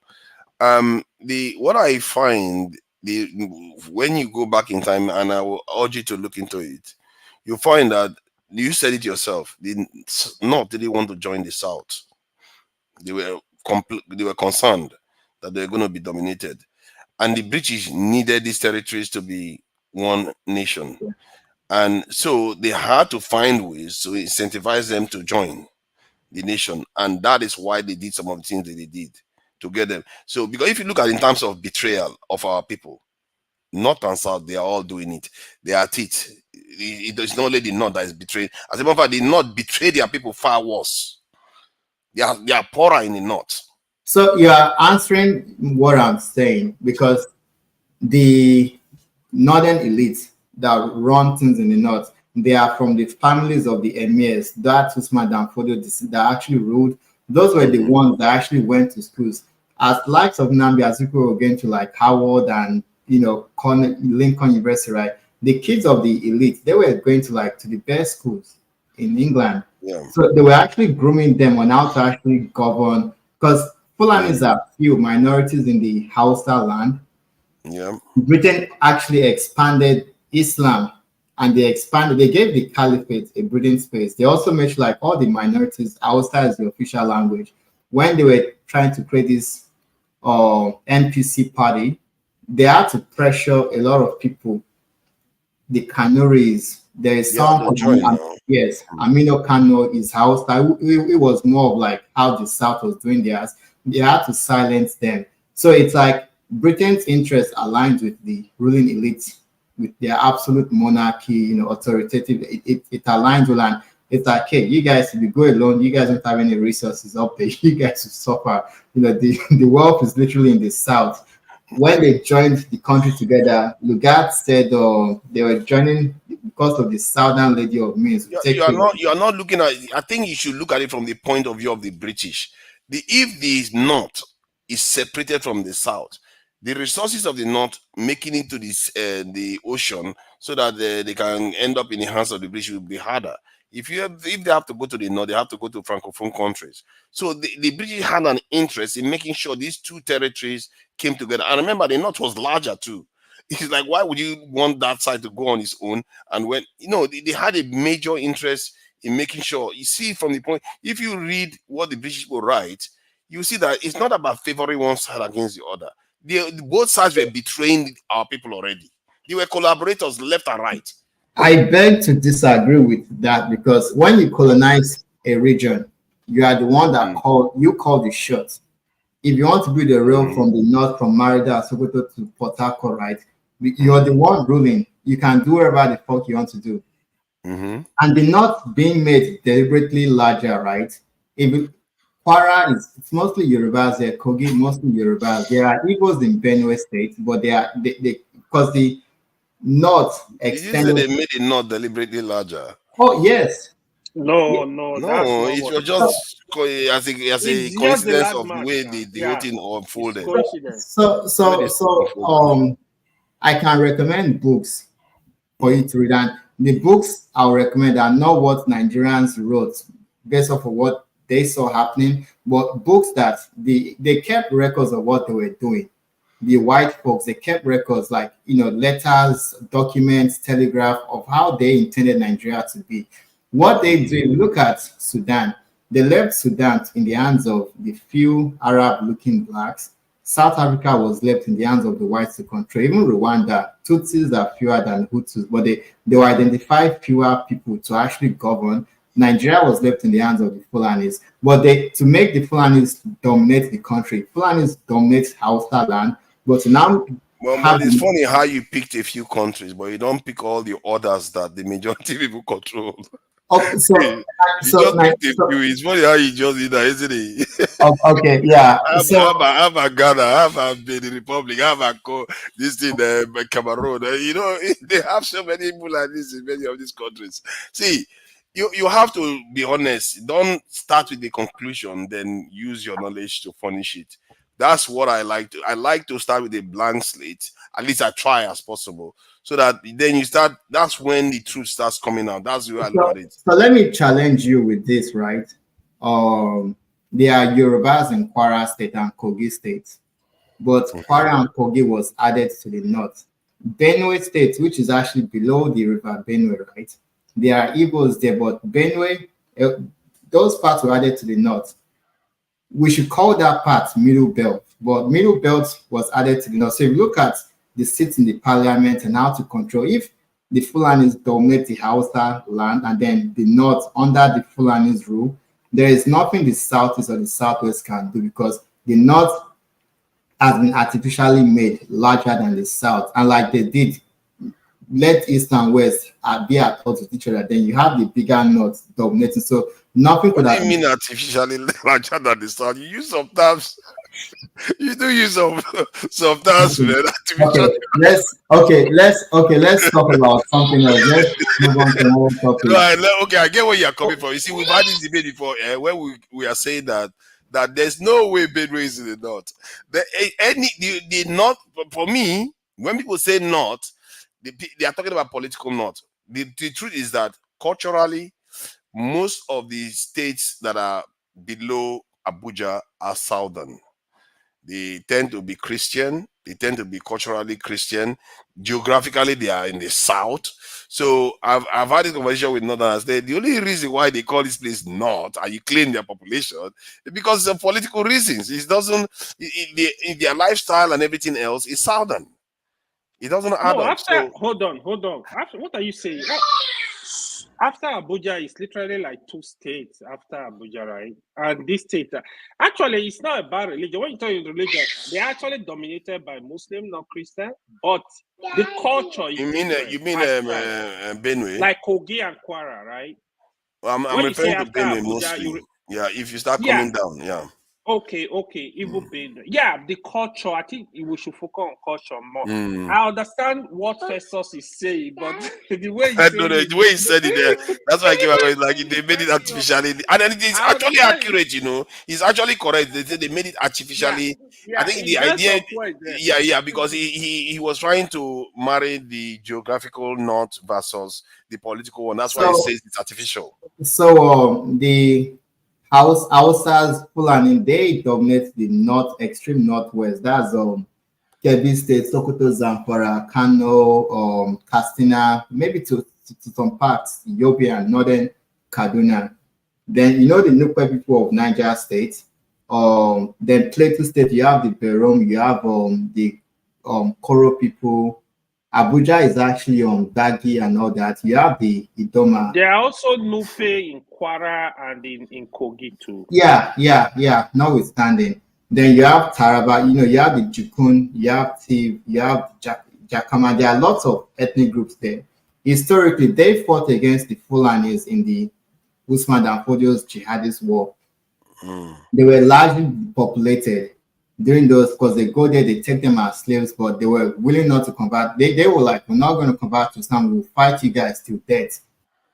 All the way to like Adamawa and all that. So the real core north, the Islamic north, it's and then Yobe and Borno, but they are mostly of Kanuris. They have their own history of Kane Borno Empire, and they fought against the Fulanis also. But it was expedient for Britain for their own interest to, gerrymander the whole map of Nigeria to something that will favor them. And the population that they've told us of the north is when last, I don't know if you guys are in Nigeria, but the only time I experienced census in Nigeria was 2004. I left Nigeria 2006. But this Hausa people's population is this. There are documentaries, there are books written by Oyinbo people about how they manipulated the population of the north. Yeah, but let me say one thing here. Let me put one thing there. So historically, right? Yeah. Kanuri are supposed to actually dominate the north. The Kanuri were not flexible. They were not really accepting other tribes. So somehow the Hausa Fulani came to overthrow them. It's just like how you Can have... you expand more on that? It's just like how you have Israel, right? As a religion, Judaism, they didn't really allow it to be flexible. Their Christianity and Islam came in to dominate them in kind of the term of population. That was what happened in the north. So the north are supposed to be actually speaking Kanuri today, the way you speak Hausa. Because of that, there is this strong animosity between the Kanuris and the Hausa people. You go see some Kanuri that will say, my son cannot marry from the Hausa. So the animosity is huge. What I know from history books and from friends I have who are from the north, though, there is a Kanem Borno Empire. It was about 1,000 years, and it centered around the Lake Chad area. That Lake Chad area of Nigeria, Cameroon, Chad, Niger, that area, that has always been their empire. You can Google all this. And they fought, and then you have the Abe dynasty, or Hausa Bakwa, like the 7 Hausa city-states. It was in early 1800s when Usman Dan Fodio did his jihad, infiltrated Gober, which is now Sokoto, right? From there, he launched his jihad. Then they fought against the Kanuris. They fought for a very long time, but they couldn't, dominate them. They are both Islamic empires, right? But they had a guy, Al-Kamini or wherever, who said, this your version of Islam. Al-Kanemi. Yeah, he said your version of Islam is not compatible with what Prophet Muhammad and what's in the Quran. It is just like an ethnic takeover. You guys are just gangsters taking over, pretending to be true Muslims. You guys are not. But they've infiltrated through Ilorin, Nukwe land and all that. But even during colonization time and all that, towards the end, Britain actually had to force their hands to submit to Tafawa Balewa, Ahmadu Bello's, rule and all that. But as far as like population, Canaries are not that much overall. No, they are not much. But one other big thing I need to put in here is actually the British, right? So they actually admire the settings of the northern system. It was very easy for them to control. So they didn't really have that battle with them. So they just feel like, okay, we can talk to the leader that can pass it. So they had this feeling. Hello, can you hear me? They had this feeling like, so we can talk to the leader that can talk to everyone. So the system was very well designed. So they didn't really have issue with them. Where the British really have issue was in the south. They were always like, oh, more these people, they don't want to hear words. So, but in the north, it was easy for them to control. But it's very interesting we say that though, because if you look at the southern leaders, like when they were kicking the King Jaja Bobobo to exile, his child was I think in London or somewhere in the UK studying, And these people, the southern leaders, were very like cozy with the West. And during the colonization too, you find that when they came to the south, they sent their leaders on exile. But in other ones, they killed many of them. They actually had to kill them because Yes, those of they really Papa. opposed them. Sorry, let me quickly explain. Even today, it's now I'm seeing the Northerners, they are kind of speaking up, revolting more. It used to be, even politically, that's why you can literally go to one state. Let's say, for example, you can go to Zamfara State and pick like 100 persons in Zamfara State. Politically, once they align with you, the state will align with you. Even less than that, because of the control. So you see, like in the Southeast, for example, why the Igbo term themselves as Republican. Igbos in Nigeria quarter, they are very independent. It's very difficult for you to get one Igbo man to talk to community. Everybody will line up. No, it doesn't work for them like that. So it's a very different system. Yeah, and you know what? You know, the event of Nnamdi Azikiwe working with Britain, they share their problem with Zeke because, you know, we all know Igbos to be very egalitarian. They have their independent mind. And they were like, even though we have Zeke in our pocket, it's only a matter of time before the Igbos with their independent mindset, you know, do away with wherever Zeke was, you know, whatever I was doing. Then the Yorubas, even though we have like monarchies, right? Our system of monarchy, you know, the Oyomesi, they are the ones that elect the king. So even if a king dies, his son is not going to be king. They elect from the Oduduwa's line, maybe the cousin or the uncle or whatever. It's not the son that becomes king. And if the king is actually a fuck up like a tyrant, the Oyomesi, they tell him to like, hey, you have to go. Going means you have to commit suicide. So the Oyo empire's structure of government, it's almost like what do they call it? Like the US presidential system, because you have the Ogbonis, you have the Ashikwas, Ajeles, they all do their own work, and the king knows his own role. Then there is the Bashorun, they all, and the Ariel no Kakampo there. So the structure, if you look at it online, you see how structured it is. But you know, all things come to an end. Oyo Empire started, I think, in the 1200, you know, coming to the mid-18, like they've outlived their time.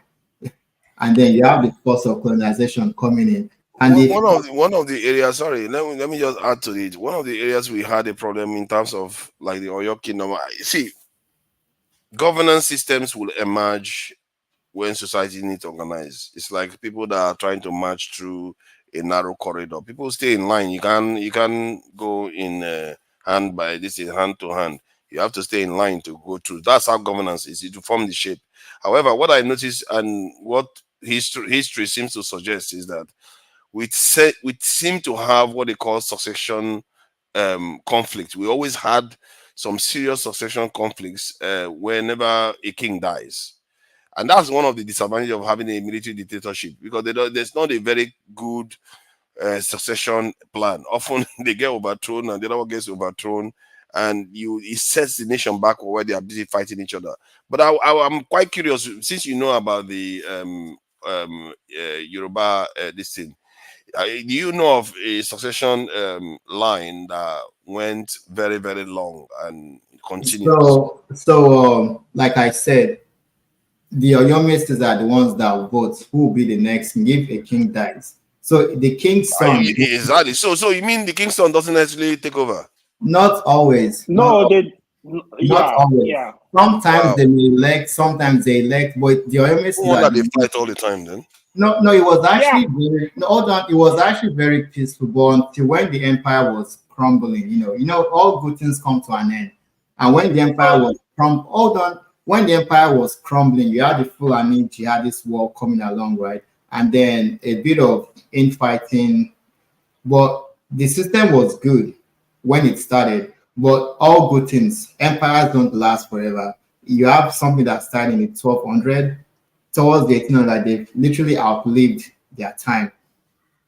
So the tragedy is the fact that when Oyo Empire literally crumbled, Yorubas didn't really participate in the slave trade. People moved slaves through Oyo territory and they took tolls. But when Oyo Empire literally Come Oh, on, come on. Hey, Did hey, you hey, just say hold on that? there. Did you hold Hold on, on just? there. hold on, Hey, hey, hey, hey.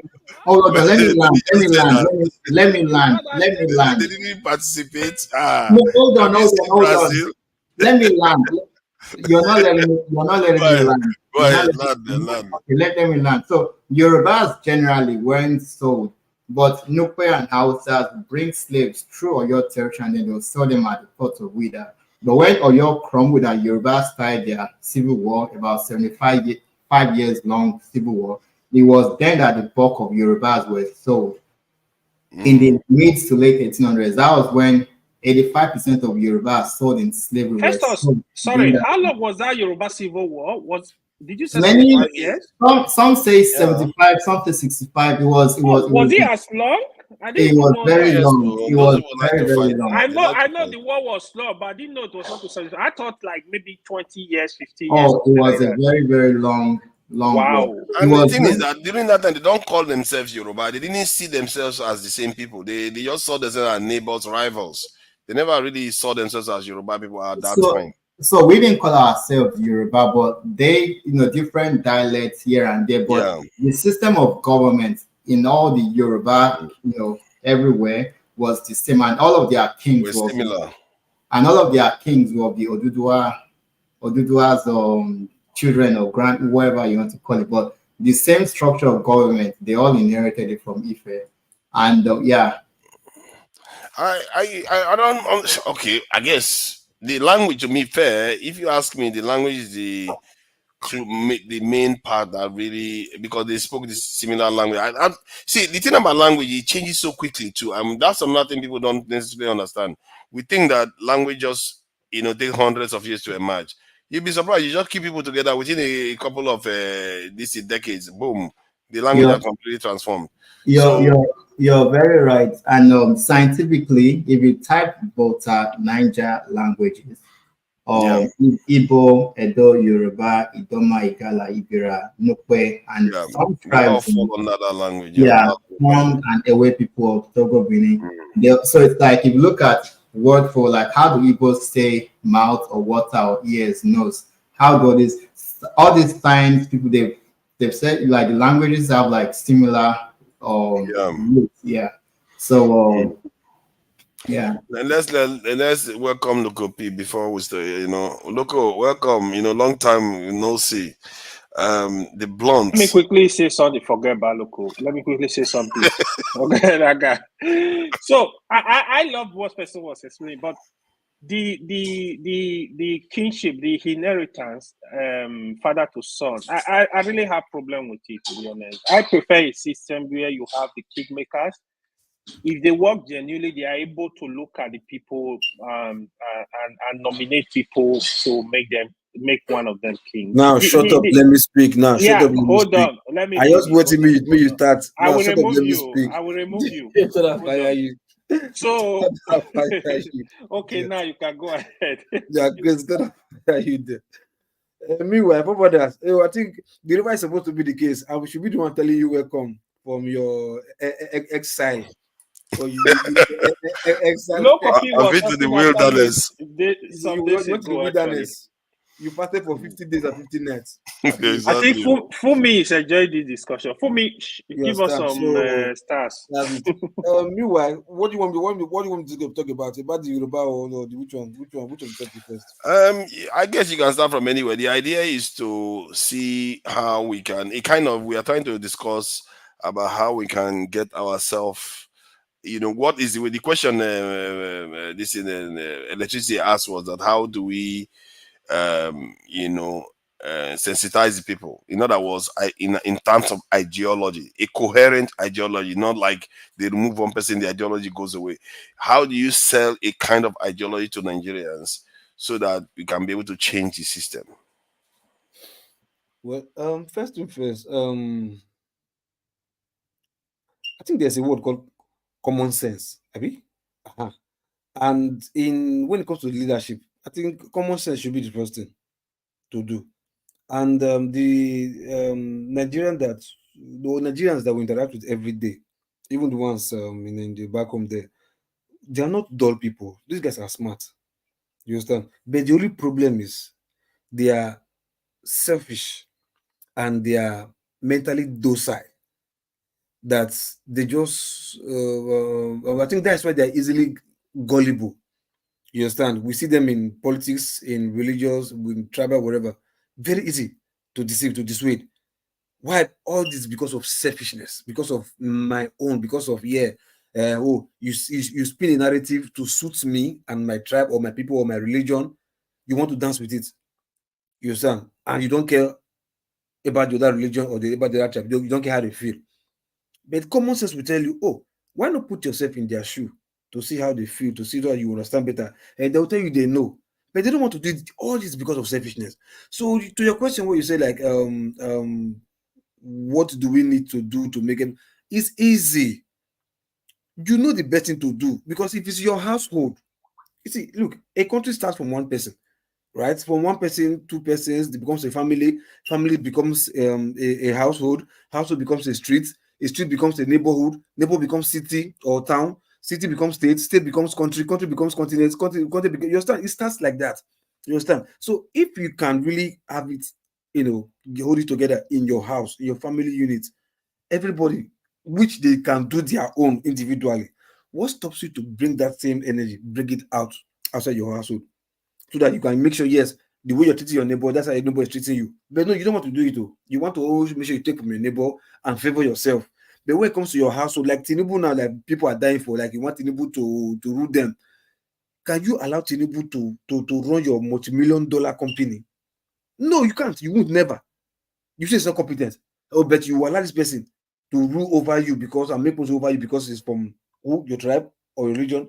So that's how hypocrites Nigerians are. Nigerians to be specific, maybe black. I don't want to say black, so let me just throw the word, but at least Nigerians to be specific. They know the right thing to do. You start. All you just need is, I think, a rule of law to let them know, so like if you go this way, you're punished, and there's no mercy, no whatever will help you. You understand? You will get punished, discipline to the core. You understand? And I think that will make everybody to sit upright. Nothing else. Because even the, let me use word like maybe like Southeasterners now, like they're saying maybe Jesus Christ. Oh God. Even Southeasterners now. Wow, the way you generalize, you don't have mercy at all. No, no, So no, no. Southeasterners. No. I'm using the popular one, right? Like I want to say like Nnamdi Kanu, right? Like everybody is believing in Galavante right now, right? You understand? There are many people too who will like, oh, take this guy and put it in charge of your personal stuff like that. Many would reject it, no. But many will say, okay, yes, I support him to do everything for everybody, yeah, this and that. But bring him to say, okay, now I want him to do the personal so and so thing for you in particular. Many will say, no, I don't want to know, I can do it myself. You understand? I'm using that in case because like is the visible my career or is it who that the whole tribe is gallivanting for? Nobody, even Igbo self, that even Igbo was doing his own data, everybody following Igbo. Take Igbo and say, okay, let Igbo use the same method and govern your own family. You will say no. But when it comes to general people, you want to say yes. You understand? So, like as Nigeria, they know the exact thing to do. But greed and mental docility or mental slavery has boxed them in one place that they don't even want to see. Even if you tell them the truth, they don't want to see outside what you're telling them because they are comfortable in where they are. You understand? So, if it takes the rule of law to start punishing people for being negligence or you break the law and you're going for it, I think that will definitely put many of Nigerians upright because saying like if you believe in ideology, once you take out the head, the ideology starts fading away. There's no point for ideology. Do the right thing. Anybody fall short of that right thing, give them woto. The neighbor will fall in line, but nobody want to collect. The neighbor will fall in line. You understand? So it's easy. Just Yeah, like but we don't have the thing with ideology is that Jesus Christ is dead, but people are still worshiping. Muhammad is dead. People are still worshiping. no. Okay, Ideology do you can know why? actually get stronger No, no, do you after know why? the Okay, I'll tell you that why because it has to do with another realm. You get what I'm saying? um It has to do with another realm entirely Yeah, I because think Lokopi, I think what you were saying is just law and order. That's not an mm, ideology, really. It's just law and order.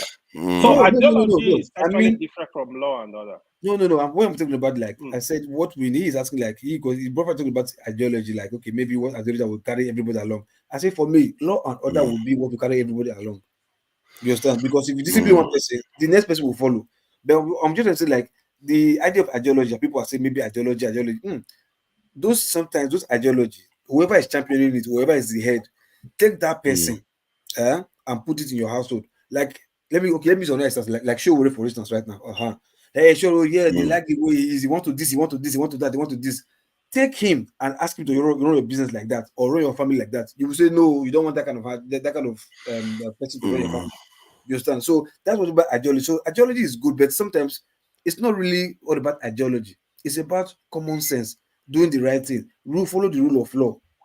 Anybody can give and woto. I Nothing they have. think you need both. You need ideology. Yeah, You need the rule law of and law order. comes inside the ideology. Yeah, A yeah. kind See, of. when I mean, okay, hold on, forward. Rule of law, everybody must abide. By ideology, everybody must not abide. When the ideology is the one ruling, you have to abide by the rule of law. And then that means you're not becoming a dictator now, because just like this North Korea guy right now is the ideology, but you Oh, call him a dictator. the democracy is ideology. It's a way of life. Religion is an ideology. And So but what about rule of Mhm. law? Rule of law the rule of doesn't law apply to any kind comes of. within that ideology. If you can say, okay, the way we will participate, do our own rule of law will be different. Just like the way So we do let me economic say policy is this, like, different. let me say this. Even the religion, it is an ideology and rule of law. Yeah, So sometimes in infused yeah, together. it just like, for example, they say, oh, if you commit this sin, you go to hell. Then people are gonna withdraw. That is like a loss to checkmate the people. But the ideology is still there. So you need both. You need ideology, you need rule of law to build a nation, really.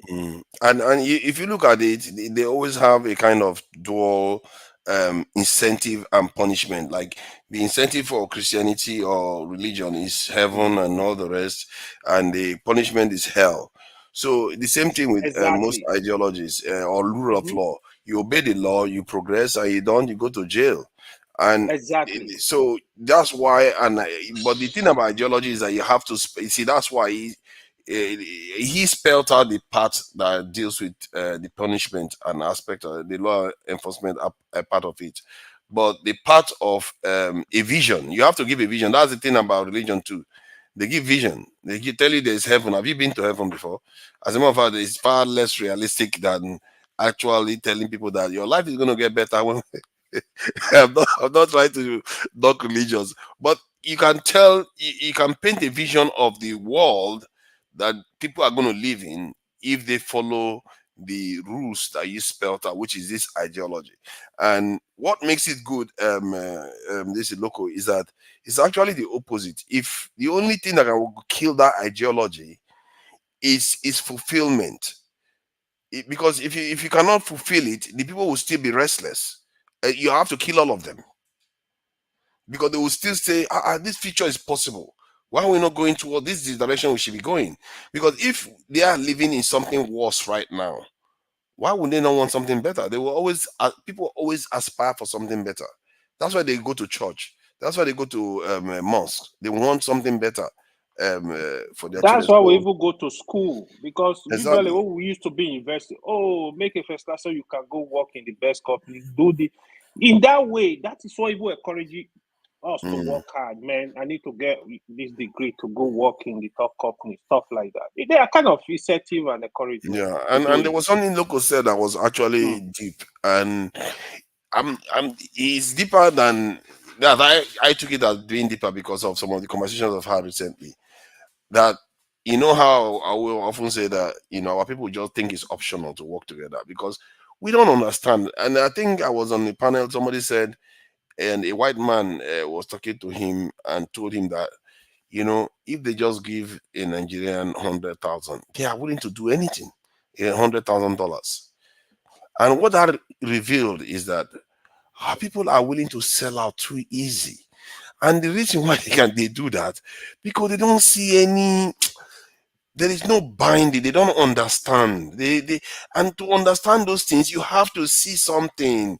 They don't teach you. You can't be taught. And maybe that is, we don't have a choice. That's why sometimes you can't blame the people. Because their eye have not seen pepper. They've not seen hell. If they've seen hell on earth, Nobody will tell them. Nobody will bribe you to attack your own brother or compromise your nation. You believe you will let them do that. You'll be like, no. I've seen what it's like when our people are not strong. I will never let that happen again. Your parents will imbibe that into you. Your government will tell you this, and you will not take bribe. If you want to bribe a British person today, you will have to bribe them a lot before they take it.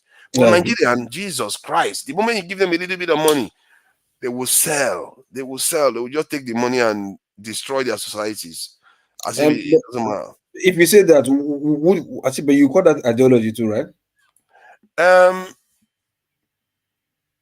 No, it's not. It's not organized. It's more Because of they'll tell you, oh, but this is Nigeria. It's an ideology. okay. Okay, that becomes a culture, isn't it? I think. Yes, culture. You understand? Yeah, it Culture, becomes a ideology. culture. They go pari passu with each other. Mm. Culture, ideology, lifestyle, habits, or whatever. You understand? So they go. But when I single the word rule of law, it's like rule of law will definitely be something that yes, everybody must agree to, or everybody will see reasons with, like, oh, this is the rule of law. You understand? And when it comes to ideology, I understand what you're saying. Like, ideology, they might impose something on you and see what is an ideology and make it law, force you to abide by the law. Yeah, that will not be on the extreme. But the general common sense, like the common law, just you steal, you go to prison. What's it called? You take risk, you get the consequence. Just like law of karma, like you said, like law of That is nature. governance. That is now You you're talking understand? about the process of governance. And I No, agree with you. You know, I believe in that too. So it's a kind of governance. That's what you are describing. But it's not necessarily to put that as the ideology itself. It's not going to be sufficient because you all know, the people will be like, all he cares about is they say, what does that do? What is the future like? What are you telling me that? What does that mean? They want to understand where they are going with this thing that you're just doing. You see that? That's why people follow religion so much because the religion paints such a brilliant picture of paradise. All the virgins and no, that is for what do the Ayo. women get even? I don't That know is for what the women Ayo. get. No, Eh? that was even Offer for that AY. hate religion. That is I going don't hate to religion. with I'm just 77 saying virgins. You will go they and got it right, man. stay with No, they got it right. I don't hate Beyonce religion. in hell. No, it's very brilliant. It's very brilliant idea in religion where they said, was it not one of the philosophers that said something about when man discovered hell, he discovered heaven on earth. Because now he's willing to suffer because he knows his tormentor is going to be punished in the other world. So ideology, what that is telling you is that ideology can motivate people to do so many things. Is that not why we are following religion? Many of us are Christians and Muslims. Why do you think most of the black people actually converted their people? It wasn't Arab that came to convert them. It's because that ideology was strong. If you create a strong ideology, it's like bulletproof, and it's like a weapon actually. Yeah, And but ideology is a weapon. people can also die foolishly for that. Oh yeah, that's why it's a But, weapon. It's dangerous. the rule of law, you won't die foolishly for that. No, rule of law is just a kind of it's a subset of ideologies within an ideology. Yeah. Its approach is the most this religion ideologies have, especially political ideology. I mean, have their own method or approach to rule of law. I don't know what Festus thinks about it regarding how our people are too easy to sell off, he kind of compromise their own people. You mean being a Yeah, sellout? yeah, being a sellout. $1 million, I'm not sure you can buy any Nigerian. No. Yeah. Uh, So you buy the Nigeria for So $1 million. to me, that's like a double-fisted issue. So the current situation in Nigeria now, it's a mess. So if I offer someone money to do something, anything, they will do it because poverty is just it's bad. No one can ever idealize a nation where there is collective wealth for every Nigerian, where schools are there, good roads. They haven't experienced a functional system. It will be very hard for you to say you want to see a woman here in the US. Not like you can't pay someone to like hook up, or at least the level at which women in Nigeria are willing to take anything, the level at which men are willing to do anything, a cop, customs officer, or anything, right? It is way higher in Nigeria than it is in the US because of how bad the economy is. Then another angle we should also look at too is around the 1960s, 1970s, when the CIA were everywhere. They were actually bribing a lot of people. And you when you just artificially created countries where people don't really see themselves as Nigerian, they are still like, oh, my tribe, my this, my that, right? Patriotism is very, very low. And we don't know how much folks were being bribed. A friend of mine who works in the oil and gas sector in Houston told me his boss or a man, they were doing a deal in Nigeria. Let me simplify this, right? You know, when you want to buy oil, you should probably pay NNPC like $100 million, right? For wherever cargoes, yeah. But you pay the guy maybe like 5-10 million, and then it costs you a good where you're actually paying a quarter of what you should pay. So it's I think the creation of Nigeria itself allowed that to happen. The early politicians, a lot of them were bribed. Ladepo Akintola in the old Western region, yeah, it was also used for Igbo people.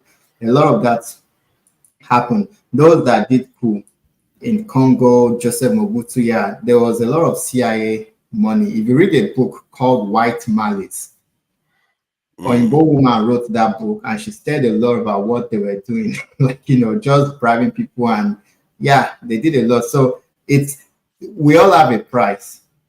If a woman, 80 years old woman comes and say, hey, Festus, I want to sleep with you for 5,000, I'm not going to take it. If she increases that to like 20,000, I won't take it. If she brings like tens of millions, we all have a price. But it is unfortunate that outsiders would infiltrate our country and entice a few good men with money. We all have a price. When someone drops big money, but I think our moral standards as Nigerian has completely deteriorated from, let's say, the 1960s to where it is now. Now, anyone is for sale. No moral values, no code of conduct, no ethics, nothing. Will just bastardized. But is it because we don't understand the value of integrity? All those things, those values have been lost. And integrity is not for integrity's sake. It's also for the prosperity of the people. Because when people have integrity, society functions. In other words, collective consciousness and intelligence improves quite.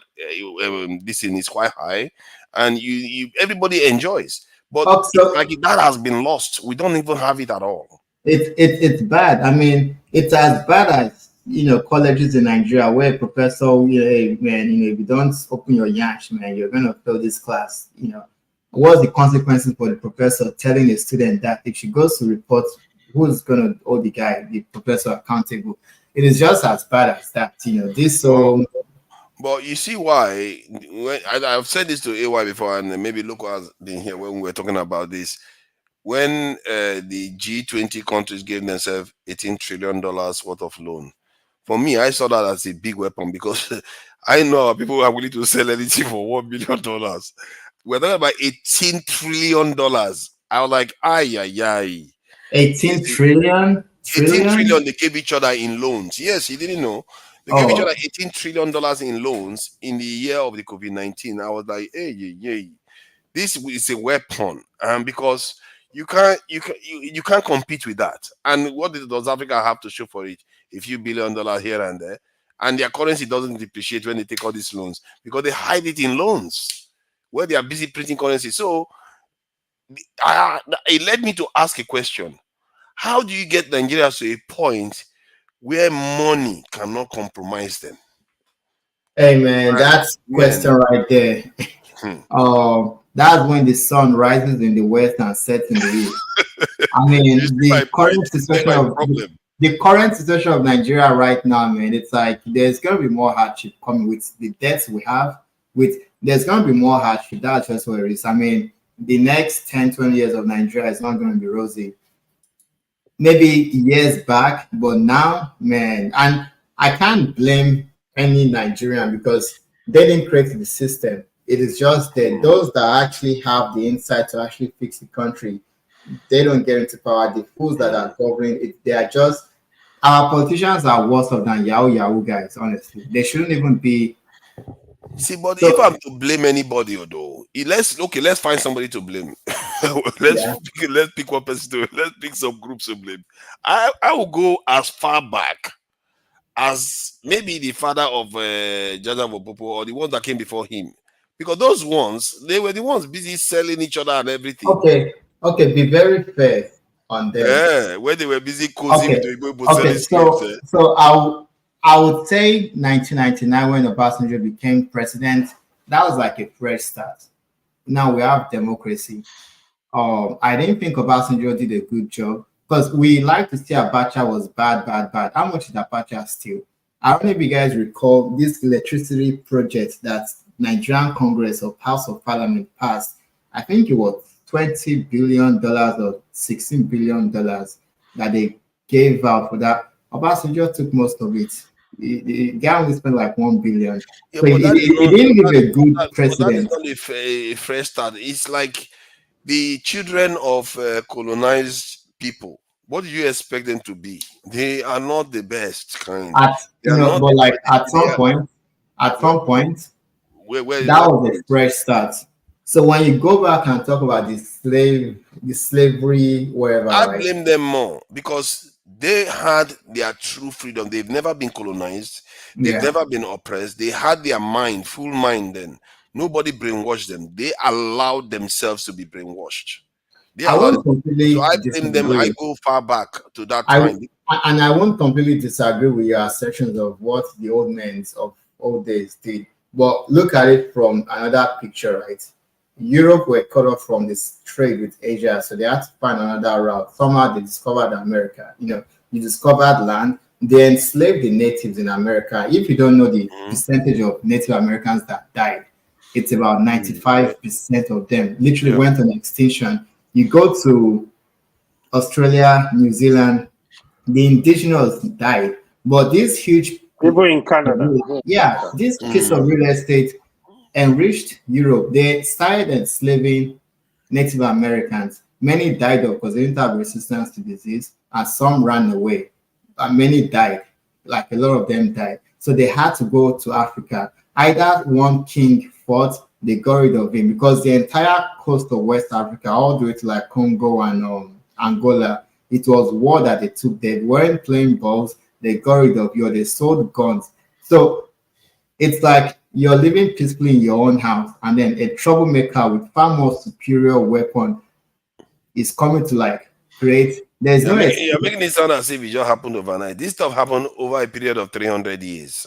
There's no escape. It happened over a period of years. So that tells you the intensity that okay, these Oyinbo people they made a lot of wealth from what they were doing. So we can't blame.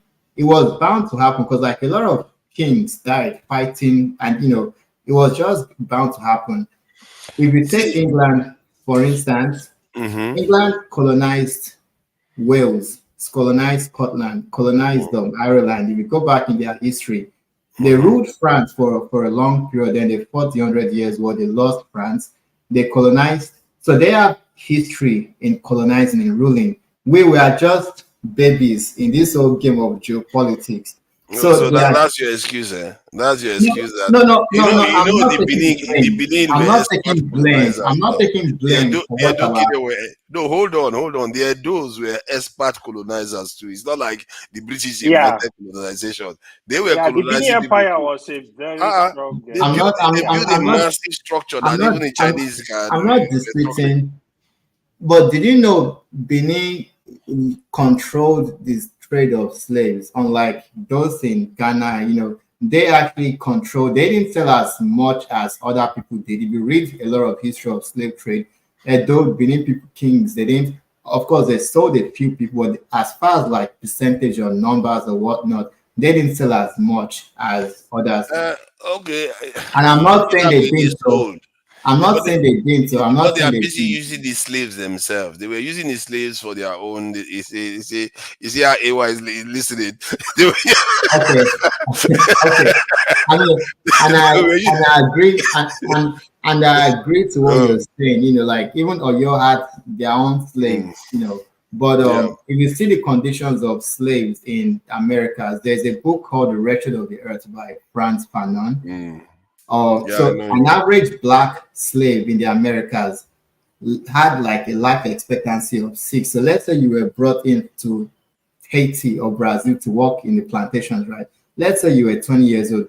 You were worked so hard that after like 6 years of working, if you died off. So it was brutal. And the That, fact that, that that is brutal. and the Six fact that the years. That yeah, is and the merciless. fact that the Pope sanctioned, yeah, go and take them. They don't have souls and all that. And they deliberately said, yes, it's slavery is what doing them good. When they put slaves in those slave ships before taking them, they were raping women. After they'll Can give we them. take it easy with the arrow word? I think I hear that YouTube doesn't like it for some reason. Sorry, Uh, go ahead. Yeah, so as they were doing a whole lot of, they were having them to sing Christian hymns, Christianity, salvation after death, obey your masters, but they were doing a lot of demonic shit with the slaves. So the horrors of slavery that blacks endured in the Mm, Americas was 100 times worse than what, because in Oyo, that I've read a lot of history, like it's most of the officers in your empire, right? Many were actually slaves because you couldn't hold any title. So at some point, you could marry, you could own lands, you could even own. So there's a bit of liberty in the way we practice slavery So amongst who ourselves. are you blaming now? You're just blaming the children of the colonized. Eh? How do What, you? what, what They don't know any better. the thing is that slavery, the way it happened, there's no other way it wouldn't have happened that thing because Europe found a gold mine, this huge land in North and South America, and they enriched themselves. This whole industrial revolution that Britain, I guess embarked on was So funded no, by. I'm trying to find somebody to blame. Are you going to blame our environment for being so nice See, that we Fogodas, hold on, didn't Fogodas. wake See, up so let me to? come here. Sorry. Mhm. You see, slavery is just because you are using your ideology of today, you understand, to judge what slavery used to be then. At that time, if you were existing at that time, you would have been speaking the same way you're speaking now. Then it was like a way of life. It was a thing. It was a yo thing. It was like, yeah, that's the shit. You get my point? And no, for real. See, look. Places were Mm, conquered, villages or towns, cities were conquered, right? And when you conquer them, what those people you conquer, who are they to you? You understand? Many of them will not be prisoners of war to you. You understand? Many of them will not be this, but like you don't need them because if you keep them around, they might also maybe gang up against you later and over maybe get their freedom and come back and fight against you again. You understand? So you keep them hostage for some time, and when you see that you can make wealth out of them, you can sell them off. Slavery is not a thing that we just think maybe yeah, because the Benis or the blacks were selling like it's a bad thing. It as at then it was a yo thing. It was the Let shit me like, say like this. Let, you but understand. let it me So was short let me sighted say now, this. Let isn't me it? no, blame hold on. this person. Hold Hold on. on. Oh, let me Still, finish. Hold who on. I will Sorry. blame? Sorry. The thing is like look, like I said, it was a yo thing. Even before the whites, you understand, kings in African nations, this land that we have, African nations, we have slaves who are slaves to the king, to kings. You understand? We have even slave family. A slave Mm, will only give birth to a slave. You understand? mm, A king will only give birth to a king. You get my point? That's why when Eva was saying like no, like maybe kings should be going. No. Kings are not made. Kings are born. You get my point? They are not made, they are born. Same thing with slave. You understand? Even if you go back to biblical story when you talk about like Pharaoh, you understand? If not for the fact that Moses was picked up by Pharaoh's wife, you understand, or Pharaoh's niece, whatever, by the poolside. So Pharaoh Moses would have been a slave too now. Because if I'm a slave family, you understand? mhm. So when you're a slave, that's what you do. That is your duty to serve till death. It Yeah, was a yeah, thing but but then. but but the Indians had people too. The Japanese, the Chinese, they were not busy Same selling people like same marathon. thing there. Check brothers. Same What thing did you say there. about the Japanese people? No, no, they were not. Same thing They there. were not engaging in the wholesale of selling human beings. Due Um, business would to the business would not get to Europeans. that yeah, to extent. the If business Europeans. got to that Yes. extent, they would do it over I that think time. they were not That is fashionable, due to right? geographic Exactly. The factors. business was So not there. Africa is Africa just was close an to hot Europe area and it's now. close to the Americas. Yeah, Asia, apart from Japan is the far, far away. Yeah.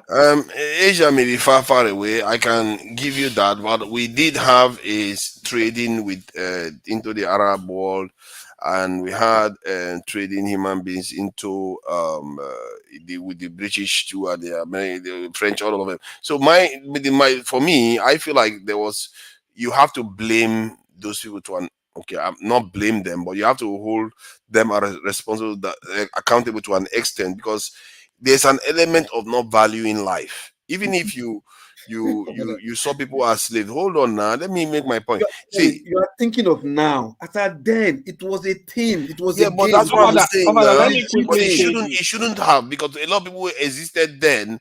They were not busy selling their own people to Fofana, other races like let that me say it who this way. said? Who Let me said say so? it at that this way. scale. Fofana, let me quickly say it this way. Mm. So I kind of agree partially with what Lokoki said. So Mm. I think it was their level of understanding. I can. You Then, need to come up. Oh, this is but not. but not completely agree. I think it's just like there are some things like our mother will do, our fathers will do. It's their level of understanding. The time is different, right? But I will not completely agree with them. That was their only option, to be selling people for free. Yeah. Hey, let me. This one, I can't find. Hold on, this one that Ike is looking at us like, let me wait and see when they will call me. The longer, the longer it stays, the more I get ready to pounce on somebody. No, no, no, no, no, no, no, no, no, no. I haven't been in the platform for a long, long time. It's been a long time because Welcome. I was busy. But I just say let me hump in. Yeah, I mean, slavery. If you judge it by what is happening now, you might not understand what happened then. But I don't think. Even though we are still doing modern slavery, I don't think we can go to their mind and understand what was happening. The ones that was stolen by the whites and the one that was sold to them because of gunpowder and stuff like that. Then I remember as a child they say, "Oh, some of our kids were sold to because of tobacco." Tobacco, they gave them tobacco and they give up the stubborn kids, the stubborn kids. So unfortunately, we read the history to judge, but I don't think we can really fully understand what happened then. But what is happening today is modern time slavery. Yeah, It's still happening. okay. Mhm. Now let me ask you now, because you are touching on it. Because you said we cannot fully understand what's happening now. To an extent, I can understand, because I see it in our people now. It's just that it's in a different way. Was it not the president the other day that heard about his own people going to work for other people overseas? What did he say? Let them go. They are going to train more, and if they need more, we will supply them. He not say we will send human beings, we will supply them more. That is a psychological problem. You see that the mindset is still there. It's not He missing. learned he learned that from his grandma. Yeah, sorry. I was just trying to get you to, because you touched on it, that there's modern slavery. In a way, that's what's happening now. It just changed the form. And I don't know if you want to carry on with your point. Yeah, but because he changed form, 50 years from now or 100 years from now, all right, the people that will be living at that time, do you know what they'll be saying about us now? That we didn't mess up, that we don't know how to live, we are this and that. Why would yeah, you understand? yeah. Yeah, but The I'm key talking thing, about the people now too. the, I the, see the, the, that the, slave the, mentality in them now. the key thing is that when you use the modern time slavery, things have evolved, so you cannot really judge it by the way things happened before, because Sure. right now we are looking at it the same, the chiefs, the same, the kings, the same, the government, the same, those individuals are selling us in a different way, but we understand. Some of us don't even understand that they You are don't know, selling yeah. our people. um Exactly. I will tell you, in US, if you look at the Africans, what they are contributing economically to US, you can't even believe the amount because of the healthcare, the technology industry, the healthcare industry, what they contribute in terms of Two, tax. 2 trillion a year. And that 2 is the trillion a reason year. and that is the reason why they're willing to take you if they evaluate that you're talented and they want to utilize that talent to enhance their country. For me, I live in US, and the US have really built this economy, this the biggest economy in the back of immigration, migration to this country. And the slavery have built, I mean, Americans owe a lot of blacks a lot of money for what they have done to build this country, then and continue building this country. So, to me, I don't think you will even fully understand the mindset then, because they will tell you, probably if you go back, they will say we didn't have a choice. We did what we have to do. And remember, not only the ones that was given away, the one that was sold, there is the ones that were still the whites stole from the people. So there is so many arrays of it. So that is the reason why it's difficult to put the situation now to that 16th, 15th, 16th, 17th century. Okay, we are trying to. I'm looking for somebody to blame. Somebody has got to be blamed because children of colonizers cannot be expected to Oh, be so do you smart. know who to Hey, blame Yeah. in this modern time? Is the people that are the leaders of every country in Africa.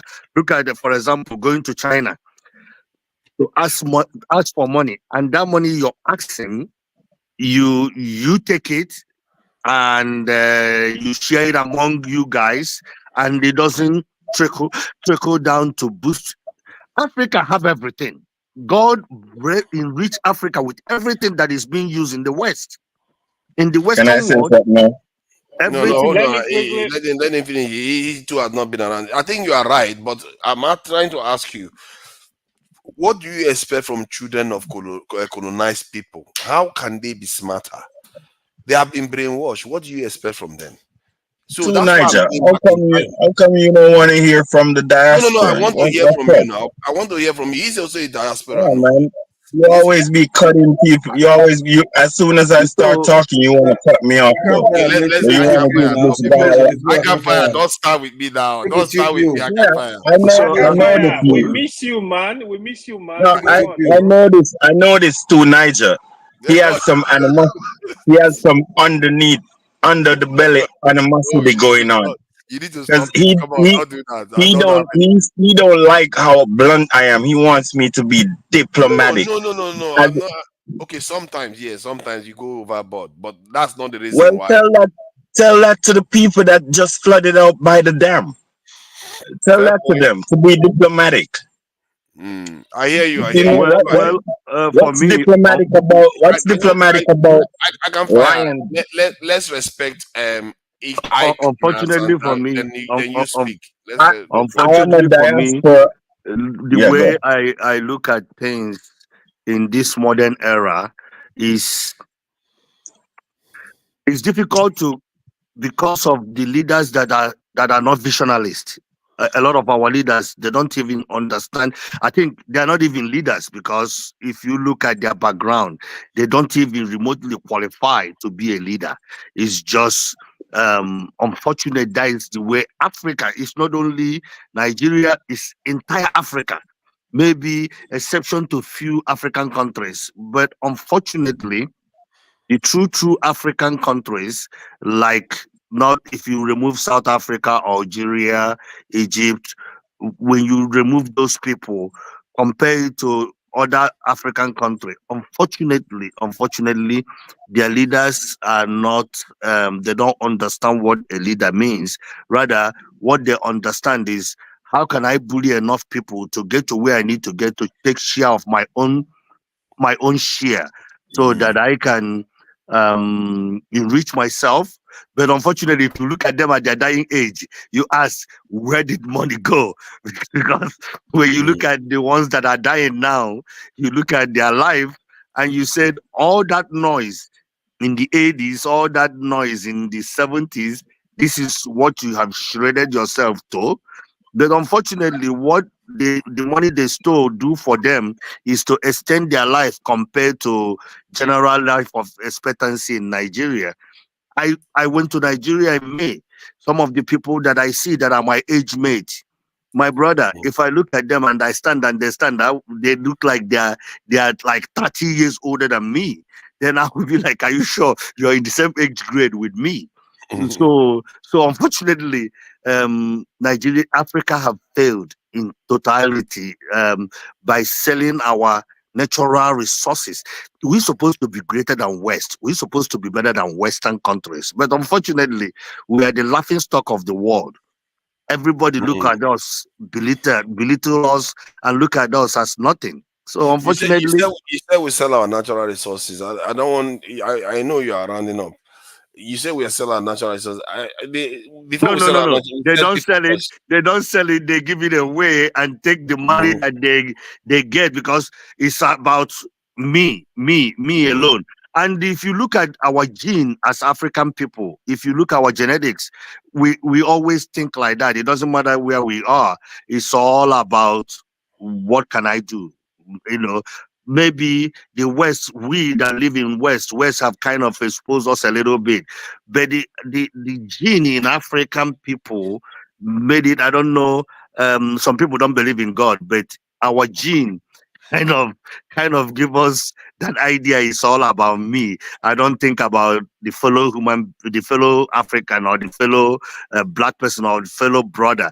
But that's why you can see a brother do everything to dupe his own fellow brother, but without thinking about it. So unfortunately, it's in our gene.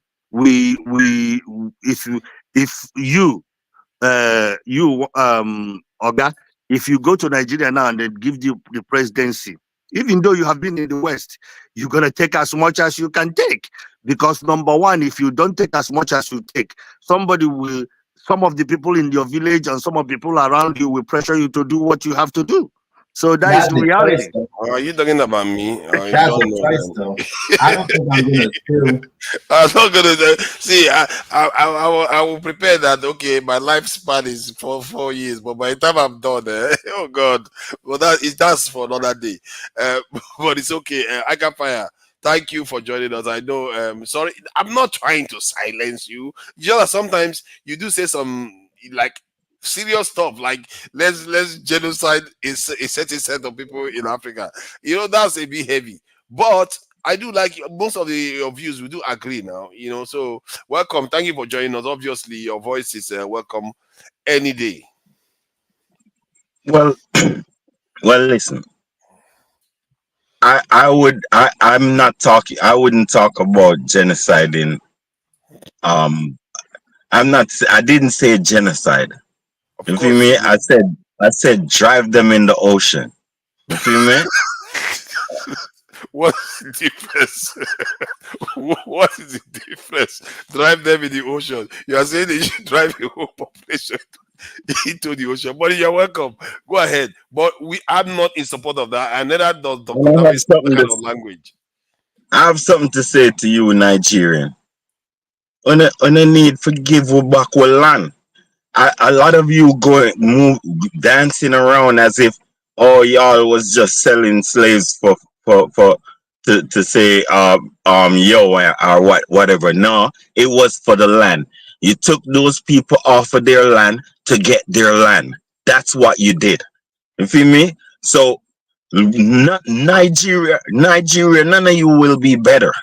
You see, all 500 years, none of you got better off what you did. You feel me? But you need to repent Are in you terms of saying are you saying us here or people who are dead like 200, 300 years ago? Like, I'm trying to have you clarify that though. all of the ones who are alive now. You are your ancestors. Listen, let me just say this to you. You are very unfair to You're want. very wrong on what you're saying Let me because speak. No, no, let me speak, please. Let's Please let's Allow him let to him allow speak. me to you, speak. you will have your chance to respond. Let him just finish. You Yeah, speak. allow me to speak. You are very wrong and irresponsible to be accusing Europeans of assaulting Africa and doing all type of animosity to Africa and giving you 10% deals and they get 90%. You shouldn't do that because you know why? Because you should pay attention to your black population. That's what Nigeria and the rest of the continent never did and they still not doing right now, right? Africa have all the riches. Well, who is inviting the Caribbean to the riches of Africa?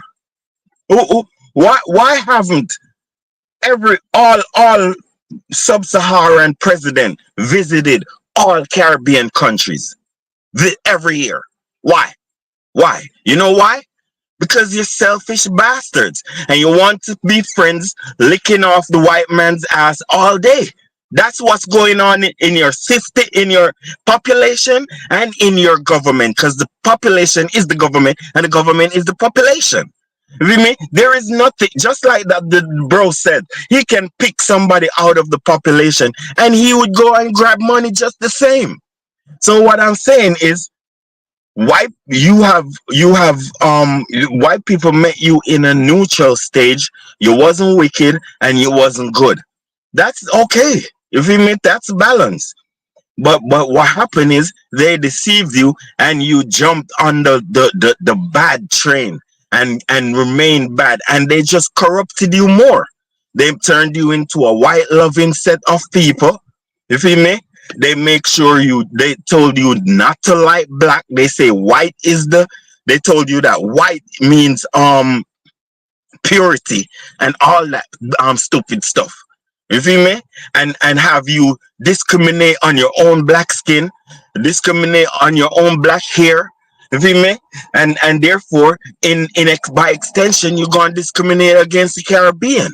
You're only gonna be adoring whiteness. So that's why everybody putting on their best suit and going to drown in the ocean to go to Europe. You feel me? Because it's heaven to them. That's what the church teach. You feel me? Same with Islam. Islam teach that Mecca is the goddamn heaven. You feel me? Over there where they beat Negroes.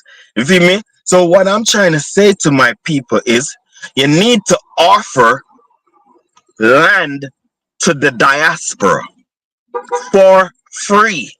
You need to segment a piece of land bigger than goddamn the Caribbean and say, the Caribbean people, Black American, you all invited to occupy this property and you harvest and plant whatever you feel like on it and we the government will make sure no one bothers you for hundreds of years. You feel me? And all African countries or West African countries should do that. Just because and what it does is it you need to pay reparation to each other also. These are the things that will quench a lot of the misery because to get rid of this greed and animosity, you all need to look for each other that you offended and pay reparations as a token of appreciation and respect to each other.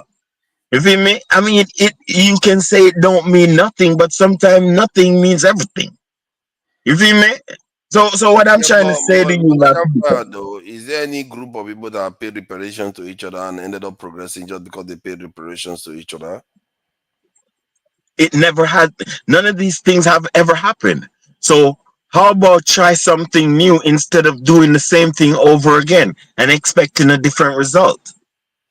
Yeah, I know. You I know? think I get your point with the way our leaders behave, and that's what I was highlighting to Ike that the leaders that we see today are not so different from the ones before. I think the mistake is that Like thinking Gabon. that One second, one more second, outlaw. Okay, go ahead. The Gabon, on the French authority shoot down the plane of the football players of Zambia. That needs to be repaid. I don't care how long. That needs to be repaid. That wickedness that went on back in the 90s, that shit need to be repaid by Gabon. So They Gabon need, shot. Are you saying Gabon shot down that plane? I heard about the crash. I didn't know that it was brought down deliberately. it is the French that rule Gabon, and they, what, I don't know what it is, but they were flying over Gabon airspace and Gabon shot it down with about 20 players from Zambia. Well, I think there was no You feel me? indication that it was shot down though. Can So I chip in? I don't know about whether it was shot down. Oh Okay. yeah, please, Yeah. Festus.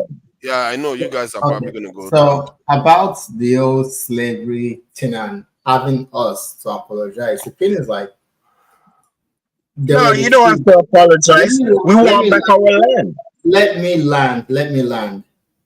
So the kings, there were a few, they were like the 1%. And then you had the masses, the 99%. The kings, the few, they were the ones enslaving for the Europeans. So you can't tell the masses to apologize for the actions of a few of the kings. No. And then You should have also, killed. You hold should on, hold no. on, You should hold have. on, You hold should have on. bomb. Hold on, man. One solution. You should have bomb rushed him and killed him because he has discredited your tribe or whatever you come from. He I has want discredited. We So you shouldn't be should have bomb. advocating. You know, hold on. We can't be. You see, that's why you can't be saying these things. You know, it's on the internet. You are going to get the channel in trouble when he keeps. And I hope that whoever is saying that they should attack is not alive. Yeah, he's talking about. No, they're not alive. Good, It good. was 500 years ago. Okay, it's a thought. Yeah, yeah. Okay, fine, fine, fine. It's all right. okay. Sorry, I was just worried that you were saying So something. I mean, I agree to a lot of extent to what you're saying. I mean, if you look at the Middle East, Saudi Arabia, Qatar, Kuwait, Bahrain, when they signed deals about oil and wood, they own everything. The deals that we signed 100 years, you guys take our resources, you give us like 10%. Yeah, that doesn't make any sense. We need to like overall those deals that we've signed, but the idiots that were signing that, they were not educated. And I'm not making any excuse for them. They were actually fools. But I think the intent is a superior people with superior weaponry. All they do is they bring violence, they laid waste to the Americas, Australia, New Zealand. That's all they do is they bring war. It's China made gunpowder. They use gunpowder to blast rocks, they use gunpowder for fireworks. Some other people use gunpowder as weapon of war. So Oyinbo people are very ruthless. And those that were caught in the is someone saying You are something? right. You are right. We have never seen African people. I never even expect and don't know that type of brutality. I don't the type of brutality that white people have. We still don't even have that. You feel me? We Yeah. still don't even have that. I understand they surprised us, but we're not. We was never analytic, and we don't. We never correspond properly. You feel me? That's what's our problem is up to this day. We don't correspond properly, How and we did they don't want surprise you to. for straight 300 years though? Excuse And we me? don't want to. We How don't does want to somebody surprise you correspond. for straight 300 years? They started What coming what here. did you say? Can you say that again? I say, how did they surprise you for 300 years? You know, surprise is when something happens unexpectedly. But this happened for a period of 300 years. Like they started coming at 15 something, then around 18, late 18th century before they started colonizing West Africa. Okay, so let me tell you about this is in the Nigeria space, right? When Oyo Empire broke apart. The idea of Britain colonizing that Nigeria area started when they lost the USA. They've lost a large territory, right? How about they go to Africa and actually enslave them there and have them do the work in their own land? So they've started the work with Samuel Ajayi Crowder and all of them, right? But France lost Haiti. to the blacks that actually defeated France. Britain went to fight the Haitians, the blacks, they fucked them up. So the idea that there is a your empire, right? They had to break it down. You know that black people, they are Yorubas, also Dahomey, the Fon people are. Britain and France were giving them weapons to break up that. So the war that Yorubas were fighting amongst themselves, enslaving themselves. Britain had basically said no more slave trade in 1804, 1810 or something. Yorubas were selling themselves into slavery in the mid to late 1800s, and they allowed that. They were giving them guns, kill each other, do so. Well, let me ask you now. So they were not curious to say, all these Oyibo people, where they are coming with all these guns? Maybe we should catch one of them or take their ship and sail to their country and see how they live. And Those are what ifs. Those are what ifs. But they brought war and they were pushing guns. I mean, we had foolish leaders at the coast, but it wasn't just isolated to Yoruba area. All of West Africa, Congo to Angola. If you go to Yeah, but you Angola, said those are what? What do you mean by those are what? those are what we could have done, could have been smart, could have. What Yeah. was they came with superior weaponry and they made a lot of money from the slave trade. Even the USA, right? The North didn't have slaves, South had slaves, but the banks, the insurance, the shipping companies that were involved in that slave stuff, they were from the North. England didn't want slaves there, but like they made a lot of money. Like the sugar, the resources, you have a piece of land, someone has to work that land to enrich someone else. So that system that enriched Britain to even get into the Industrial Revolution. So they made up with it. Unfortunately or fortunately for them, they made up with it, man. And those that were on the sideline, I want to tell you something. I want to Yeah. tell you something. The story of the gun is closer to Africa than you think. You just wasn't in that part to understand what's going on. You feel me? But if you was in control of North Africa, or you was tolerated in North Africa, you'd understand that the Europeans didn't invent guns. It was the Muslims of Turkey that invented guns. You feel me? The Muslims of Turkey was on the Silk Road. So those are the ones who understood the fireworks from the Chinese. That's the Muslim. So the Muslim was the ones who invented the gun, and the Moors introduced it to Europe. The Moors, they're the ones who introduced the gun to Europe.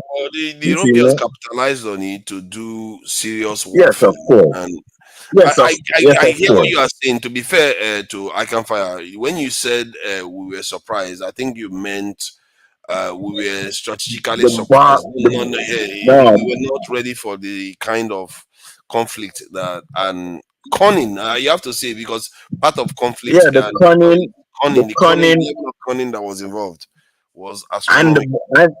and the Barbary, because you Yes. see, you even didn't understand what slavery was. You was like sending your people, or you thought your people was going to be treated maybe how you treated them. You feel me? But you didn't know what we had to go through. You feel me? Because most Africans that go over here did not come back to tell no story. You feel me? Is that true though that they didn't know how harsh it was going to be? I'm not see. Is there remember many there things? was no But let remember me there ask was you, no I there Can was Fire. no phones. There were no phones. It was just letters and all that. And everything was spoken in English and European language. Some of So them a went lot to of and fro. Some of them did go to and fro. bro, I wanna tell Information. you this. I wanna tell you this. Africa went through 500 years of censorship also. The Europeans made sure Africa don't know what's going on in the rest of the world. Up to I up agree with to what up, I Can up Fire to is the saying. age up to the age of internet. You see the age of internet, it's the most the Africans have ever been exposed. to what is going on in the goddamn world. You may have a point there, to be fair. No, I cannot be because European made sure of that. That's why they have CNN Africa, they have BBC Africa, and they have this and that Africa, because they want you. That is their measure of censorship. They make sure they give you what they want you to see. They don't give you inspiration and motivation and oppositions of their rhetoric. You feel me? Go ahead, sir. I completely agree with you, man, because let us say there is one leader, one dictator, Festus, military general guy. I'm ruling Nigeria the way I see it, right? If Europe and US don't like me, even Nigerians in the diaspora, they'll say I'm a bad person. CNN, BBC, they all say I'm bad. But the leaders that are actually bad for Africa, they are the ones that always get visits to the White House and all that. When the Chinese, they don't want Facebook, they don't want any American stuff. They have their own stuff. But if a Nigerian works for Microsoft, they will take pictures of Microsoft office in Lagos. Facebook, like it is a pride. When the Chinese, they've created their own Chinese equivalent and they have their own business in their own country. We were always happy. We love the white. We love the white. Just like I can say, we love the white man. Like we're literally like we've bent over, we've put lube right there for them to just go in like that. That's Oh God, you guys are no, trying to get I mean, you couldn't explain it any better. The way it is factual, and colonization was literally on that development. It was slavery in our own land. I'm still looking for somebody to blame. So quick question. Since we're not going to blame the forefathers. Okay, go ahead. Quick question. So what Ikafire has been saying, I think a lot of them, it was so on point, to be honest. If you pay attention, even what Festus just said, he is so on point. But here is my question: is there still slavery in Africa? Is there still slavery? Yeah, today. I mean, the fact that we are speaking English. That I want somebody to expatiate on it. That's what I'm asking. Let me speak about it.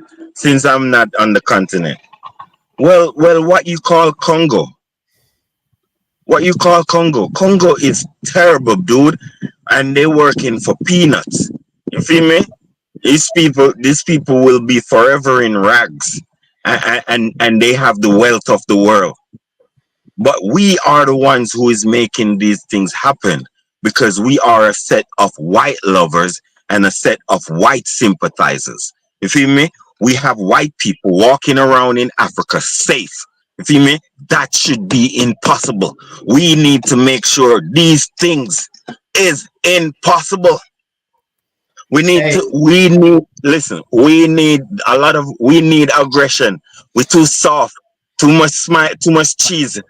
Let me tell you something. The whole Africa need to be conscripted. You feel me? Too much comedians. You feel me? Too much damn comedians and dancers. You feel me? Let me tell you, man. We need discipline.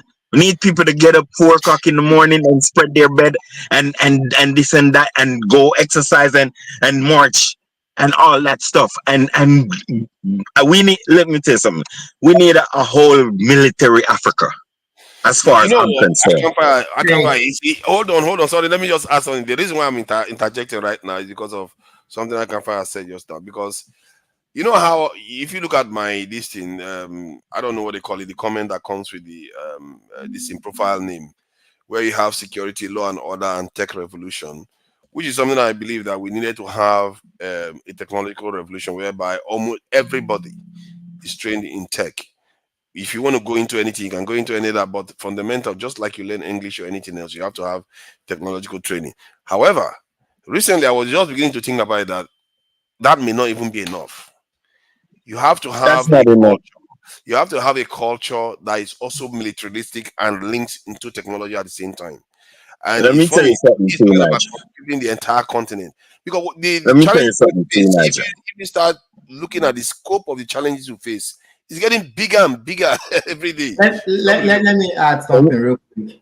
I was playing soccer 2 weeks ago with my Nigerian friends, right? And guys were trying to fight. You know how Nigerians like to fight, but normally they won't fight. But it actually got heated. I was like, wow, that's be like they're actually going to fight. One guy was like, why should they fight? Like, no, me, I don't like fight. They're like, I like peace. No, I'm like, guys, this attitude of being docile is of wanting peace is what makes us where we are today. When I know, No. hold on, I'm gonna stop you. I'm gonna stop you right there. You see, when we speak that way, no, that's wrong. Let me tell you something, bro. We are cowards. We are only strong in front of another black man. That is cowardly. We need to stop promoting fighting each other. I don't care about no tribe. No black man is supposed to be fighting another black man. That's why I try to say to you that we need to direct our energies, our bad energies and our good energies. You feel me? Because our good energies. Hold on. I One completely more agree second. with what One you're more saying. second. That's why I said these crackers. So I said these crackers, Western Europeans and Americans. Let's not call them crackers. This is this thing. You don't want them to censor this channel. Forefathers, do you know what they are Okay, calling they by? should not listen. They should not be walking through Africa without surveillance. They learn innocent white people to that. No, Let me add Let me tell you something. Hold on, let me say what I'm saying. These people, white people, should not be walking through nowhere in Africa without surveillance.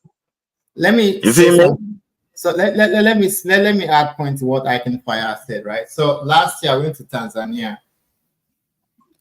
You know, this sort thing where Oyinbo man is in the airport and we all open all of our teeth. Hey sir, like let me open your bag, like all stooping low, opening all the teeth. Why? But then you go to the hotels, right? Me as a black Nigerian guy, I'm there. And the black workers, they thought I was actually a staff. They didn't think a black person can actually go to Tanzania and enjoy the whole Look at that. safari. And white folks, they just feel comfortable. Look at They that. even come like, what am I even doing here? And to me, I'm like, what? Like, you guys have the guts to come here? Like, are you guys mad? Then there was something. I love traveling, right? But I don't do Europe anymore. 2018, my friends and I went to Spain, Italy. In Italy, we ate like nice, fancy Italian food, wine. But folks were looking like these blacks can actually sit down and buy like so they have money. Like they couldn't think bunch of blacks can come here and enjoy. We went to one gelato show. Hold on again, outlaw. That's a double impact because you inside Africa and did not get no black privilege, and then you went outside Africa. No. Hold on. Tanzania was last year. Europe was 2018, and I don't do any European trip anymore. I like to go to African countries or black countries. You know, I've been to the Caribbean, a lot, but like it was years back that I went to Europe, not recently. So you see that Africa, especially Nigeria, should promote black power, black privilege. That what I mean when I say black privilege is you expect black people to be rich. Yet you don't expect to see beggars on the street. We need to do something about all these things. We cannot be promoting beggars. People our brothers and sisters being on the street, being beggars. You feel me? We are listen, and I want to say this. You see, when we promote these things, then we cannot expect privilege anywhere else. You feel me? So we have to give ourselves privilege. You feel me? Black privilege. Nigeria being let me just add when he says we should give ourselves privilege, I think we have seen a lot of things we wish to see. I don't think with things we are going to see it because what is required for that to happen, we have to change on the inside. I'm sorry, go ahead. That's why I say we have to be. That's why I say Africans need to be conscripted. Yeah. And to what I can fire was saying, because when why are you conscripting us to fight? They will be confused. Go ahead. So when I idealized, Africa instilled discipline, and Africa the army. All right. When I envision the role Nigeria is supposed to play in Africa, right? We've had Europeans colonize Africa, right? Now you see the Sahel states, Niger, Burkina Faso, Mali, they are kicking the French out. They are bringing Russia in. Nigeria should be the country like, hey, Oyinbo man is gone. No, we are in charge. Like, no more Oyinbo man. This whole thing that African countries are going to China, like, Nigeria should be saying, hell no. Like, China wants to be hold on. This one that one country wants to go and take $10 billion loan from China. Nigeria should step up and say, no, we'll give you $2 billion and that's fine. No, we need to create a buffer that no foreigner comes in. We need to be a major force. Yeah, I hear what you are saying. I think this is why I think maybe part of the we never you see the height of Nigeria's power was in the late 70s when we created ECOWAS, but we never really consolidated ECOWAS into a military this impact. That would have given us if we had just made that extra move. Boss, hold on. Just 2 years ago, hold on. Just 2-3 years ago, Nigeria could have conquered West Africa in terms of the finances. Nigeria could have displayed its power by making all West Africa use the naira. But they're not thinking big. They're thinking petty. I think Father, there was an idea of them creating a currency called Echo. Nigeria was actually the snail sleeping. Yes, so that's when I'm talking about. So you have to understand that. So you have to understand that we have to be pragmatic. Don't come and start to say, oh, you have muscle, you want to start to fight. They will crush you, but you have to be very, very smart and diplomatic, right? You have to take care of your house first. But 2024, Nigeria needs to, like West Africa on its own, should literally be under Nigeria's sphere of influence. Like no such thing as US military base. Like no. Yes, for me, it's not only West Africa. As long as Nigeria can we have right and left hand. West Africa and at least three countries, Cameroon, like I'm saying,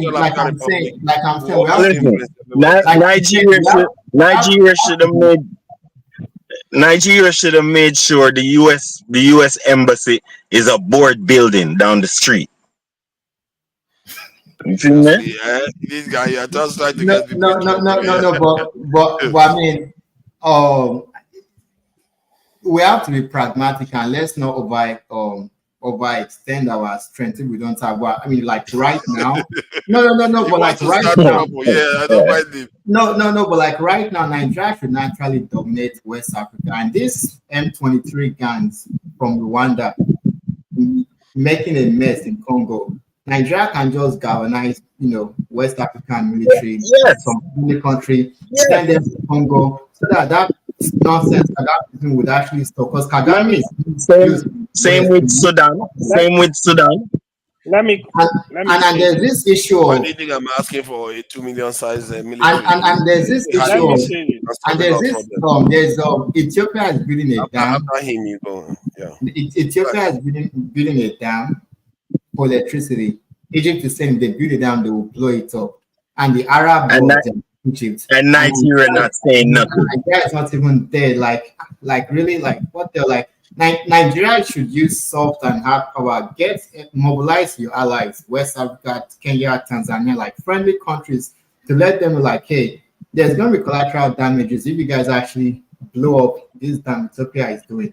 But because Nigeria is just irrelevant, globally strategic. Let me say. Let's allow you. Go ahead. They have small brain. Oh my God. Go. Sorry. AY. Let me quickly. So the first question, the reason I asked that question, if we still have slave trade today, right? I strongly believe it's still going on because I feel in those days they will come with ship and pack our people away. Now our people, father of all nations. Are you sure you want to father the internet too? Yeah, you are. Go ahead. We take our sorry. So, she wanna be the host. She wanna be the host. Don't worry now. Today, They will like demand his resignation soon. today we take our legs across the Atlantic Ocean, go to Europe, right? And our people, African people, they are dying in the desert in their thousands every year. Apart from that, the other issue, right? This issue of Nigeria, to be honest, Nigeria, they really fail Africa, especially West Africa.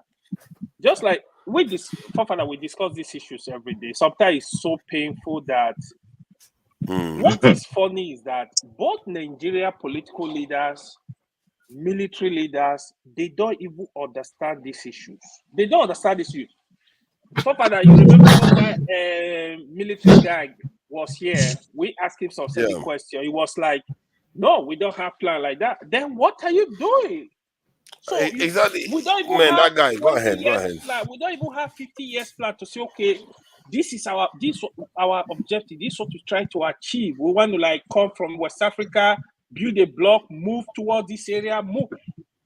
That is the pain. They don't understand this issue. Building our military, I say by now, Nigeria should be able to negotiate, have a bloc negotiating, forming military alliance with top countries in the world. Even in the so-called NATO, even if you are not a member of NATO, you should have some alliance. Why Somehow, would NATO want to hold align on. themselves? Hold on. No. If Nigeria were really building the country, even if it's just some alliance somewhere, right? But when you see it, we have nothing. Just like what Pastor said. I know of that Ethiopia dam. Egypt, they have been threatening. Ethiopia said they will go to war. The Somaliland gave them the land. I think they rented it for 50 years.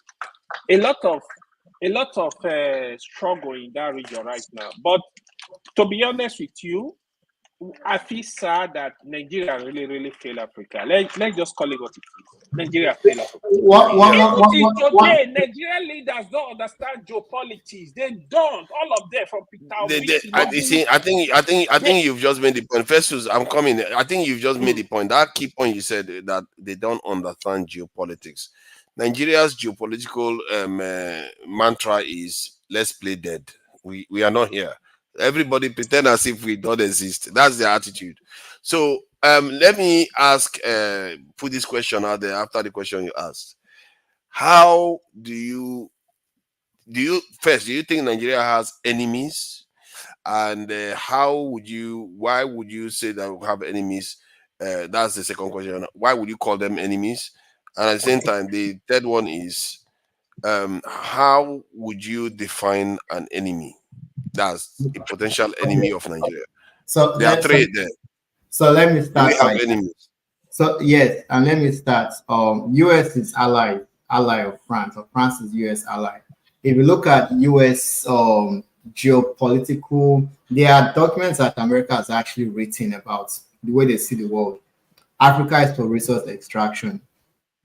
That's what it is. Get their resources, give them tokens, give them nothing. They must never industrialize. Then France controls the Sahel, the African countries.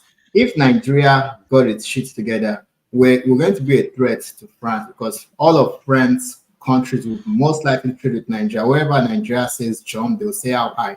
So France does not want Nigeria to actually work. In fact, Biafran war, France was the only country giving Biafra weapons. It's in their own books that they've said Britain creating a super state was literally like bad, like, because if Nigeria with the population, if our economy was 2 trillion with a strong currency, if Nigeria trades with us and they get Naira, because we have a strong Naira, they'll find it easy to pay off their debt. They would actually be more awakened. This coup that they are just having, like, you think France was arming Biafra? Enemy. 1 second, to Niger. You think France was arming Biafra, and who was arming the North? England? So France gave Biafra weapons. England gave Nigeria weapons, because England's policy. I'm going to say this to you now.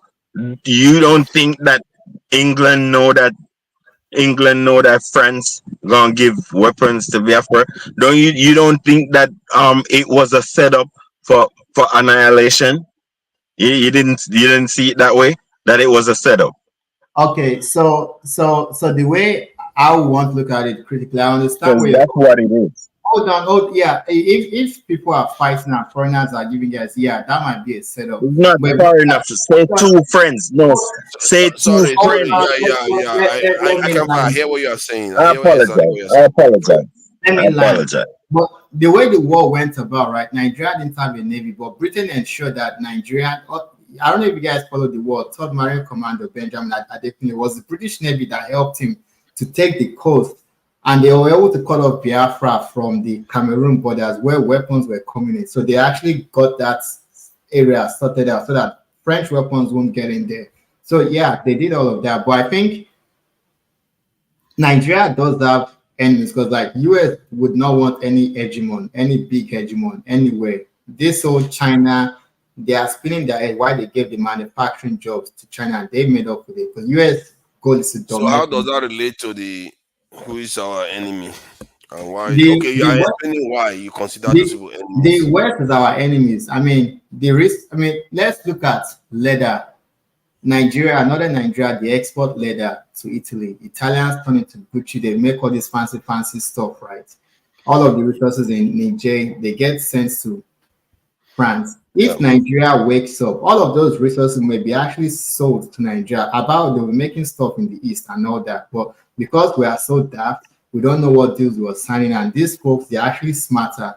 Your leaders will go, you sign documents. If you want to undo those, do you? So yes, Europe's wealth is from Africa. Look at Ghana and Ivory Coast. They export cocoa. Together, they export about 95% of the world's cocoa. Now, if you go on Google and search the richest chocolate companies in the world, those companies are richer than Ghana and Ivory Yeah, Coast. they are Swiss. I see. I understand what you are saying. Okay, the West are one of them. Is there any other people you think are Hey, our enemy hey, or I mean, potential enemy? China hey, look here. as idiot, so they Imagine. want Okay, to. let's try to keep it. This is so I will run because there are three questions there. So China is one of them, and I think you've answered two questions because you've What's given the the third reasons one? why. The China third is one, not an enemy. the third one What? is if you are trying to say, if you are looking at it from a blanket point of view, that okay, how would you look at a nation that you consider a threat to your country? Me?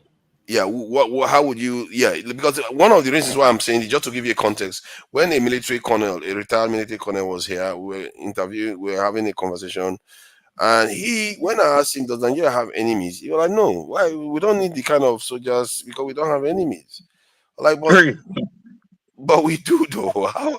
But so that's why I'm asking. What So, would you do? What would make you think we have enemies and make you paranoid that soldier didn't have? ah, look at the military, US military bases, in West Africa. They have one in Ghana where a Ghanaian can fly in to Yeah, Ghana without passports. When he commits a crime, you can't charge him. Ghanaian president can't an step. American. Okay. Yes. Then I have friends or Igbo people, former military, Navy SEAL, special. They say you guys have a base. US has a base in Nigeria. I'm like, I didn't see any US base, but they say, hey, we fly ships into your country, but they are not disclosing anything.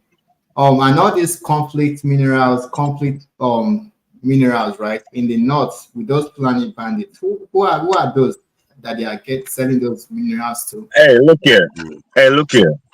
From Ghana, the US can fly and get to Abuja, your capital building, in 2 hours. Yeah. Yeah, yeah. You feel me? I mean, the So Nigeria that's you should be concerned about that. But what I'm trying to say to you, it's not your enemies right in the open, and you're only stupid if you don't see. All of Western Europe is Nigeria, and all of Africa's enemy, Black Africa's enemy. All of Western Europe, two continents, America and Western Europe. You don't look no. Oh, sorry. No, I hear you. And AY. and hold on. They're so sneaky. I might forget them. Those Arabs. Let me What tell you have they something. done Let me tell you now? something. If They are Africa enemies. gonna win, if Africa is if Africa is Did you if just say Africa is just going to win, let me say hold on, something. hold on. This is first you did miss the Arabs. Oh, yeah. I mean, well, I mean, Iken is definitely right. He's definitely You right. say that you are so sneaky. Yeah. No, no. Let I me mean, let he's me let me definitely right. say something to you. Let me say something to you all real quick, right? Oh my God, man. Africa, Africa, Africa time to do things to people is coming. It hasn't come yet. A lot of Africans is like, oh, we need peace. No, we need warriors. Because let me tell you this. We not gonna get any respect until we clean up our continent of Arabs. You You can hear? okay now you come with the genocide again. Though. Let's take it easy with this, please. Let's If, not go if there. Forefather, to some No, extent. nah. This thing we can't be advocating. Hold on. They are Let me land. Africans now. Let me Okay. land. Let me no, land. no, no. Hold on. You see what went on in Sudan? You see the reason why Sudan split and you have South Sudan? Let me tell Yeah. you what it is. You see that same scenario? That's how North Africa became North Africa. You hear? It Mm-hmm. just wasn't recorded. It just wasn't on camera like South Sudan. You feel me? Mm. South Sudan scenario is on camera. Those people have been fighting for 2,000 years against these Arabs, and I it can't find. just Is that came your on. phone?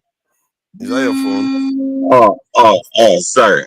Oh, you're getting a call, Yeah. important call All right, it's from an okay. Arab So prince. just Okay. excuse Um, me, excuse me. So it Forefather. just came. It just hold on. So what I'm saying about the South Sudan, right? You see how the Janjaweed is doing in Darfur, and why the reason why Sudan split, because they see them as slaves and Abib. You feel me? So what I'm trying to say to you is that's the ethnic cleansing behavior that made North Africa that way, and they need payback. We're not supposed to take that shit. We're not. First of all, we're not supposed to even talk about we want no woman and expect no respect from any woman if we're not prepared to take back our continent, man. Seriously. Let me Go add to ahead. what Iken Fire said. So there is a book called The Destruction of the Black Civilization. This is about Egypt, and that Egypt pharaoh pyramids, it was all black civilization that did that. There are a lot of scientific proofs. If yeah. don't just hear CNN, if you actually read books, there are Cheikh Ante Diop actually debated on Igbo people when they were trying to do a UNESCO book documentary on world history. He said this whole Egypt stuff, like, you guys bring your best scholars, I'll debate them to prove. And he actually won the debate. So the old Egypt stuff, it was actually a black civilization until foreigners from east, north, everywhere started coming. But then the nail in the coffin was the Arabs when they brought everything in there. All of See, northern Africa you guys completely. have just brought the Arabs in now. Okay, I those mean, are But those are let AY's me ask you cousins. guys. They are no, no, no, AY's no, no, cousins. no, no, no, no, no, You no, guys, but you guys you have have to Let me just ask just understand. let me Yeah, ask you Vampire AY, please. AY, please. let me ask you a It- question so you it- now further okay. so you see the black people, right? We seems to lament too much, we complain too much about the foreigners, the black, the West, the Arab, everybody that is not black. At what point are we gonna stop and face and try to do better in terms of move on and building our own continent or country, as the case may be? Okay. At what point are we gonna stop But or hold on. AY. You see, I see what AY has just done. I asked the reason why they are talking about those things is because I asked a question about it. Like, who do they consider a threat? And the moment they mention Arabs, you are saying, let's move on from the topic. I know Now, what okay, hold causes on. AY. Now, Eh? Let me answer let the me. question. I want to Let me say something. finish what I was saying. I want to. I want to say something again. I want to say something again. You know we should Oh no, move no, no, on. no. I can't find. Let's. Festus wanted to say something. I think he was the first. Was it? Was I mistaken? I Because was Festus I was was talking, trying then to say, AY yeah. I'll let I can finish what he's trying to say. Let Okay, I can finish what he's okay, I can trying to go say. ahead then. I can fire. Okay. About the forgetting stuff. You see, we should forget stuff. When we won something, what did we win? How are you willing to forgive and forget, and we ain't win back? We ain't win nothing. Are we going? Hold on. You a y. If I put my hands on you, you gonna just take that stuff like that? Look how big you are. You ain't gonna take that stuff. You gonna you gonna you gonna you gonna pound me out like a little paper. You feel me? So stop with that hypocrisy. You feel me? Not because you in your religion. You tell you something. You might have to jump out of that religion because you tell you something, man. When the war starts, let me tell you something. These people call you a bib. You ain't welcome in Mecca. You feel me? You're just pushing up if you go to Mecca. You're just pushing up and trying to be somebody. No. Africa is Mecca, black Mecca. Africa is black Mecca. I'm not Africa is sure AY sympathizes with them. I'm just uh, teasing him on that. Okay. But Okay, yeah, so let just me learn to what I was You saying. The see, way Africa is our holy land, and we gonna avenge. Let me This say is something. not It's it. only Iran. Let me It's quickly only say this. Iran that I like. It's only Iran that I like in the Middle East. Only Iran and maybe so let me Syria. so let me finish what I was saying. Let me finish what I was saying before I was cut off, right? So the story of Egypt being the black civilization being wiped off, people may not believe, oh, blacks in Egypt. But if you look at the Americas, Australia, they've been completely replaced by different race of people in how many years? When we see how Japan, China, they were like, don't bring your Christianity, don't bring your, those are the countries that are actually doing well. When we allow a different religion, a foreign religion, I don't really know the entire, but we've all accepted, okay, Islam religion, but those that actually kept their own stuff there. Foreign. So you Yeah. have to understand that yeah, but Judaism, we know that part though. We know that part. So I really want to try to keep it because we are going to be rounding up soon. Regarding these whom you consider enemies and okay, but if you want to evaluate, like say you don't know any enemy that you like in the context of Nigeria. To be fair, if you ask most Nigerians as a nation, do we have any enemy? They will tell you no. So, but if you wanted to start to say who is your enemy. I guess you have already said quite a bit. The colonizers, Arab colonizers. But if they were not, if you didn't have to call them by name, do you have any other way of telling? Okay, the ones that are not Arabs, the ones that have never colonized us, how do you know whether they are your enemies? okay, our enemies today are the leaders and their foreign partners. Even those in the north that are hell-bent on keeping Hausas and the masses illiterate, ignorant, the emirs, they are also enemies because they don't care for Nigerians. Either you are Yoruba, Tinubu doesn't care for Yoruba people. Let's be straight. No one cares. But then there are collaborators. Tinubu is known to be going to the U.S. embassy, talking to Christina Newland and all of them. This whole stuff they showed Goodluck Jonathan, getting rid of him, the Boko Haram, yeah. So we have agents, foreign agents amongst us. They are black, but mentally they are not one of us. That's Yeah. true. So we have those they are agents, and then the police. Then China might have That, not that's exploited. 90. That's 90%. That's 90%. You know that, Okay. right? Yeah. The Okay. Yeah. agents. The Yeah. agents. Yeah. Yeah. Then so China, hold on. I'll soon round up. Then China might have not exploited us the way the Europeans did, but they don't see competent leadership in Africa. So when they do deals, they are taking advantage of us. There's a documentary just done by Jude Bala about China's trade with Africa. And when you watch that documentary, I used to be like, oh, like maybe I used to be somewhat not maybe like 20% pro China, but I watched that documentary. I was like, wow, so these folks actually do a lot of mess. When they give you loan, that money is actually not going to you. They give you loan, they're going to build an airport. It's their company that builds it, their workers. and then it may actually cost 10 billion, but they'll say, oh, it's 50 billion. They keep you in debt. They've learned how the Europeans and Americans use World Bank, IMF, keep us in traps, structural adjustment program. When even Jamaica, I went there and there are some beaches, water from where it's only for tourists. The locals can actually go to the beaches there. And I'm like, so everywhere, yeah, like we've just sold off our lands. Like Nigerian money, Nigerian wealth. I imagine a world where Nigeria, the rich African countries, we actually flex and they say, oh yeah, this is money. Let me say this also. Let's allow EY to say something. Let's allow EY to say something. Let me tell you something. Anybody talking about now? EY hasn't said anything for a while since we accused him I've of been being listening Arab more, lovers. to be honest. Yeah, you see, to be honest, the reason why I asked that question was just the answer Festus gave now.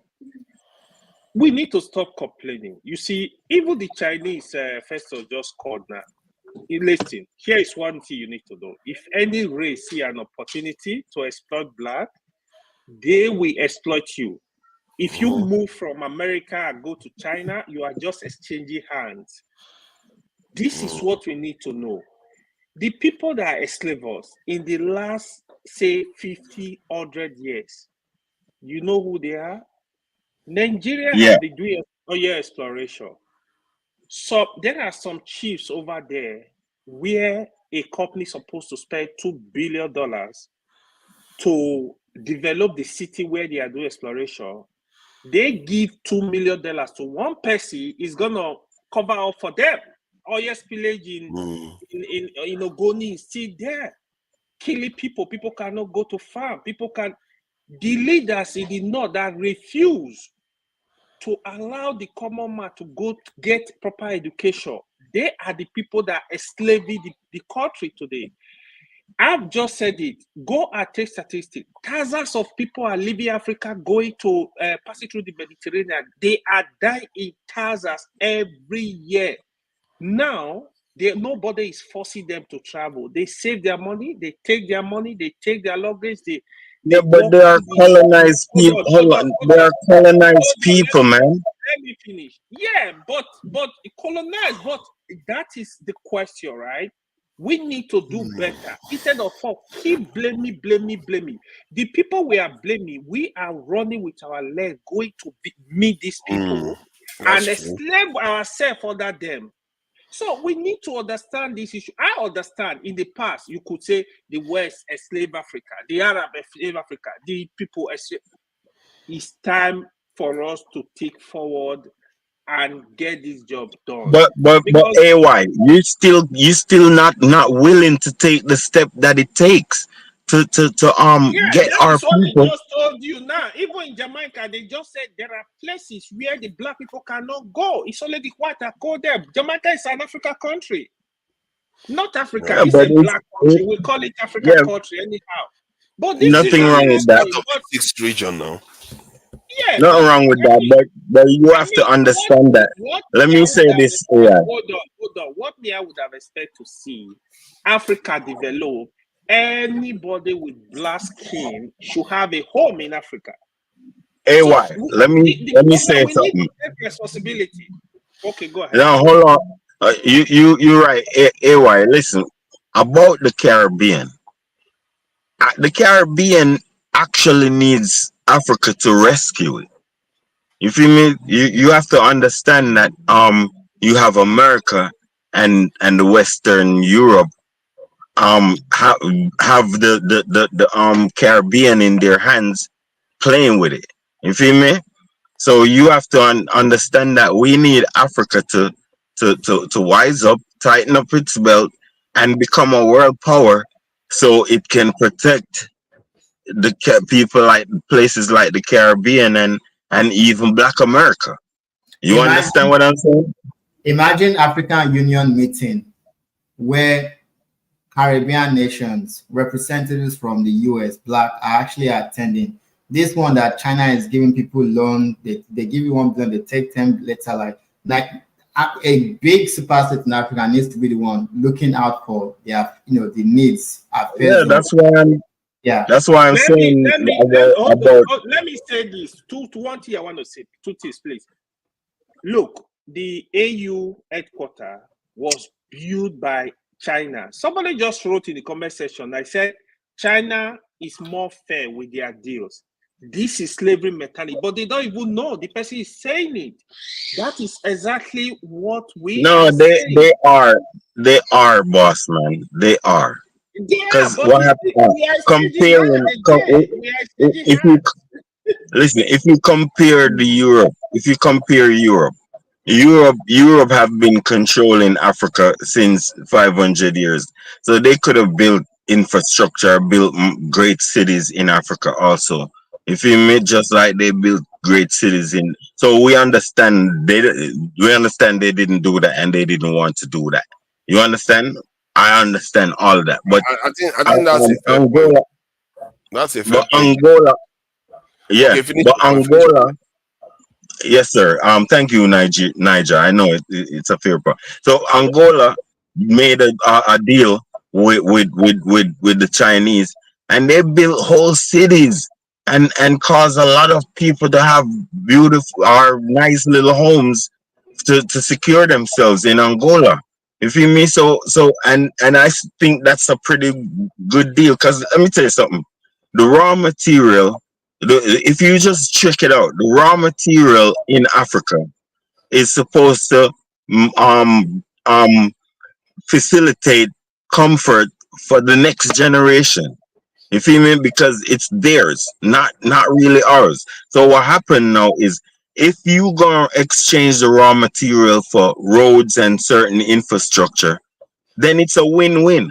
You feel me? And if you go and I know that all right, look, raw material have been exporting for nothing. You feel me? So now you have a lot of roads in West Africa and East Africa building incorporated with the Chinese. They're doing a lot of things in North Africa also with the Arabs. You feel me? So what I'm trying to say to you is having a win-win. That's why Nigeria need to make better deals. You feel me? That it can be a win-win, and none of the deals are making cities or hardly a lot of these colonized like Ghana and all these places, they don't make deals to facilitate proper housing for their communities with the Chinese. The Chinese lady is there, you feel me? Digging out our gold. The Chinese you have Chinese immigrants in Ghana, they all over Ghana doing galamsey. You feel me? and and and no houses, no skies, no apartment buildings.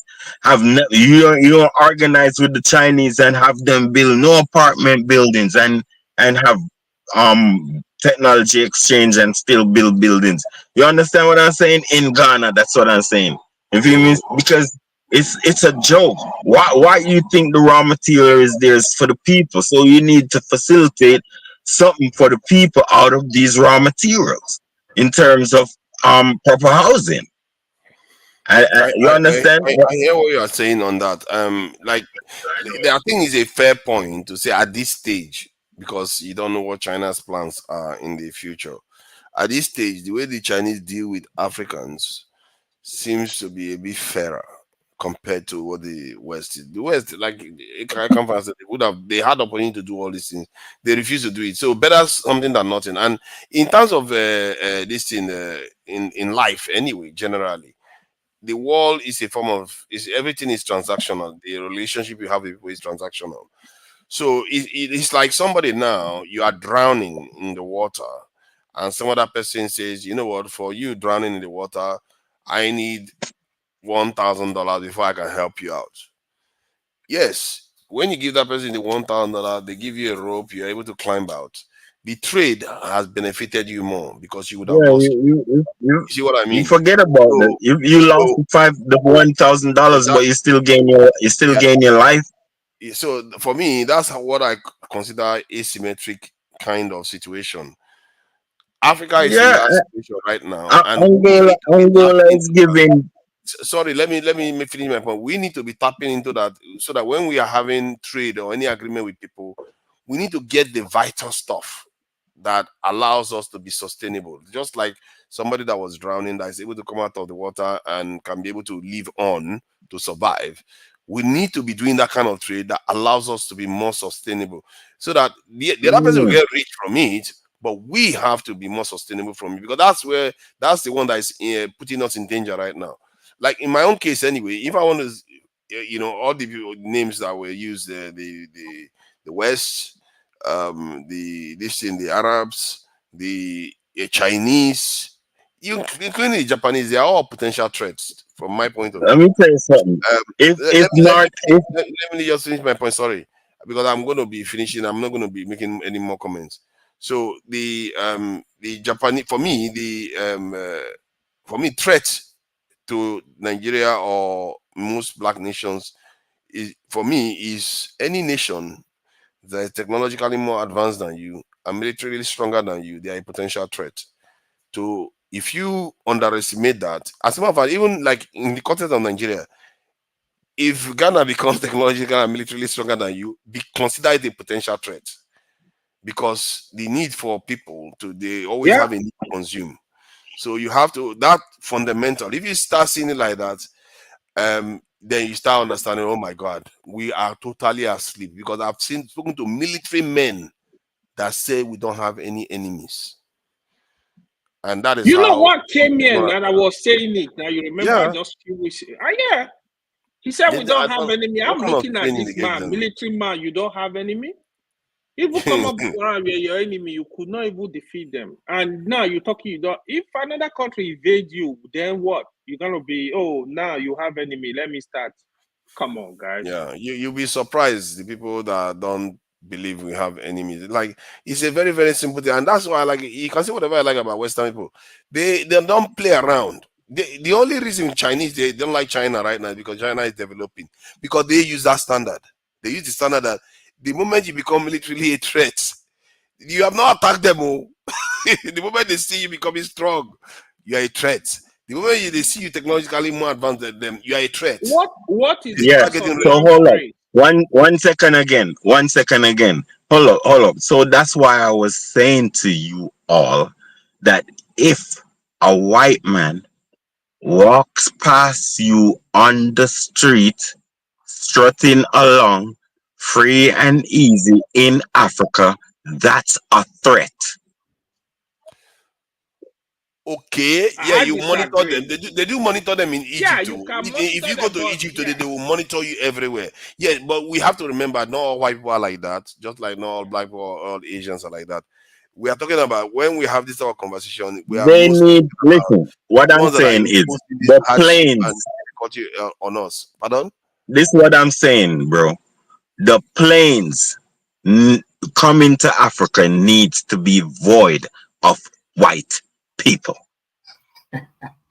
You see now, no, now you see why you're now going too far. You're now going even too far. Festus No, is laughing now. Eh, I can't fire. Eh, yeah. why do you go in the dark when you are saying No, this? I After you say disagree. those Oh, things, you go in the dark. because Come out and show your what face. if So that hold it's on, only my what face you are saying okay, now. hold on, Nobody's guys, saying hold I on. can't fire. You will say it Hold and go on, in the dark. let me ask a fire. What about the Eh. plane of black people going to the west? So what do you want them to do? You want them to also what do you want them to do to the plane? We So going there.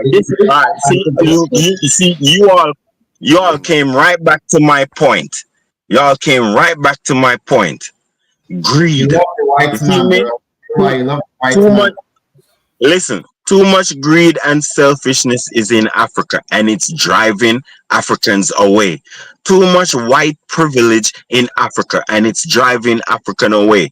Lack of black privilege in Africa is driving Africans away. No, What I let me mean explain is to you. this no, this what I Okay, let mean. me This say what this. no, this what Okay, I go ahead. mean. Just listen. This what I mean.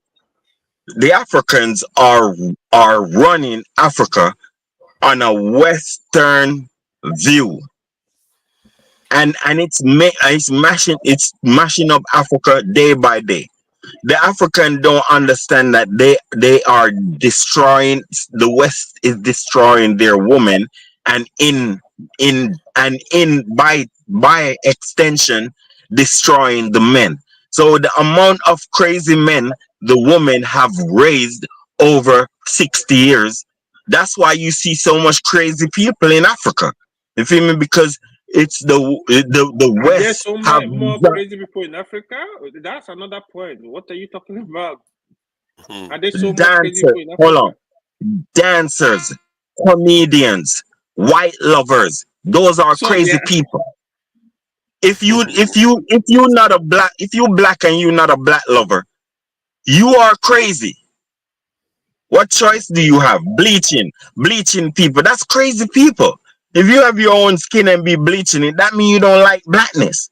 It's evidence. These things are evidence that what I'm saying is true, and that's the common people, the wig wearers, all of the wig wearers. Those people are destroying the continent. You feel me? Let me tell you something. When you buy wigs that don't come from the continent, it destroy your economy. That's capital flight. That means your all of your money going to Thailand and all those places. So that alone is messing up your economy, and that's the woman. And they are promoting white loving, and their sons are learning white loving from them, and they telling their sons who to like and who not to like, and liking the red one more than the black one, and they showing their kids that. And that's why the youths are so messed up. I know And that because I'm Jamaican. We and live that. We live all of that. What I'm trying to say to you, but and it's coming to Africa. to add to what I It's can coming. fire, and to add to what I can fire, is saying there's this thing where we believe that the beauty standard is white, white women, white stuff, right?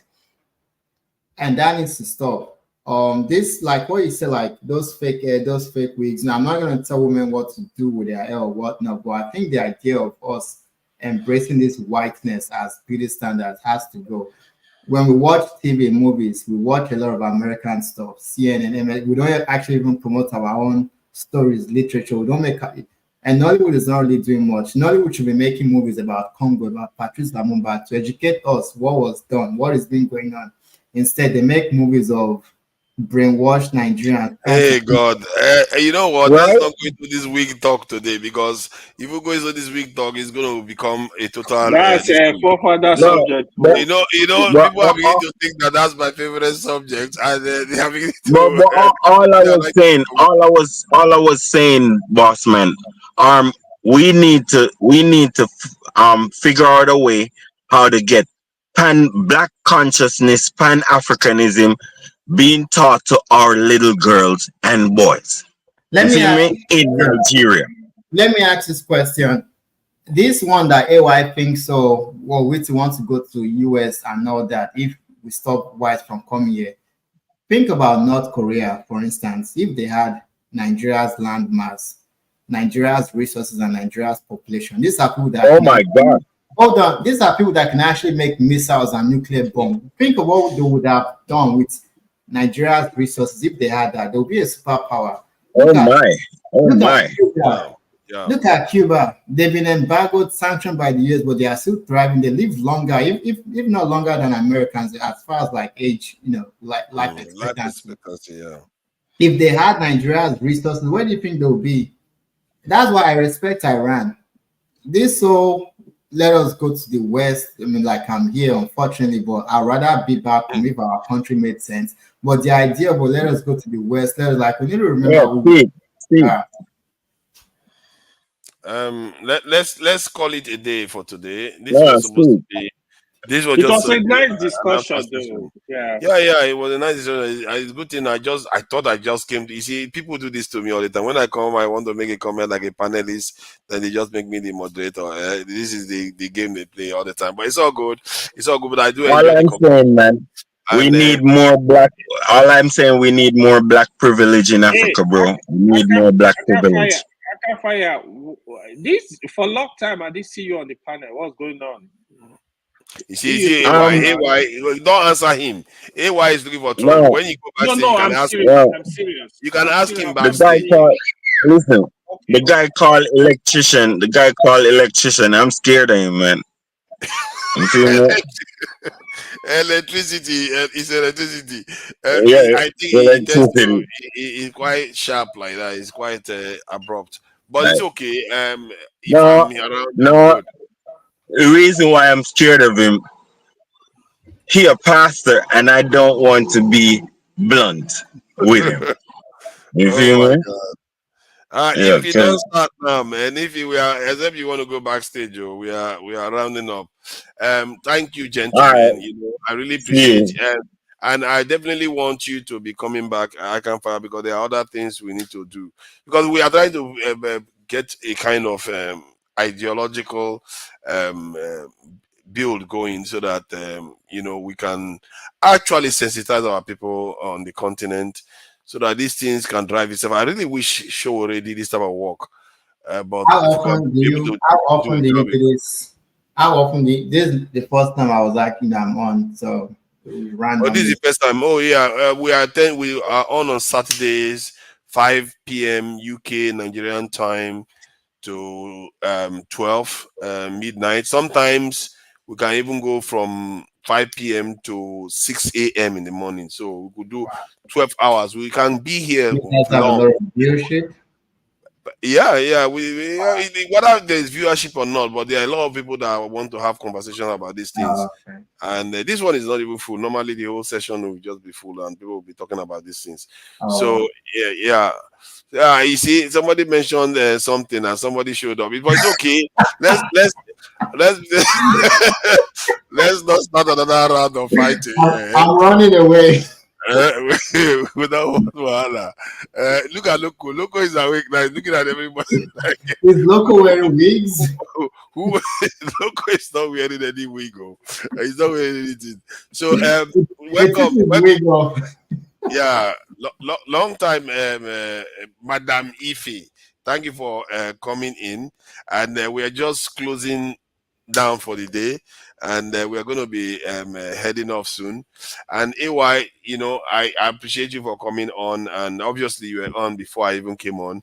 Even when you have responsibility, you still come on to talk about Nigeria and talk about issues and very, very sensible ones. I wish we had more of your kind in Nigeria right now. Maybe we won't be the mess we are in.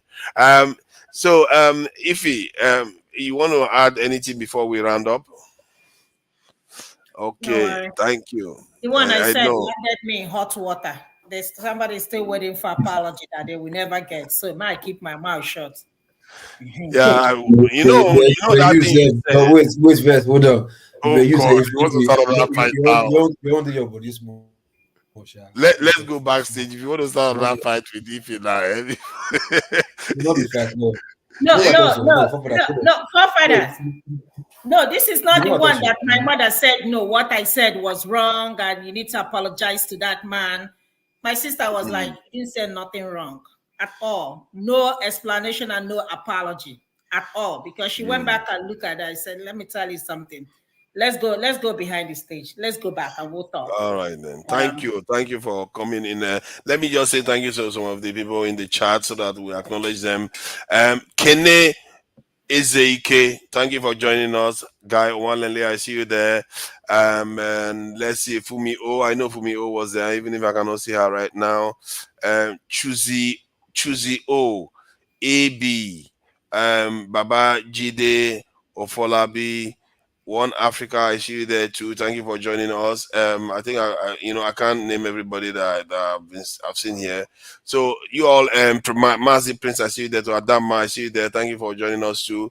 Until next time, let me see if I can play some this in, and we'll go backstage. Bye, guys.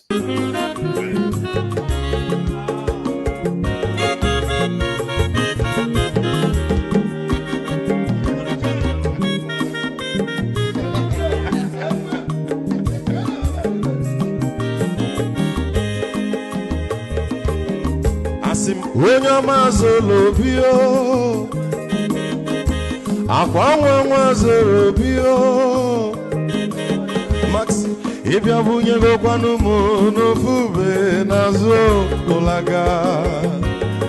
ụlaga n'ịbịazigo mmanwụ ụlaga do n'ịbịazigo akwa nwanwe ilochi ya biko rapụ zoro ka ọ nabazi ya onye ọma zoro biko abụ mmanwụ zoro dosari ịbịa nwunye n'egwana m ụlaga do n'ịbịazigo mmanwụ ụlaga do n'ịbịazigo aba mmanwụ ilochila biko rapụ zoro ọ na-abazi ya maazị wekọba odogwu n'okporo ezu na nke onye ọma n'ịgadele bụ maazị n'ịbịazigo